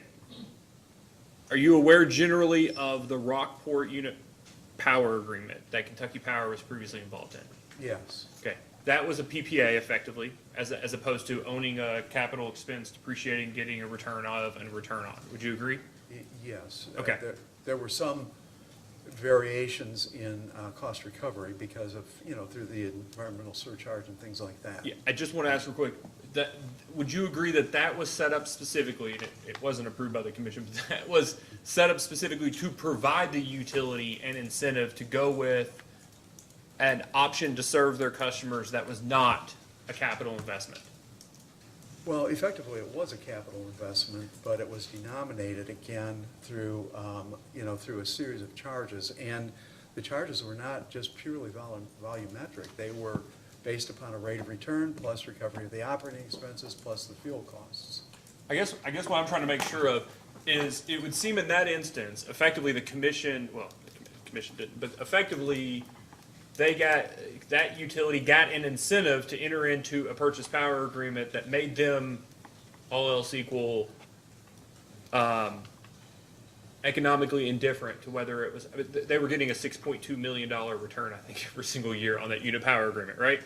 Well, they were that. That was a kicker, a premium. And keep in mind that the commission had specific reasons that they outlined for entering into, approving this agreement, because Kentucky Power was capacity short at the time. And embedded within that FERC-approved tariff was a very high return on equity. And then on top of that, the company was granted the $6.2 million rider recovery to ensure that they didn't just either release that capacity or enter into a non-economic agreement for some other source of the capacity. I guess what I want to be clear of is, you're not proposing that the commission give a utility an additional incentive, like a ROE adder or a kicker, in order to enter into purchase power agreements in lieu of investments, are No, you? just to remove the disincentives. Okay, and I know you're not proposing that here. As a general matter, would you suggest that? No. Do you have a position on whether the commission should be entertaining additional returns over and above the cost of a PPA in order to induce a utility to enter into a PPA, all else equal? Generally, I would oppose that. There are circumstances, however, that may be appropriate, but generally, I would oppose it. As a general matter, based off what you know, would that result in effectively a utility paying a cost of capital to the developer and then the customers paying an additional cost of capital to the utility? That's what would happen, yes. Yeah. Yeah. Mr. Kurtz? Thank you, Chairman. First on Gent Unit 2, Mr. Collins, the 495 megawatt Gent Unit 2. Mr. Sinclair's rebuttal exhibit 2 identified that the cost of keeping Gent Unit 2 open for the 7 non-ozone months through 2035 was approximately $6.5 to $7 million per year. Yes, that's correct. Okay. And did you characterize that as a relatively small amount of money? I did. In my testimony, I actually had a $7 to $8 million per year, because that was the quantification that I was working from Mr. Wilson's Exhibit 1. But he reran those analyses based upon KIUC's recommendations reflected in my testimony, and he came up with about, $50 to $60 million over that 7 or 8 year period. So it was less than. And so that additional 495 megawatts would provide additional winter reliability, additional capacity for economic development, load growth, and potentially some sort of Kentucky Power transaction, potentially. Right, or some other value in the sense of marketing that capacity or energy, and of course, the ability to make additional off-system sales. And you said that you thought the $6.5 to $7 million per year cost through 2035 in Mr. Sinclair's exhibit rebuttal does not include any profits that might be made from off-system sales. Well, that's correct, because if you have another 495 megawatts of capacity, you've got the energy that goes with it, and if it, and that would enter into the stack for, potential sale off system. So that could turn this $6.5 to $7 million cost per year into a profit, do you think, or a credit? Yes. Okay. It's certainly safe to say that it's basically break even. Okay. Now, I've been handed by my co-counsel, Ms. Grunman, some breaking news on the solar PPAs. Were you aware that on June 13, 2023, the Virginia Commission issued an order, Dominion, in case 2021-00156, where in Virginia they treated solar PPAs primarily on a demand basis? I think Mr. Barron told me that, but I don't recall that of my own personal knowledge.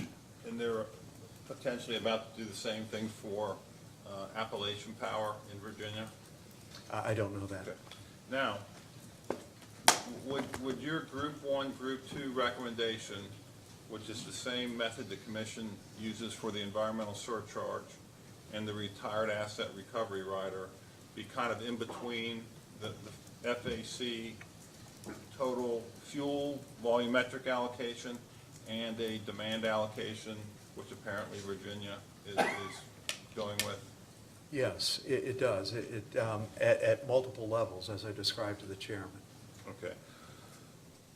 You're normally not on the utility side, but so necessarily, but you're trying to be fair in the sense that you just don't think it's reasonable to have the utility be at risk for disallowance for a solar PPA upon which they earn no profit, and they're doing it for the ratepayers' benefit, if the commission approves it? Yes, that's one reason for having a separate PPA rider, not the sole reason. To remove that disincentive, as you put it? That's correct, yes. Thank you, Chairman. Thank you very much, Mr. Cullen. You're welcome, Mr. Chairman. Mr. Kurtz? Anything else? No, sir. Thank you, Chairman.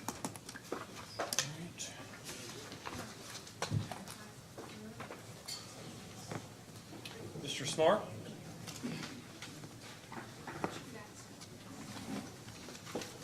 Thank you, Your Honor. Please take your time. Whenever you're ready, call your first witness. We'll go ahead and call Mr. Andrew McDonald.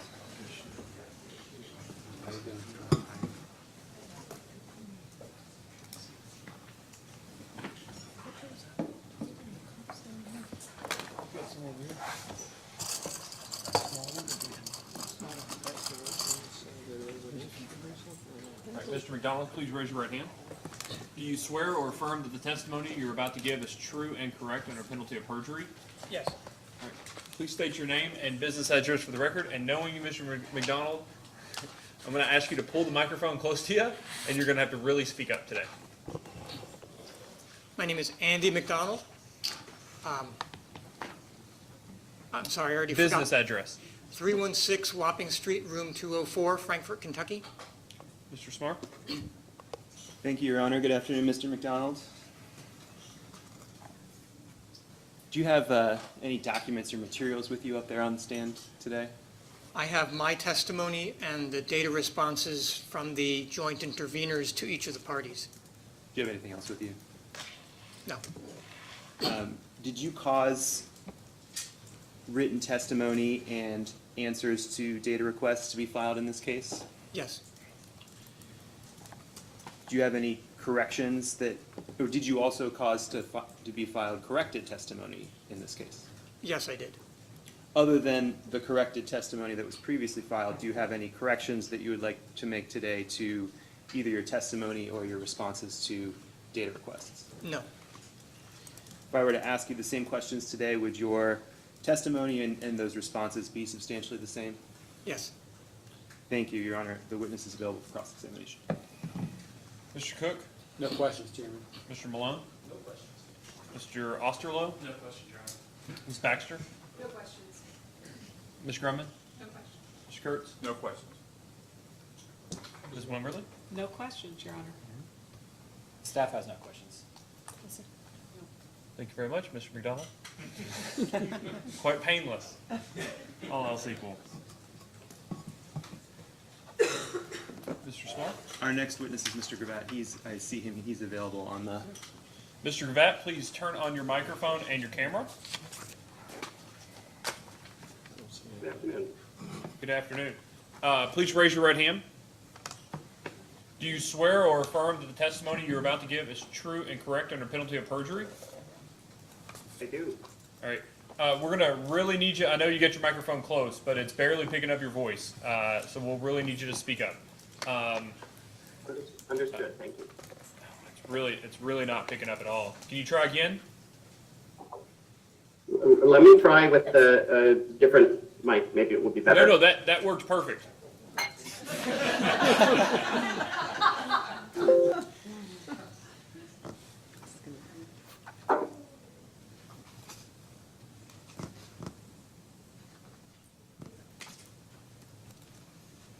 Any better now? That's great.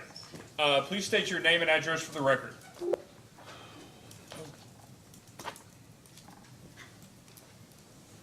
Can't hear us. Yeah,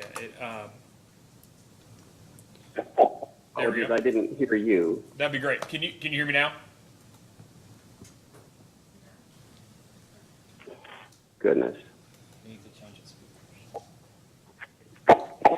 Right, without any microphone at all. Yeah, we can hear you okay, Mr. Gravatt. Can you hear me? Hear me now? Yes. And I'm not sure why. I apologize for this. Would it be okay if we took a short recess, Your Honor, to let him? Let's just see 1 second here. Can you hear us? Can you hear us, Mr. Gravatt? May still be on his original headphones. Yeah. I have no idea why. Maybe I'll go back to this original one and I'll just. I think he was doing good if he held it up. So sorry about this. Okay. Can you hear us, Mr. Gravatt? Can you hear us now?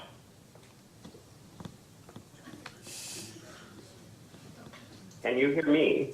Yes, we can. Can you hear us?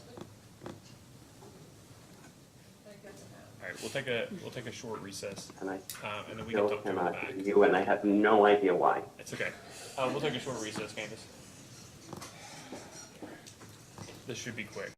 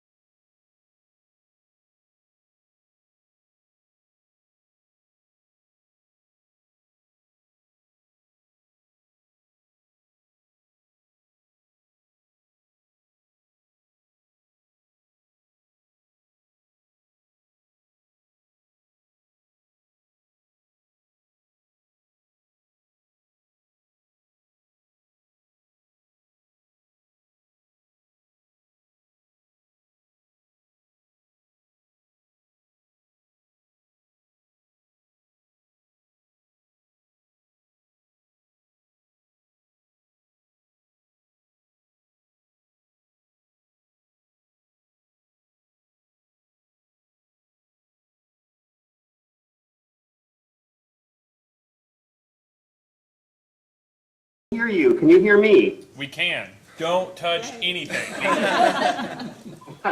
All right, so we got to the point, Mr. Gravatt. Please state your name and business address for the record. My name is Jim Gravatt, and my business address is 10298 Route 116 in Heinsberg, Vermont. Mr. Smart? Thank you, Your Honor. Good afternoon, Mr. Gravatt. Good afternoon. Can you tell us where are you coming to us from today? I am coming to you from the Hilton Garden Inn in Columbia, South Carolina. And can you tell us what documents or materials you may have available there with you today? Yes, I have my direct testimony and the answers to discovery responses that I was responsible for, as well as, the attachments to my testimony. I'm sorry, I didn't hear that last part. The attachments or exhibits, I can't remember what we call them here, to my testimony. Thank you. Do you have any corrections that you would like to make to either your testimony or any data responses that you provided? Just 3 typographical errors in the direct testimony. Would you like me to identify them? Yes, please. The first is on page 6, line 14. The text says rationale, and it should say rational. Strike the E at the end. The exact same correction on page 60, line 7. And then also on page 60, line 17, it says table 1, and it should say table 12. Thank you, Mr. Gravatt. And did you cause testimony and answers to data responses to be filed in this case? Yes. And other than the corrections that you just mentioned, did you have any other corrections to offer to either the testimony or the data responses? No. And if I were to ask you the same questions today, would your testimony and responses to data requests be substantially the same? Yes. Your Honor, I believe you discussed this earlier in the hearing. Would you like us to go ahead and file a corrected version of Mr. Gravatt's testimony? I would just for everyone's benefit. If you can either do it, well, if you're going to do like an errata, like this replace this, I also ask that you do a markup or track change version. I know it's technically correct since you did it on the stand, but it would be helpful for the record if it was also submitted. Okay, thank you. We will do that. Thank you, Your Honor. The witness is available for cross-examination. Mr. Cook? No questions. Mr. Malone? No questions. Mr. Osterloh? No questions, Your Honor. Ms. Baxter? No questions. Ms. Grumman? No questions. Mr. Kurtz? No questions. Ms. Wimberly? We do have a few questions for Mr. Gravatt, Your Honor. Before we begin, Mr. Gravatt, I just want to make sure, can you hear me all right? I'm straining. I'm doing my best. Try to move the microphone a little closer. Is that better, Mr. Gravatt? It is a little bit better. Thank you. Can you hear me all right? I can hear you just fine. Okay, because I'll try I'm to hollering speak into up. this computer. Yes, well, I'll try to speak loudly, and if you have any trouble hearing or don't understand a question, please just ask me to repeat it, all right? Thank you. Mr. Gravatt, I first want to ask you some questions about your background. Do I understand that you've worked in the utility industry since 1991, so approximately 30 years or so? I don't know where all those years went, but that's true. I would not say I've worked in the utility industry. I've worked in the energy efficiency industry for both nonprofits and utility companies and government organizations, the Low-Income Weatherization Program. And you have worked for Energy Futures Group since 2013, correct? Yes. Energy Futures Group, when looking at the EFG website, if I can abbreviate it as such, would you agree that given the mission statement and the vision statement on the website, that EFG's goal is to help transition to 100% renewable energy?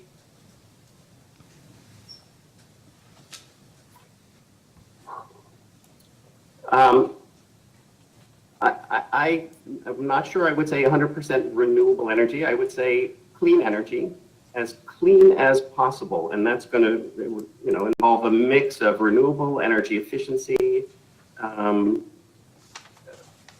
perhaps some things that we don't envision yet.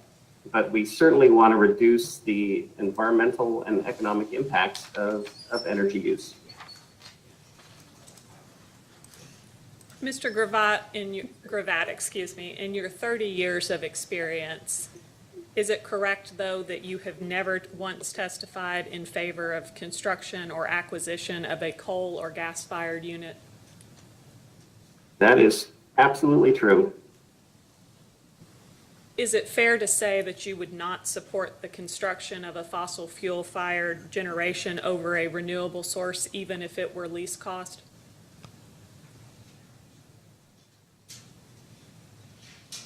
Even if which was least cost? Even if the fossil fuel-fired generation was least cost? Well, there are a couple parts of the answer there. I think one thing that's really of primary importance is how the valuation is done. So when you say if the fossil fuel generator is least cost, in my mind, that has to include an assessment of all the costs that would be associated with it. There's been some discussion from the company's witnesses about costing carbon emissions in looking at different types of resources. So first of all, I'm not going to agree to the statement that you're making. But second of all, I'm going to say that, just again, when we talk about how we assess cost effectiveness, we have to make sure that we are including all the costs and all the benefits. Well, removing the hypothetical from that question, Mr. Gravatt, it is correct that you have never supported the construction of fossil fuel-fired generation over a renewable. Is that correct? It is correct, and that's at least in part because my expertise is really in energy efficiency.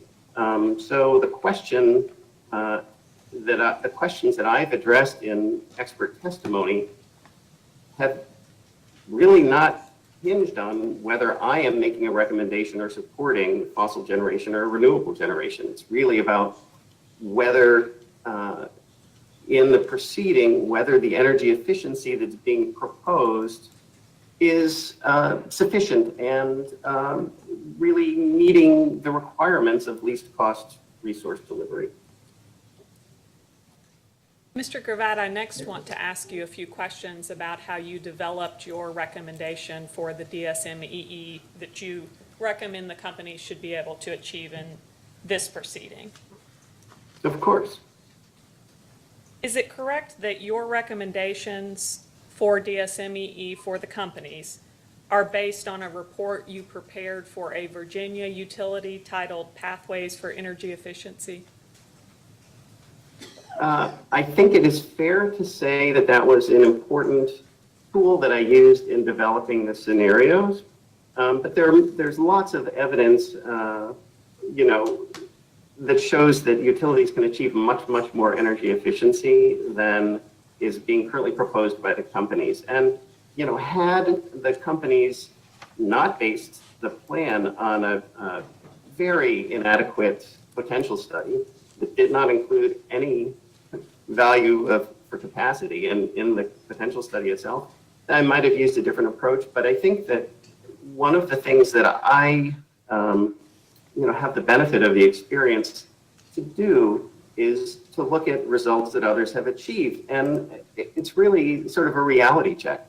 Well, what's possible? Do I believe that this potential study that shows that the companies can do almost nothing compared to other utilities, does that make sense to me? Let me look for another source of information. So I think it's very common in the industry to compare the leaders against the proposed achievements of others, and that's what I did here. Mr. Gravatt, if you could refer to Table 12 in your direct testimony. I believe you said you had that in front of you. you have a page number? Yes, I think it appears a couple times, but I'm looking at page 61. I have it. You mentioned that there were several inputs to your analysis beyond the Virginia Pathways report. But did the Virginia Pathways report primarily, was that what you primarily used to develop Table 12? I would say that along with professional judgment. For example, the Virginia Pathways report showed that the leading utilities in the group that were used as references in that report achieved a lot of savings from residential lighting. But understanding that the lighting standards have changed, I did not include any savings in my recommendation from retail lighting programs. In the Virginia Pathways study, Mr. Gravatt, that was prepared to explore whether a utility in Virginia could meet or exceed the savings requirement of the Virginia Clean Economy Act, correct? Well, that was the purpose of the report, but the beauty of the work and why I've used it here is that it's not only limited to what can be achieved in Virginia, because it takes the results of about a dozen large utilities who were benchmarked by the American Council for an Energy Efficiency Economy, and it looks at the savings that each achieved in different program types relative to the sector sales of those utilities, and uses that as the benchmark or the basis for estimating, well, if another utility was to achieve savings that would be in line with the average of this other group, what would that look like? So it's very much calibrated to the sales, in this case, of LG&E KU. Mr. Gravatt, do you understand that there is a savings requirement like is included in the Virginia Clean Economy Act in place in Kentucky? Do I understand that there is a savings requirement in Kentucky? Correct. I'm actually not aware that there's a savings requirement if the, no, I guess I'm not. You mentioned the It 12. must be a very small requirement if this plan would meet it. You mentioned the 12 investor-owned utilities that are included in the Virginia Pathways study. Does that include any utilities in Kentucky? No, it does not. It includes Ameren, Missouri. It includes Entergy, Arkansas. It includes Baltimore Gas and Electric, some Midwestern, Mid-Atlantic utilities. And, you know, I just want to comment. It's an interesting thing that Ms. Isaacson commented in her rebuttal testimony that, well, this is Kentucky, so those other utilities are different. It's always been interesting to me. I mean, it doesn't matter what state I'm in.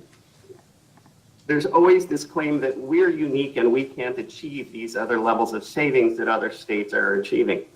And from my perspective, why don't we look at what high achieving states are actually doing and learn from that and use that to do more if it is cost effective, which clearly it is. I will point to Mr. Wilson's rebuttal testimony where he said he modeled the addition of my savings and the PVRR is $51 million less than what the company's preferred plan. That makes it cost effective in my mind.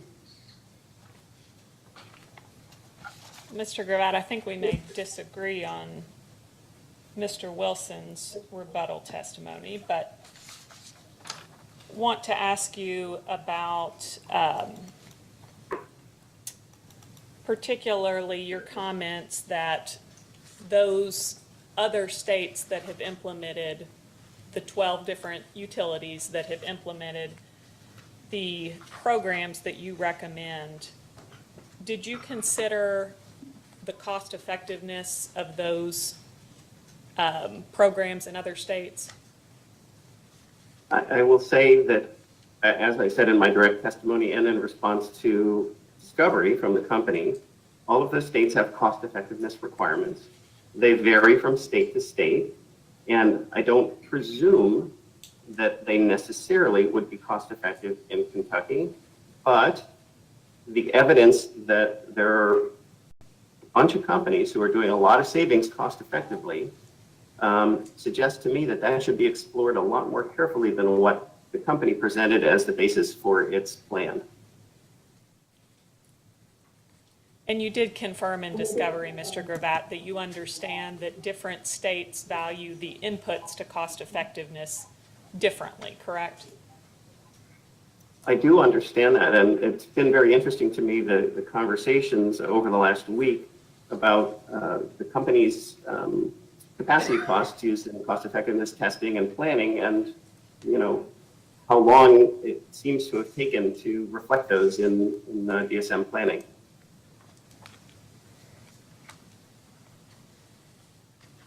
Is it correct that you have never conducted that type of cost effectiveness testing, though, Mr. Gravatt? Well, so I don't know if you understand what is involved in cost effectiveness testing. I'll tell you, it's basically taking the net present value of a stream of benefits and the net present value of a stream of costs and comparing them. It's just math. So I have not done that in the proceeding, but it's just math. It's not, it doesn't require particular expertise.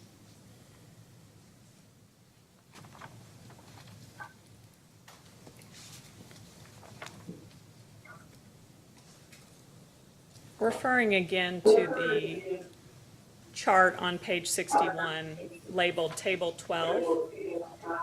Yes.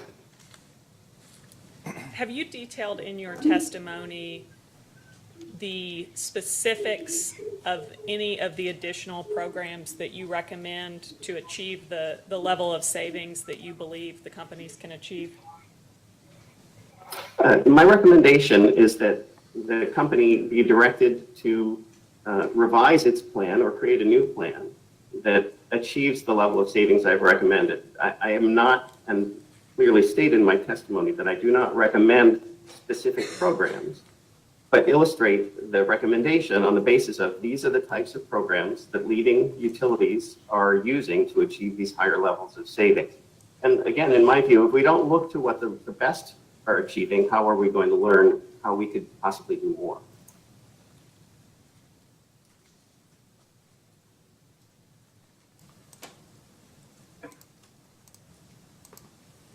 Mr. Gravatt, I understand your testimony to criticize the companies for not assessing the cost effectiveness of certain programs. I believe there are 5: midstream HVAC rebates, downstream rebates, home energy rebates, new home construction rebates, and strategic energy management. Is that correct? My criticism was that those were not considered seriously in the process of developing the plan. They were going through the matrix, the rubric that the chairman spoke about at length with the company witnesses last night. Those program areas that are responsible for significant amounts of savings for other utilities were not moved to cost effectiveness testing.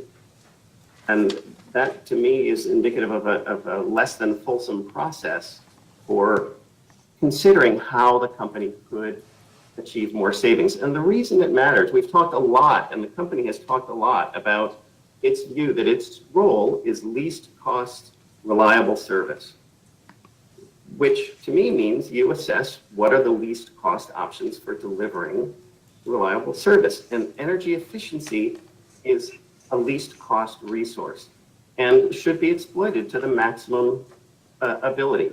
And it should be looked at very seriously. And again, I view this as the company's responsibility as part of its least cost service obligation.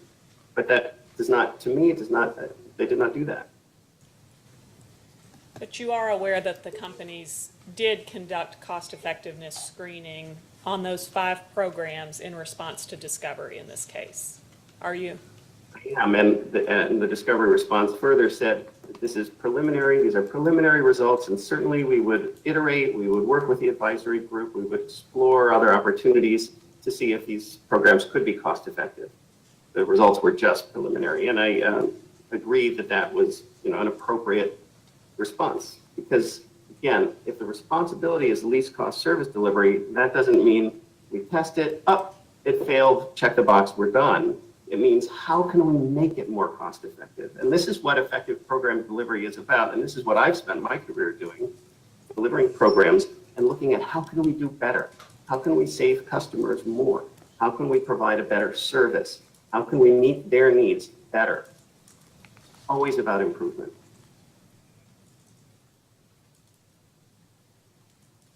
Did you review the company's supplemental response to PSC 2-38? That was the Excel spreadsheet that contained the results of that preliminary cost effectiveness analysis. Yes, I did. It only contained the results. It didn't include all of the inputs and the analysis. So it was, I did review it. Sure. And I'd like to ask about two programs in particular, the Strategic Energy Management, which had a preliminary result of the TRC test of 0.54, and Home Energy Reports, which had a result of the TRC test of 0.60. Is it your opinion that a further iteration of those programs could make the result of that TRC test over 1 and thus cost effective? Well, having no information about what the inputs were, I have to think that it's entirely possible.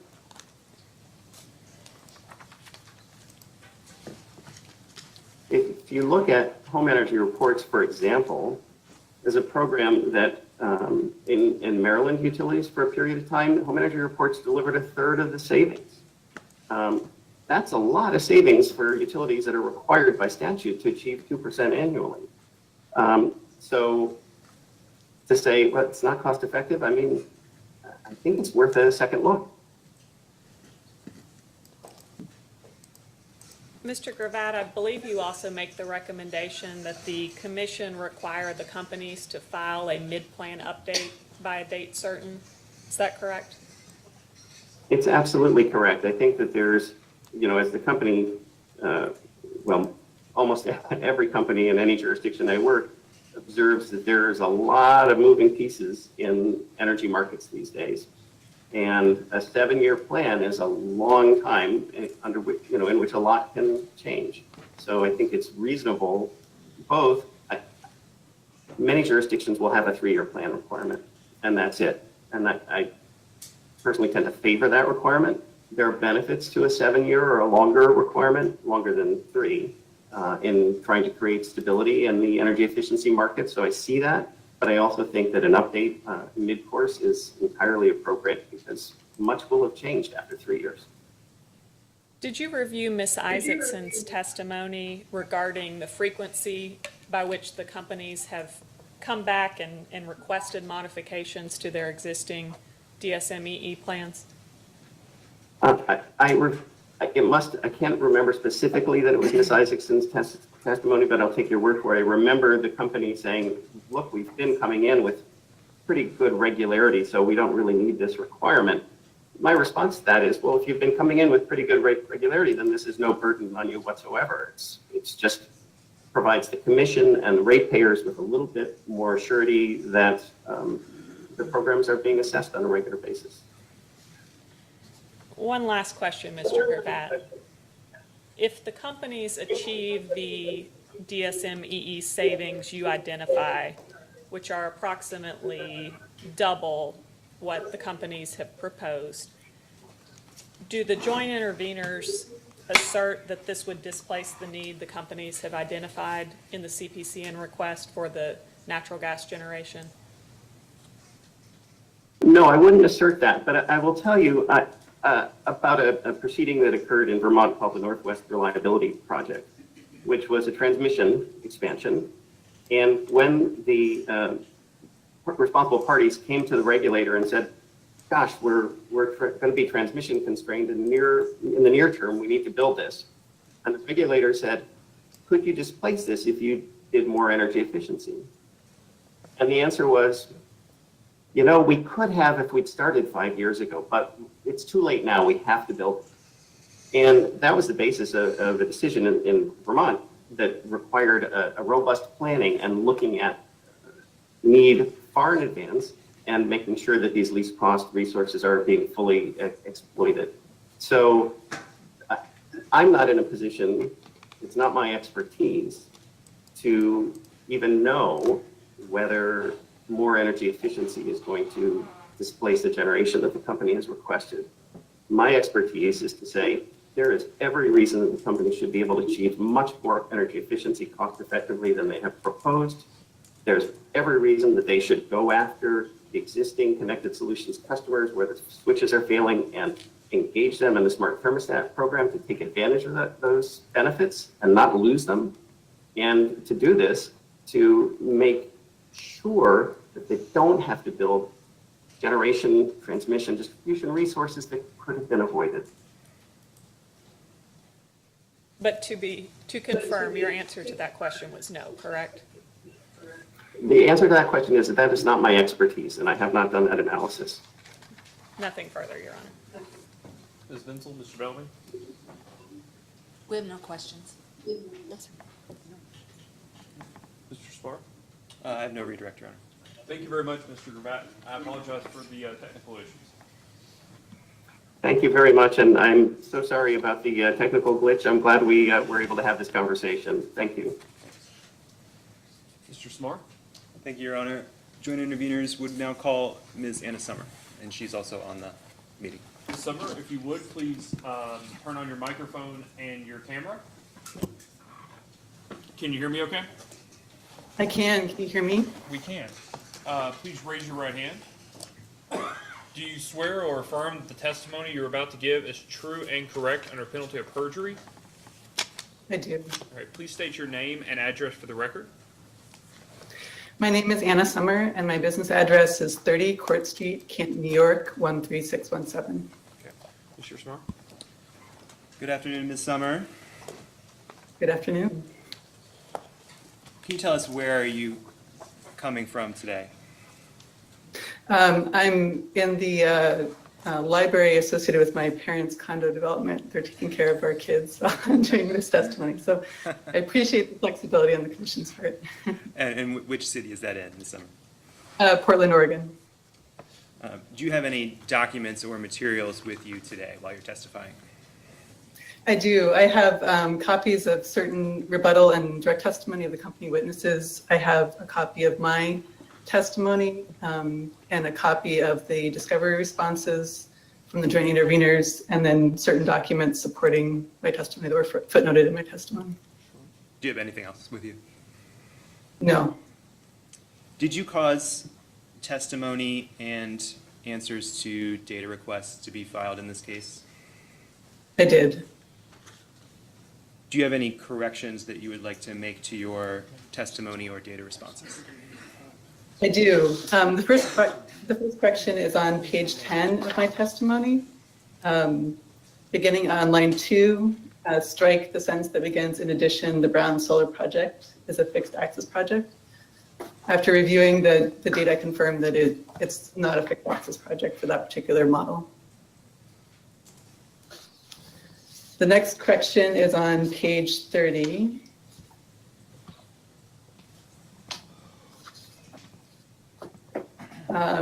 In table 5, the difference from company's preferred plan should be amended to account for the transmission cost associated with the wind project in both of those portfolios. So the difference should read for the first portfolio, renewables plus MC2 conversion, $1,399,273,493. And the difference for the renewables plus one NGCC portfolio should read $290,378,525. Similarly, on page 32, table 6, the difference for the renewables plus MC2 conversion should read $993,180,524. And the difference for the renewables plus one NGCC portfolio should read $81,887,968. On the bottom of page 33, the last sentence there should read an increase of about 4%, and then strike the rest of the sentence that begins "and noticeably."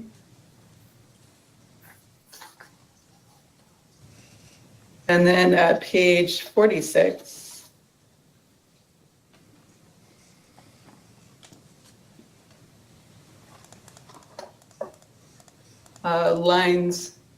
starting at line 6, strike the sentence that begins "for natural gas turbines with an intermediate load between 20 to 50% capacity factor."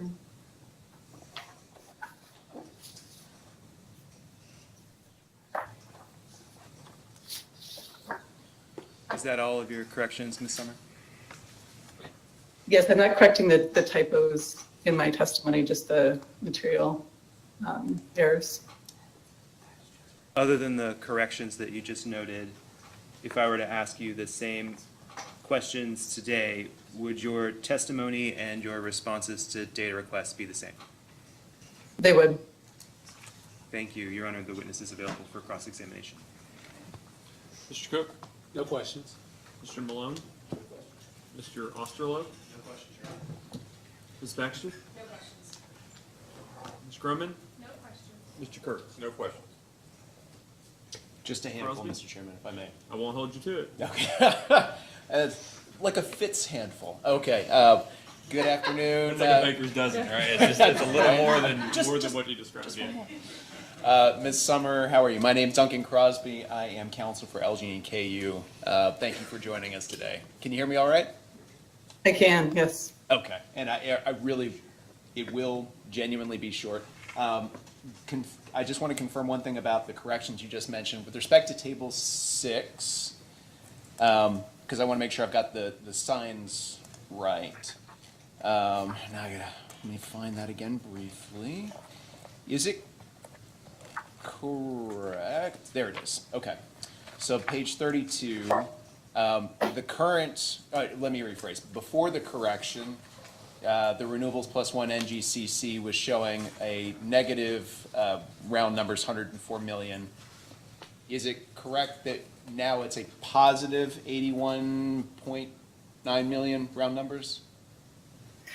Yes, so for this particular scenario, it is, we're looking at the mid-case gas price forecast and no CO2 pricing.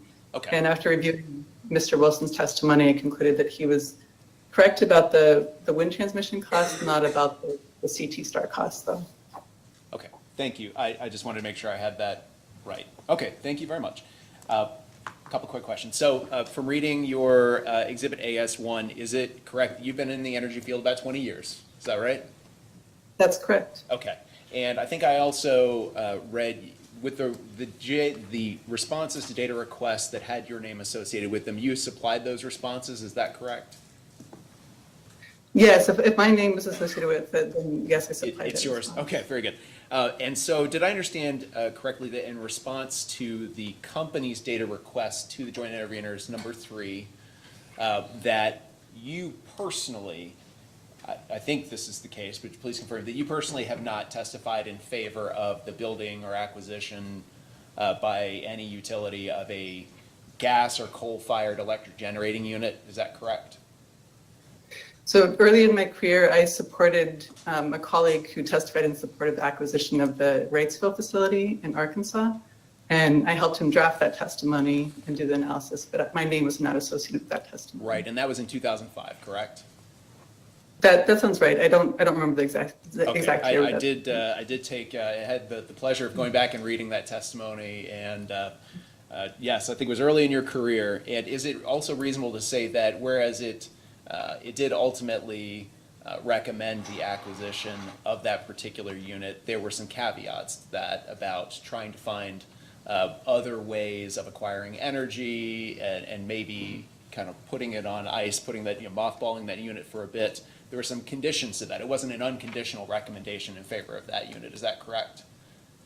Yeah, that recommendation was made in the context of the environment that was happening at the time. The facility itself was constructed and then almost immediately mothballed because of concern around gas prices. And that was a primary concern, at the time. This is pre shale gas fracking, and so there was a lot more volatility in the gas market then, and a lot more concern about higher prices than happened, even 3 years later. Got it. Okay, thank you.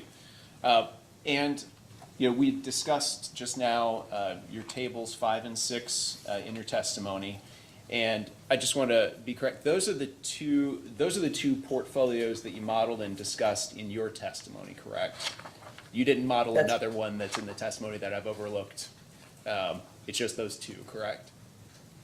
So we did what I think all modelers do, which is that you test different things out and you conclude either that there is an error associated with the inputs or that you need to change something about the manner in which a resource is represented, or you need to add new resources to a particular particular portfolio in order to reach a final portfolio. And these were the two portfolios that we modeled that reached that sort of final stage. Okay. No, I appreciate that. And is it accurate to say that, are you familiar with Mr. McDonald's testimony and sort of the total set of joint interveners' recommendations in this case that's presented there? I have not read Mr. McDonald's testimony. Okay. So you're not familiar with the joint interveners. If I told you what those were, you wouldn't know whether that was correct or not. What he had said there are sort of the set of recommendations that they're making in toto.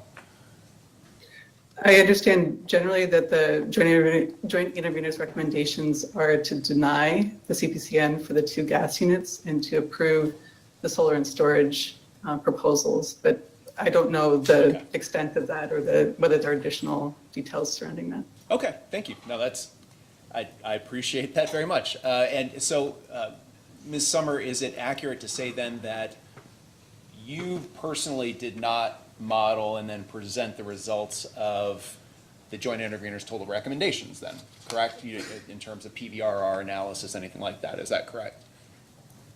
In so much as I don't know what they are, I don't think that I did, but I'm not entirely sure. Yeah, fair enough. Well, for example, actually, I think you just said, for example, your understanding is that the joint interveners are recommending not approving the 2 NGCCs. Is that consistent with your understanding? Yes. Okay. And they also, I think you accurately stated, the joint interveners are recommending approval of the CPCNs for the Brown battery facility as well as the 2 utility-owned solar facilities, correct? That's correct. Okay. And my understanding is that in neither of your modeled portfolios for which you provided results, you didn't include either of the battery, I said either, it's actually 3 things, right? A battery or either of the owned solar facilities. Those weren't part of the portfolios you modeled for alternatives to the companies, correct? Yeah, that's correct. The Brown battery storage facility and the 2 owned solar projects are not part of those portfolios. Okay, and you did, so there wasn't, so that the cost modeling is there, and you'd agree also as a related bit that the reliability related modeling associated with sort of the total package of joint interveners recommendations also is not presented in your testimony. Is that correct? That's correct. Okay. I have no further questions. Thank you. Ms. Vincent? Mr. Bellamy? Just a couple quick questions. On page 30 of your testimony, I was just looking at the 2 portfolios that you had modeled. Did I hear you correctly say that those were kind of the results of some initial modeling that you did to sort of select potential resources? That's correct. Would you like me to give an example of how that works? Yeah, go ahead. Okay. So for the first portfolio, for example, the renewables plus MC2 conversion portfolio, we started with the Case 8 portfolio that was presented in Mr. Stuart Wilson's testimony. And we expected that the binding constraint on any given portfolio would likely be reliability related. And so we tested different iterations of battery storage and conversions to try and get to a portfolio that would have an LLE less than 1. Without the MC2 conversion, that portfolio has an LLE of about 1.3, I believe. And as part of that testing, that's how we discovered that the companies had incorrectly modeled battery storage in CERBON, because we couldn't actually arrive at a portfolio that had even close to adequate reliability just by adding 1,000 megawatts worth of battery storage. So the iteration is both intended to create portfolios that meet certain criteria such as loss of load expectation, but also to understand the dynamics of the system and the dynamics of things that are added to the portfolio and what impact they have on things like cost, reliability, energy mix, et cetera. And were these the two most cost-effective alternative portfolios that you came up with after doing the various iterations that you were looking at? Yeah, yes, they were. One of the things that I would have loved to have done is further iteration on some of these portfolios. So, for example, it may be the case that we can add in more demand response and get a different loss of load expectation. But there simply wasn't time to iterate on these portfolios. So these are the two portfolios that we arrived at in terms of both reliability results and financial, PVRR results. And I know you included the conversion of MC2 as an additional generation resource. Was there any other generation resource that you considered that you thought that the company should have considered in their original either qualitative screening analysis or included in the resource expansion modeling? Not for this case. I do want to make a distinction between this case and IRP or future CPCN. I'm very aware that a decision needs to be made. There is a constraint here associated with compliance with the Good Neighbor Plan. There are concerns about the extent to which continuing to operate the coal units will put the companies in a far less than ideal position as things like EPA's greenhouse gas regulations come to bear. And that timing constrains the potential solutions to replace, these coal generators. Our feeling was that the RFP itself, the Alsters RFP that the companies had performed, had collected a good sense of what those resources would look like on the supply side, not on the demand side, obviously, but certainly on the supply side. And the things that could help meet the need and meet the reliability requirement that we were aiming for were basically some of the resources that hadn't made it into the RFP itself, like the conversion of Mill Creek 2. When you calculated the present value revenue requirement for the two portfolios shown here, over what time frame is that calculated? It's over the same time frame that the companies use. So they go out to, I can't remember if it's 2050 or 2060. And then they also have what they call a terminal value, which is an end effects period. We calculated our terminal value slightly differently than the companies did because it seemed the company's methodology of calculating that end effects period seemed to overstate the expected contribution of the sort of post optimization period. But it's a calculation that goes out either to 2050 or 2060. I wouldn't need to confirm my work papers, plus that terminal value period that I think extends for about 10 years. Did you have any, opinion as to the reasonableness of the time period looked at for determining the present value revenue requirement? I wouldn't say that I have a strong opinion. I do think that it is good to look out, at least 20 years, if not more. One of the complications, certainly, though, of the approach that the companies used is that there's really nothing about their model that speaks to what might happen in the, I would say, post-2030 time period. So, for example, Mr. Wilson pointed out in his rebuttal testimony that we included certain supply-side RFP resources in some of these portfolios at dates that wouldn't wouldn't correspond with the availability of those resources. But that was based on the convention that the utilities themselves used. Instead, what they did in their financial calculation is they just removed those resources. And I don't think that that's a very accurate way to assess the overall cost of a particular system. So if you were interested in looking at the full net present value, the full PVRR of a particular system over that length of a period, you'd want to see information around resource choices that are longer, or that extend into that, that later part of the planning period, because that can be really consequential to the net present value analysis.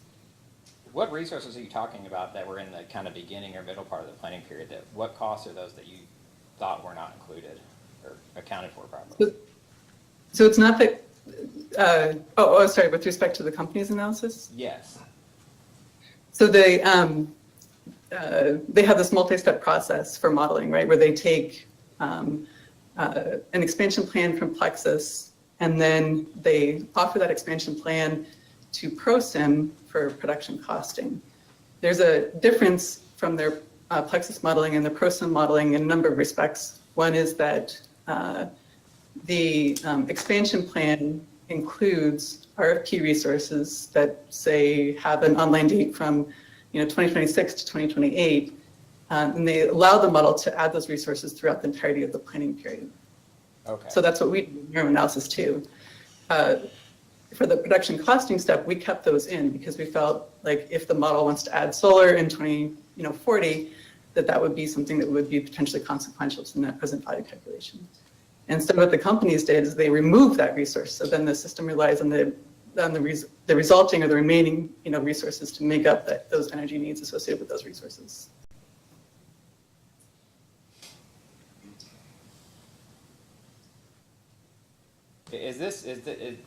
I know, if I recall from the responses or customer information, there was a discussion of the PPAs and modeling them based on, or modeling them in Plexos based on a single year, and then in ProSim based on when they would actually go into effect. Is that what you're talking about?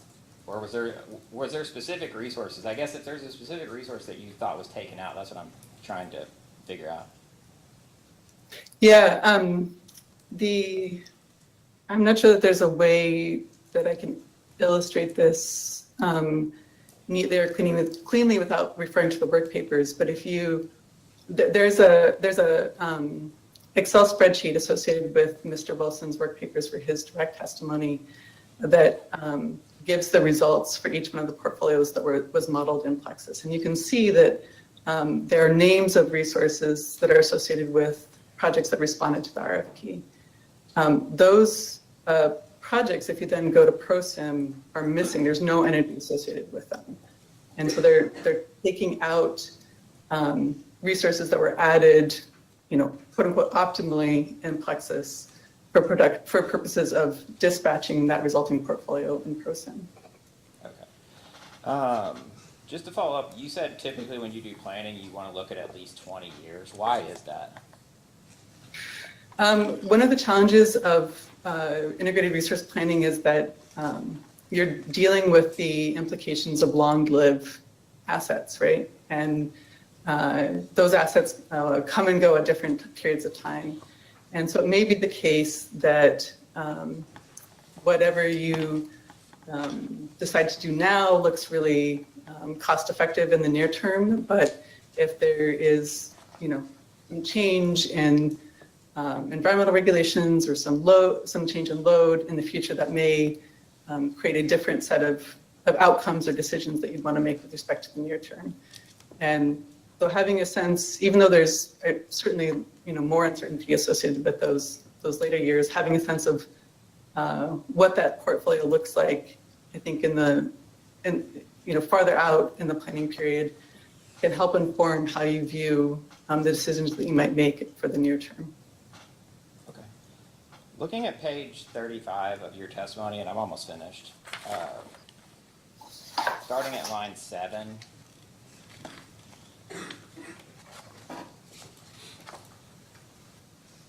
you're talking about, I guess, reliability metrics to potentially meet, I guess, you use LOLE and EUE to, I guess, test the reliability of your two proposed portfolios. Do you think that LOLE and EUE are appropriate metrics for measuring the reliability of potential portfolios? I certainly think that they're important metrics. The loss of load expectation is certainly a frequently used metric for this purpose. And as, you know, going to some discussion that happened last week during the hearing, it's, I think, very useful to understand the magnitude of shortfalls, and that's one of the reasons that we presented the EUE metric for each one of these portfolios as well. I have no other questions. Thank you very much for your time. Thank you. Mr. Crosby or Mr. Riggs, do you all have cross-examination for Mr. Wilson? Very brief. Okay, let's take a short recess, which will take 5 minutes. Then come back, give you an opportunity to conduct any redirect that you have in this summer, and then I'll give you an opportunity to call Mr. Wilson. Okay, thank you. We'll be in recess for 5 minutes.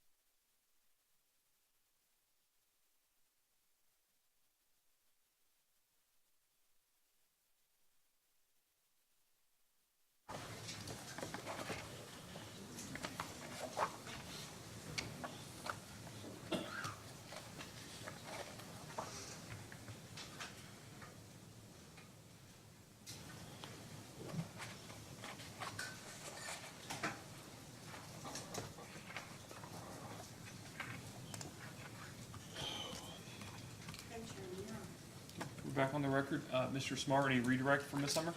Yes, Your Honor, just one question.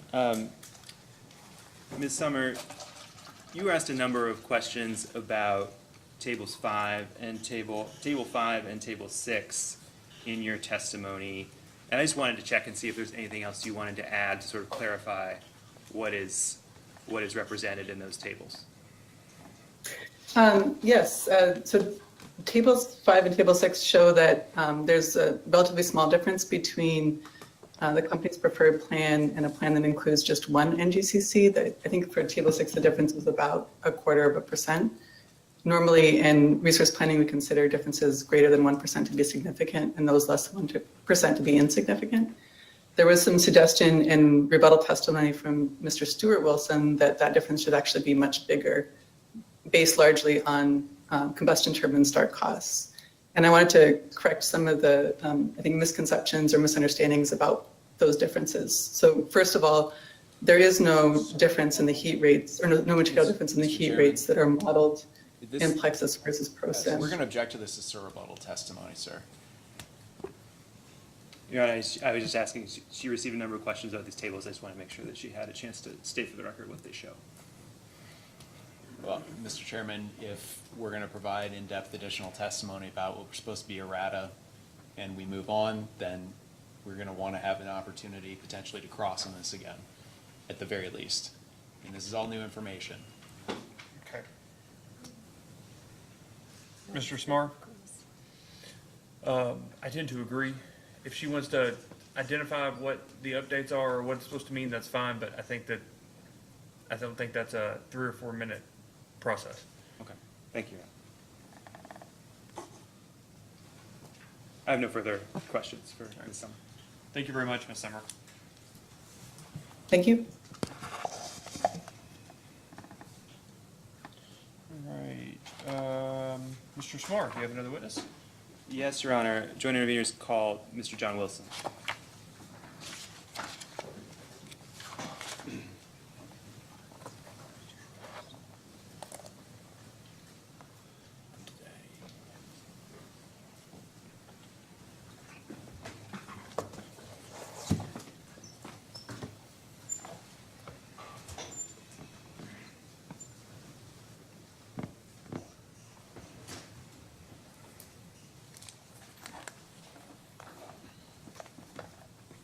Mr. Wilson, please raise your right hand. Do you swear or affirm that the testimony you're about to give is true and correct under penalty of perjury? I do. Please state your name and address for the record. My name is John D. Wilson. My business address is 9207 Kirkdale Road, Bethesda, Maryland, but I work out of Lexington, Kentucky. Okay. Mr. Smart? Thank you, Your Honor. Good afternoon, Mr. Wilson. Do you have any documents with you up there on the stand today? I do. I have a copy of my testimony and a copy of our responses to discovery requests. Any other documents? No. Did you cause written testimony and answers to data responses to be filed in this case? Yes. Do you have any corrections to your testimony or data responses? No. If I were to ask you the same questions today, would your testimony and responses to data requests be substantially the same? Yes. Thank you. The witness is available for cross-examination. Mr. Cook? No questions. Mr. Malone? No questions. Mr. Osterloh? No questions, Your Honor. Ms. Baxter? No questions, Your Honor. Ms. Grumman? No questions. Mr. Kurtz? No questions. Mr. Howard? No questions, Mr. Chairman. Your Honor, Mr. thank Riggs? you. Good afternoon, Mr. Wilson. I'm Kendrick Riggs, and I represent Louisville Gas and Electric and Kentucky Utilities Company. Thank you. Nice to meet you. Okay. So you essentially have two recommendations in your testimony. I'd like to explore those two recommendations one at a time. Your first recommendation, as I understand it, appearing at page 4, and you present a summary of both. But your first recommendation from page 4, from lines 3 through 5, is that, quote, based on your review of the Senate Bill 4 requirements, the companies have demonstrated that the proposed retirements rebut the presumption that they should remain in service. the proposed retirements should be approved by the commission. Did I read that correctly? Yes, sir. Now, your definition of dispatchable at page 6 for Senate Bill 4 purposes, I think you say is almost identical to that proposed by the companies in their retirement assessment, except that you modify the word unit with the word generating, because in your view, the word generating is defining itself, correct? I think you may have misstated it. I think Right. you got the point across, which is that I would not modify the word unit with generating. Okay. And because then the word generating defines itself. So, but otherwise I am in agreement with his definition.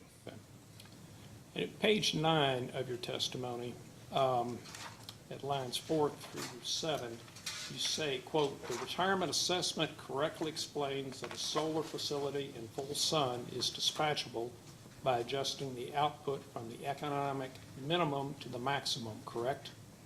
Yes, I do say that. And so you agree under those conditions that solar power is dispatchable? Yes. Okay. At page 13, you further conclude, quote, "The new electric generation proposed by the companies will be dispatchable with the exception of the solar PPAs." Is that correct? Yes, as I discussed in my testimony, that's for contractual reasons. The companies have not chosen to contract for those plants so that they would be dispatchable. They're technically either are or could be made to be dispatchable, but the company has, in my view, mistakenly chosen to contract for them so that they're not dispatchable. At page 14, you also state the company's method to evaluate reliability is reasonable. Is that correct? I'm sorry, I didn't quite hear the last part of your Page question. 14 of your testimony, you state that the company's method to evaluate reliability is reasonable? Yes, in the present circumstances, and as I went on to say, with the caveat that others are raising significant concerns about the company's implementation of its method. So what I'm referring to by its method there is at a very high level. The general approach that it takes is a reasonable approach, but I'm not endorsing all of the details of the company's evaluation of reliability. But for purposes of your Senate Bill 4 evaluation, you do believe the company's assessment of reliability is reasonable? Well, for the purposes of my Senate Bill 4 testimony, I took at face value, for the most part, both the company's position and Mr. Levitt's position on certain findings, and I did not engage in detailed evaluation of whether those conclusions were reached correctly or not. So, for example, the company's use of the Servo model to create certain reliability metrics, I was not involved in reviewing the company's Servo, how it used Servo to evaluate that. I believe Ms. Summer did that work. Right. And I did not. There's nothing in your testimony that suggests that you were opining on the Servo model, is there? Right, and so I was not, so when I refer to Mr. Levitt's or the company's conclusions, except as otherwise noted in my testimony, I'm taking their findings at face value and just simply applying the Senate Bill 4 criteria to them. That was the scope of my testimony. Turn to page 23.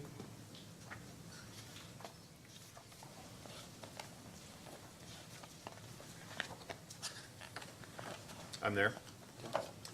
And at page 23, I believe you state that Brown 3, if it is not retired and kept online, you, in your opinion, in fact, think or believe that there is an increased reliability risk, correct? Could you point me to the line where I'm discussing Brown 3? I have a general discussion of all of the coal plants on that page, but I'm not familiar with where I'm talking about Brown 3 specifically. Well, I believe you said on this page that not retiring the proposed units that are the subject of the retirement application would create a risk in the winter period, a reliability risk in the winter period, correct? So what I said is that if the companies kept the coal units online for coal reserve or for some other purpose resulting in relatively limited use, the coal units are likely to demonstrate lower reliability during cold weather conditions. All right. So this is in a very specific situation. This isn't generally a comment on those plants, reliability or lack thereof. It's just my awareness that when plant utilization is reduced, the chance that operators or others involved in the process of keeping the plant available for immediate dispatch, you know, the chances for mistakes are much higher. The chances for things to be overlooked or postponed, you know, are much greater. And then there's a chance that when you do bring it online for that emergency use, it doesn't actually function as expected. Okay. Okay. Two more questions in this area. Could you turn to page 26, please?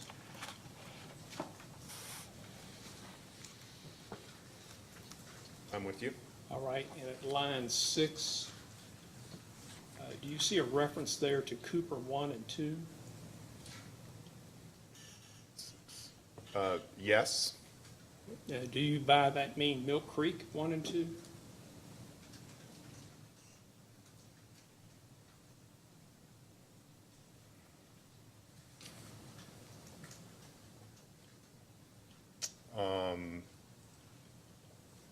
I guess I would need to look at the reference that's cited there to refresh my memory on that. It is possible that that's a mistake, but since I'm citing the company's work papers, I would need to go back and look at those to determine whether I made a mistake there or not. All right, I would just ask through your counsel, if you'd undertake to do that and you find it to be a mistake, will you file it? I think this is an errata. Okay, thank you. Okay. So page 33, line 33, you conclude in summary, quote, in summary, keeping these units in service and not retirement is likely to harm the company's ratepayers by causing net incremental costs that could have been avoided by retiring the electric generating units, close quote. Is that correct?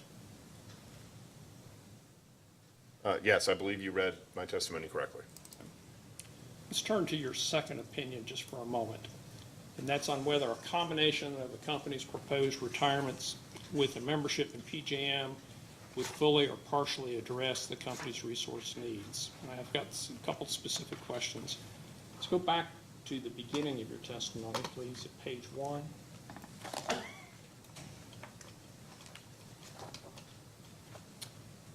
And lines 5 through 8, you make it clear you're appearing and representing in this testimony the joint interveners, correct? That's correct. Okay.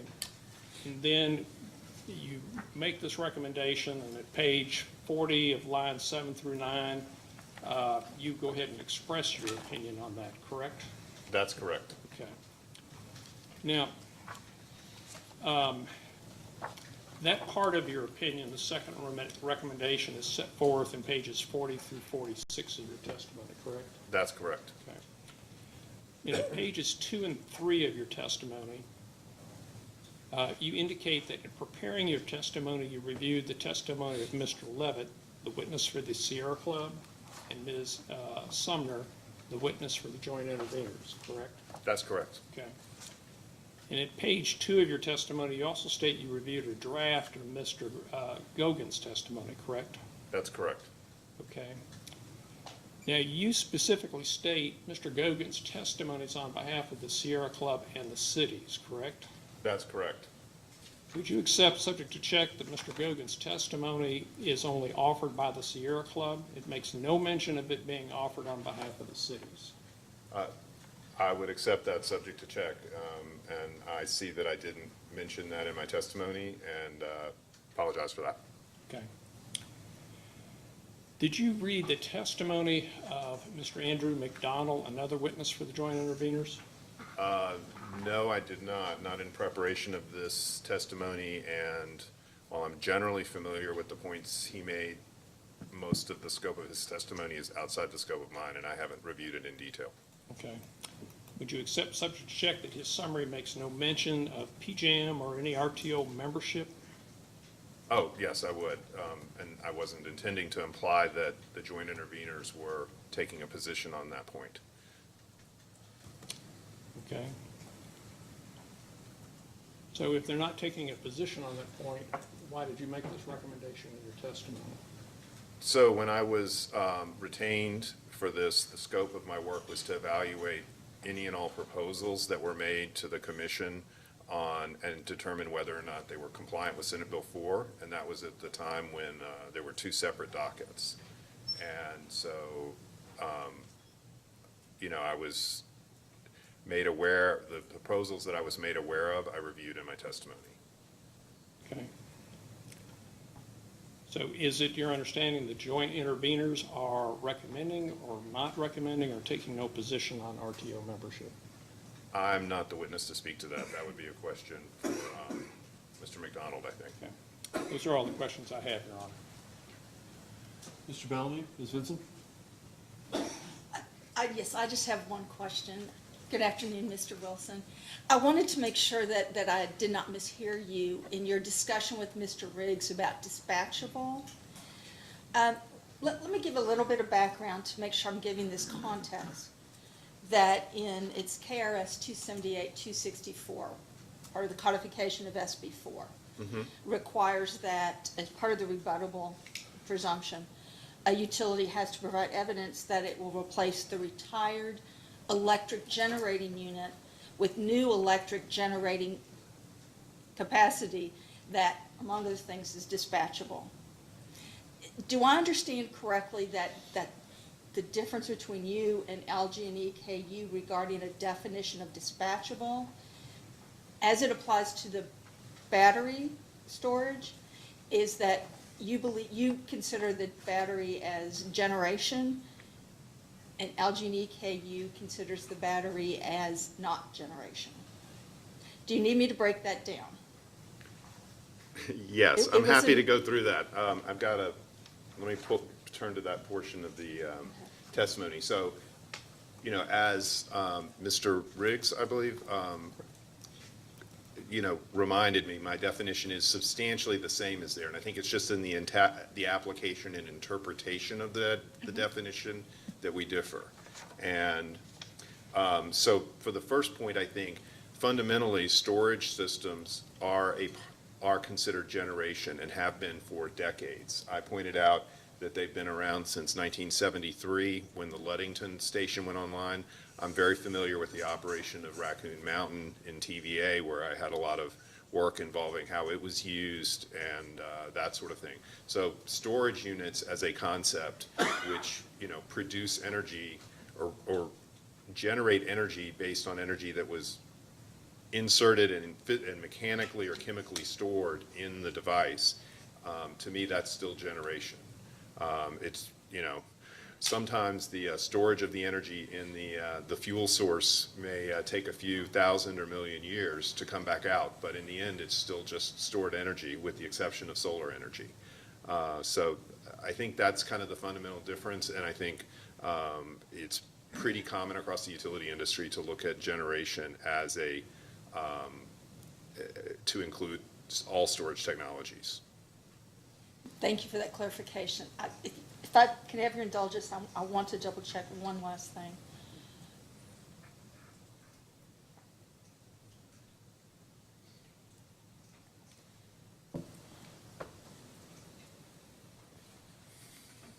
In regard to the reference in your testimony to Cooper 1 and Cooper 2, I'm trying to think of how to do this without going too far astray, but in response to staff's second request, item 55. Excuse me, could you remind me where that reference is? I apologize, I don't remember. No, it's okay. Let me find it here in your testimony.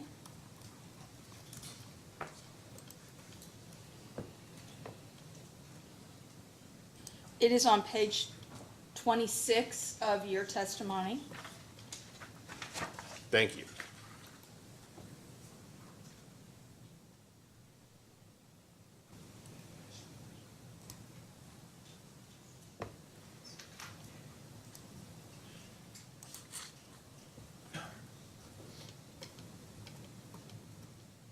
I'm there. Okay, and do you happen to have LG&E and KU's response to staff's second request, item 55? I don't think I have that. I think I just have responses to our data requests. May I read something to you to see if it helps provide context? Please. In that question, what staff asked was for LG&E KU to refer to their response to staff's first request, item 47A, and also another case, 2022-00098, in which East Kentucky Power Company, or EKPC, indicated that the simultaneous outage of LG&E KU's Brown Unit 3 and EKPC's Cooper Station Units 1 and 2 could cause issues in serving load in the southern Kentucky area. Without asking if that refreshes your recollection, as you work with your council to look into that issue, I would ask you to look at that and see if that is what you are referring to. Thank you, I will do so. And you know, in looking at the footnote for the, when Mr. Riggs was asking me, I mistakenly looked at footnote 46, and I would have asked him if he could provide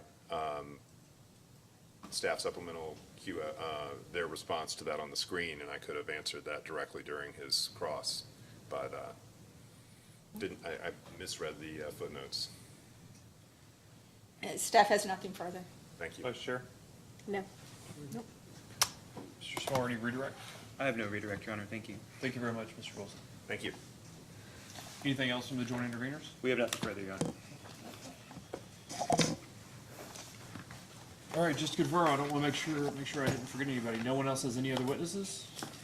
We formally excuse Judge Executive, and everybody's had their opportunity to testify. Is that right? Correct. I just want to I'm going to run through notes to make sure that we have the record correct as to the hearing exhibits. I have KIUC 1 through 4 as admitted.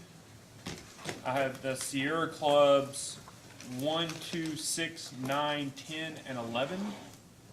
And 7 was not admitted, but the notice of filing was made, and we ruled from the bench that we'll take administrative notice of that memorandum. There was KCA 1 through 5, all admitted. Louisville Metro 1, which is admitted. The joint interveners 1, 2, 3, 4, 5, 6, 7, 8, and 9, Mr. Fitzgerald, and LG and KU's 2. And we'll be looking forward to the motion on the RTO comments. Yes. Okay. Is there anything that I missed?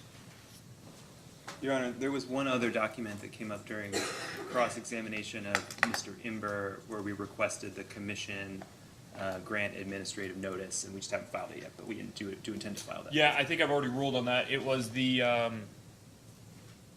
golly, I think there were 2 of them, maybe. Let me, hold on one second here, Mr.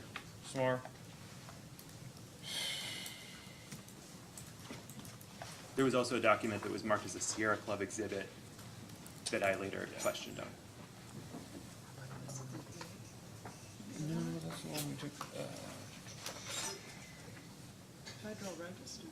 They were, I believe they were both the Federal Registers, is that right? Yes, but the first one had previously been asked about by Sierra Club, so we only had one that was specific to us. Yes, I think we ruled on that one. Okay. Yeah, that we would take notice because it was the Federal Register. I don't, there's no.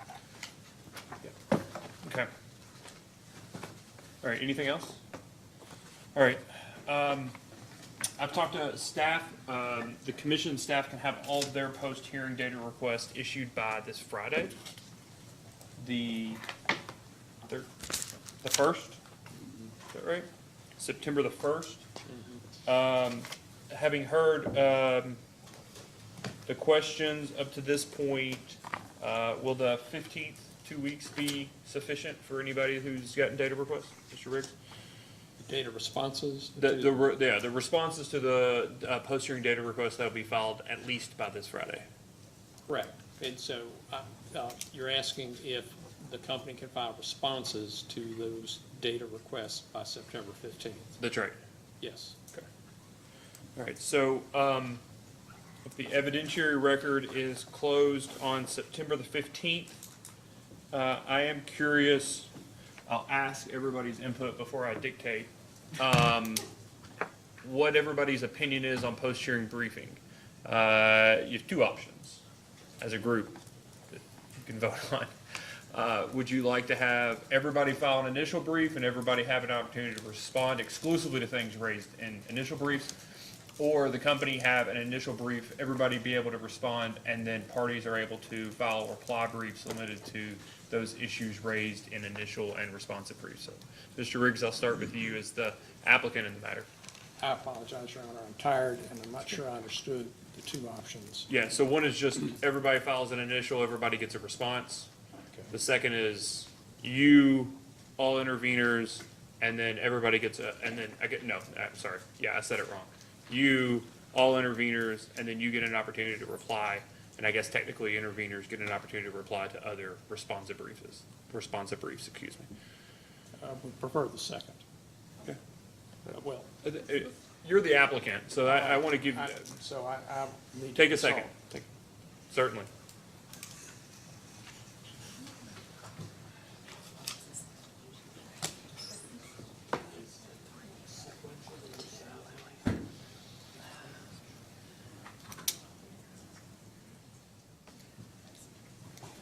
So under option two, Your Honor, company, as I understand it, again, I apologize. Okay.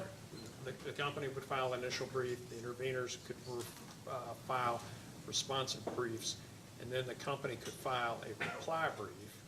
And if the interveners filed a reply brief, it would be limited to the briefs filed by the other interveners. Everybody, yes, but just to be clear, everybody's reply briefs would be limited to those, exclusively those issues raised in previous briefs. Yes. Sorry, just to be clear, since. It'll pick you up. You can go ahead. Sound good at this. So in that situation, the company files, all other parties file response briefs. That's right. On reply, you can only reply to response briefs. Yeah, I'm sorry. Just to be clear. I just mean to say that everybody can reply to each other's response briefs. That's all I'm trying to indicate. Okay. Your Honor? Hold on one second. Let Mr. Riggs finish. Okay, go right. So just to be clear. Because the company, LG and EKU, will not have a response brief, there should be no reply brief by any party related to something that the companies have filed in their opening brief. Yes. That's right. That's right. Yeah, I'm sorry. Replies are to responses. I just mean to indicate that the opportunity of a reply brief is not limited to the applicant in the case. That's all I was trying to indicate. My apologies. Our fundamental position is, with the party with the burden of proof, we believe we should have the last word with briefing. No, that's fine. A last word, but I do want to provide an opportunity for us to have the benefit if somebody raises something in their response brief to you all, right? Another party have an opportunity to reply to a different party's assertion raised in their response brief. Yes. That's Yes. so as long as you all are filing those replies all at the same time, I think that makes sense for us. Right, it'll be one reply brief to all response briefs that we'll. That's right. We'll submit. That's right. Yeah. You all can file 9 of them, 8 of them if you like, but I'd prefer one if you could address all of those. And the reason I ask this is because we do have, of course, a statutory date, and we have attempted the best we can with everything else that we're doing, timely adjudicate this case. I would like to have all briefing concluded by October the 4th. To do it any later would give the commission effectively less than a month to take the entire case under consideration before the statutory date for the DSM. And frankly, barely, not even quite a month and a half for the Senate Bill 4 filing. So an October 4th effectively gives us a month to be able to consider the case. So with that, if we were gonna, I just want to make sure all the options are on the table. Oh, I'm sorry, Mr. Cook. Yeah, I apologize. Sorry. I think the AG would agree that we could allow the company to have the last word. That's usually what we've done, especially for a major case like this. I think that's only fair, only appropriate. One thing, though, I just want to clarify, when you say that the interveners would file a brief in response to the company's brief, the AG believes we should be able to comment on what's in the record. Sure. I think that's due process. Yeah, I don't mean to indicate otherwise, but that's. Okay, because I don't know if the company's going to comment on one issue that, you know. That'll be fine. Yeah, Okay. I don't envision otherwise. Thank you. That you wouldn't be able to make your position known in Thank the, you. in the response brief. Thank you. You could almost do simultaneous opening briefs where all parties file whatever they want. Well, so that's what that's the offer, that's literally the other offer. But then I Sequential meant- or simultaneous? Well, what I meant is you could, it's almost a third option, which is all parties file opening briefs, response briefs limited to arguments, and then only give the company a chance to file a reply, to give them the final word. I guess my position is, if we're gonna allow everybody to file a response brief, I see that as effectively giving the company the last word as it relates to everything raised in the initial brief. So that's why I said there are two options. I get you're trying to, No, Mr. Cooks. I forgot the Star Trek term. You're trying to break the unwinnable. Dang it, it doesn't really matter. Core or something. I want to say Korematsu, but that's Kobayashi Maru, you know? Thank you. There you go. There's two options, right? Sequential briefing, which historically the commission has gone back and forth, and frankly, it depends on the type of case, or simultaneous briefing. You've chosen both in the past. You're the applicant in this case. I want to know what your opinion is, but I want to give you the dates. Sure. So with that in mind, Okay. if we did a sequential briefing, the company's opening brief, in large part because effectively all the post-hearing data requests are coming from you all, so you have an appreciation what the record will be like. The opening brief by the company would be due on the 15th, September 15th. It's because y'all don't have any post-hearing DRs for any of the other parties. I don't believe so. No, we do not. Your Honor, if I may, we also had a few post-hearing data requests. I don't know if that was subsumed within your deadline of this Friday. Yes. But that's fine. Yes. Yes. Yes, all parties would have to file their data request by this Friday. Yes. So the company's opening brief would be on the 15th, with the response briefs due in a week and a half, on the 27th. 22nd? 7th. 7th. With replies on the 4th. So that's why I wanted to make sure that it's clear what the record is, so that two briefs, by the way, if we did simultaneous briefing, the opening brief would be due on the 22nd, and everybody's response briefs would be due on the 4th. That would give all parties 7 days after the data requests are filed in order to have an appreciation for the entirety of the record. You held for a second. So please take.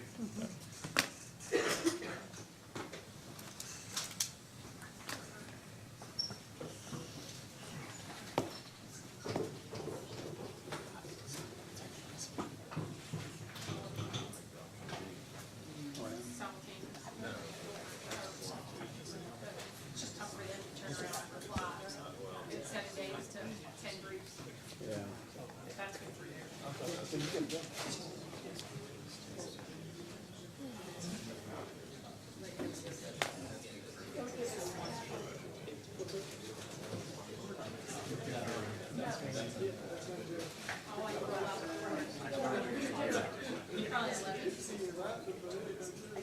Just still better to be home tonight. No, that's tomorrow. I'll be here. I'm the head coach. But I mean, I referee. Chairman, are we still on the record? We are. I would advise that we're still on the record. We're okay. Thank you. Your Honor, thank you for outlining the briefing schedule. That was very instrumental and helpful in our thinking on this, and I'm going to change the position of the company, and we will go with the first option. The sequential briefing or the? Sequential briefing, yes. Sequential briefing, so the company's initial brief would be due on the 15th? Yeah. No. Oh, I'm- sorry, okay, that's, The first option, When you- where the brief, all parties' briefs are due on September 22nd, and all Okay. reply briefs are due on October 4th. all right. Any objection to opening briefs on the 22nd for all parties, responsive briefs on the October 4th, with the case submitted at 12:01, it's really 12, but I've given up on that one. 11:59. 12 o'clock on October the 5th. Okay. All right, so, Your Honor, would it be okay if a party chose to not file a reply brief? Is a response brief, absolutely. That's your right. I'm sorry, can I clarify? Based on that, it was just a response brief. Are we going to require everyone to file an initial brief? No. Perfect. People don't want to take a position, that's their right. Oh. And just to clarify, then the response brief will be limited to Yeah, issues and raised. our order will say the following, is we've purposely put these in order recently. Parties shall, if they choose to, shall file their opening briefs and so, and then response briefs limited to the issues raised in the initial briefs due so-and-so shall be filed if a party chooses to do so by this date. That's how we've written a few of the orders in the briefing schedules that we've done. No sandbagging. All right, so just to be clear, post-hearing data requests will be issued, we'll have a procedural schedule out the next day or two. So all post-hearing data requests need to be submitted by September the 1st, this Friday, with the due date for them to be responded to by I think the company's the only one that will have any, by September the 15th. The procedural schedule will also allow for briefing, an initial brief on September the 22nd, with a response brief limited to the issues raised in initial briefs due October the 4th, and then at 12:01 on the 5th, it'll be submitted. Okay, so one last thing for the company, and we've been saying this in here, just to be clear. Insofar as there are, if you have an issue with data requests, I ask that you, when you determine that you have an issue that may keep you from filing or responding fully to individual data requests, that you, as soon as you find out, seek leave for an extension of time or whatever, and then also by the due date, file with us what you do have. That's always our request, and if we need to change the briefing schedule accordingly, we can. Is there anything else? I have one question, Your Honor. Are there issues or an issue that the commission would like to see briefed? There are a number of issues I look forward to seeing in the brief. I think that, let me say it this way, I don't think that there are any, I think that hearing questions and the issues that have been at issue in the case, to me, are fairly obvious. I don't think there's anything hidden for any parties. There are a number of terms that are the legal standard that are not defined in the statute. I think that the commission has to, as a matter of precedent, define for the first time. And so I would suggest that if anybody has strong opinions one way or the other, that they express that in their briefing as a legal issue. Right.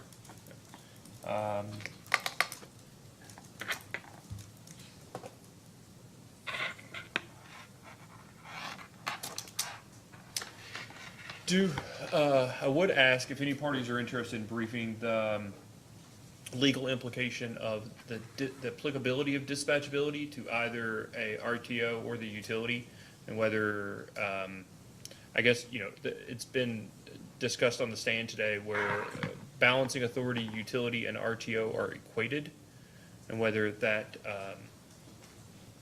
frankly, that may be a question of fact, but also may be a question of law as to whether that makes a difference with the definition and determination of dispatchability.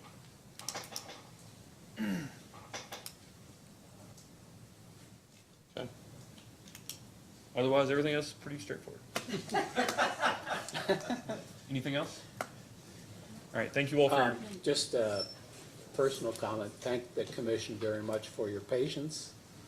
It's been a long, difficult hearing. Y'all did great. So, Thank you all for the Second that patience, yeah. motion. Appreciate it. If nothing else, this hearing is concluded. Thank you very much.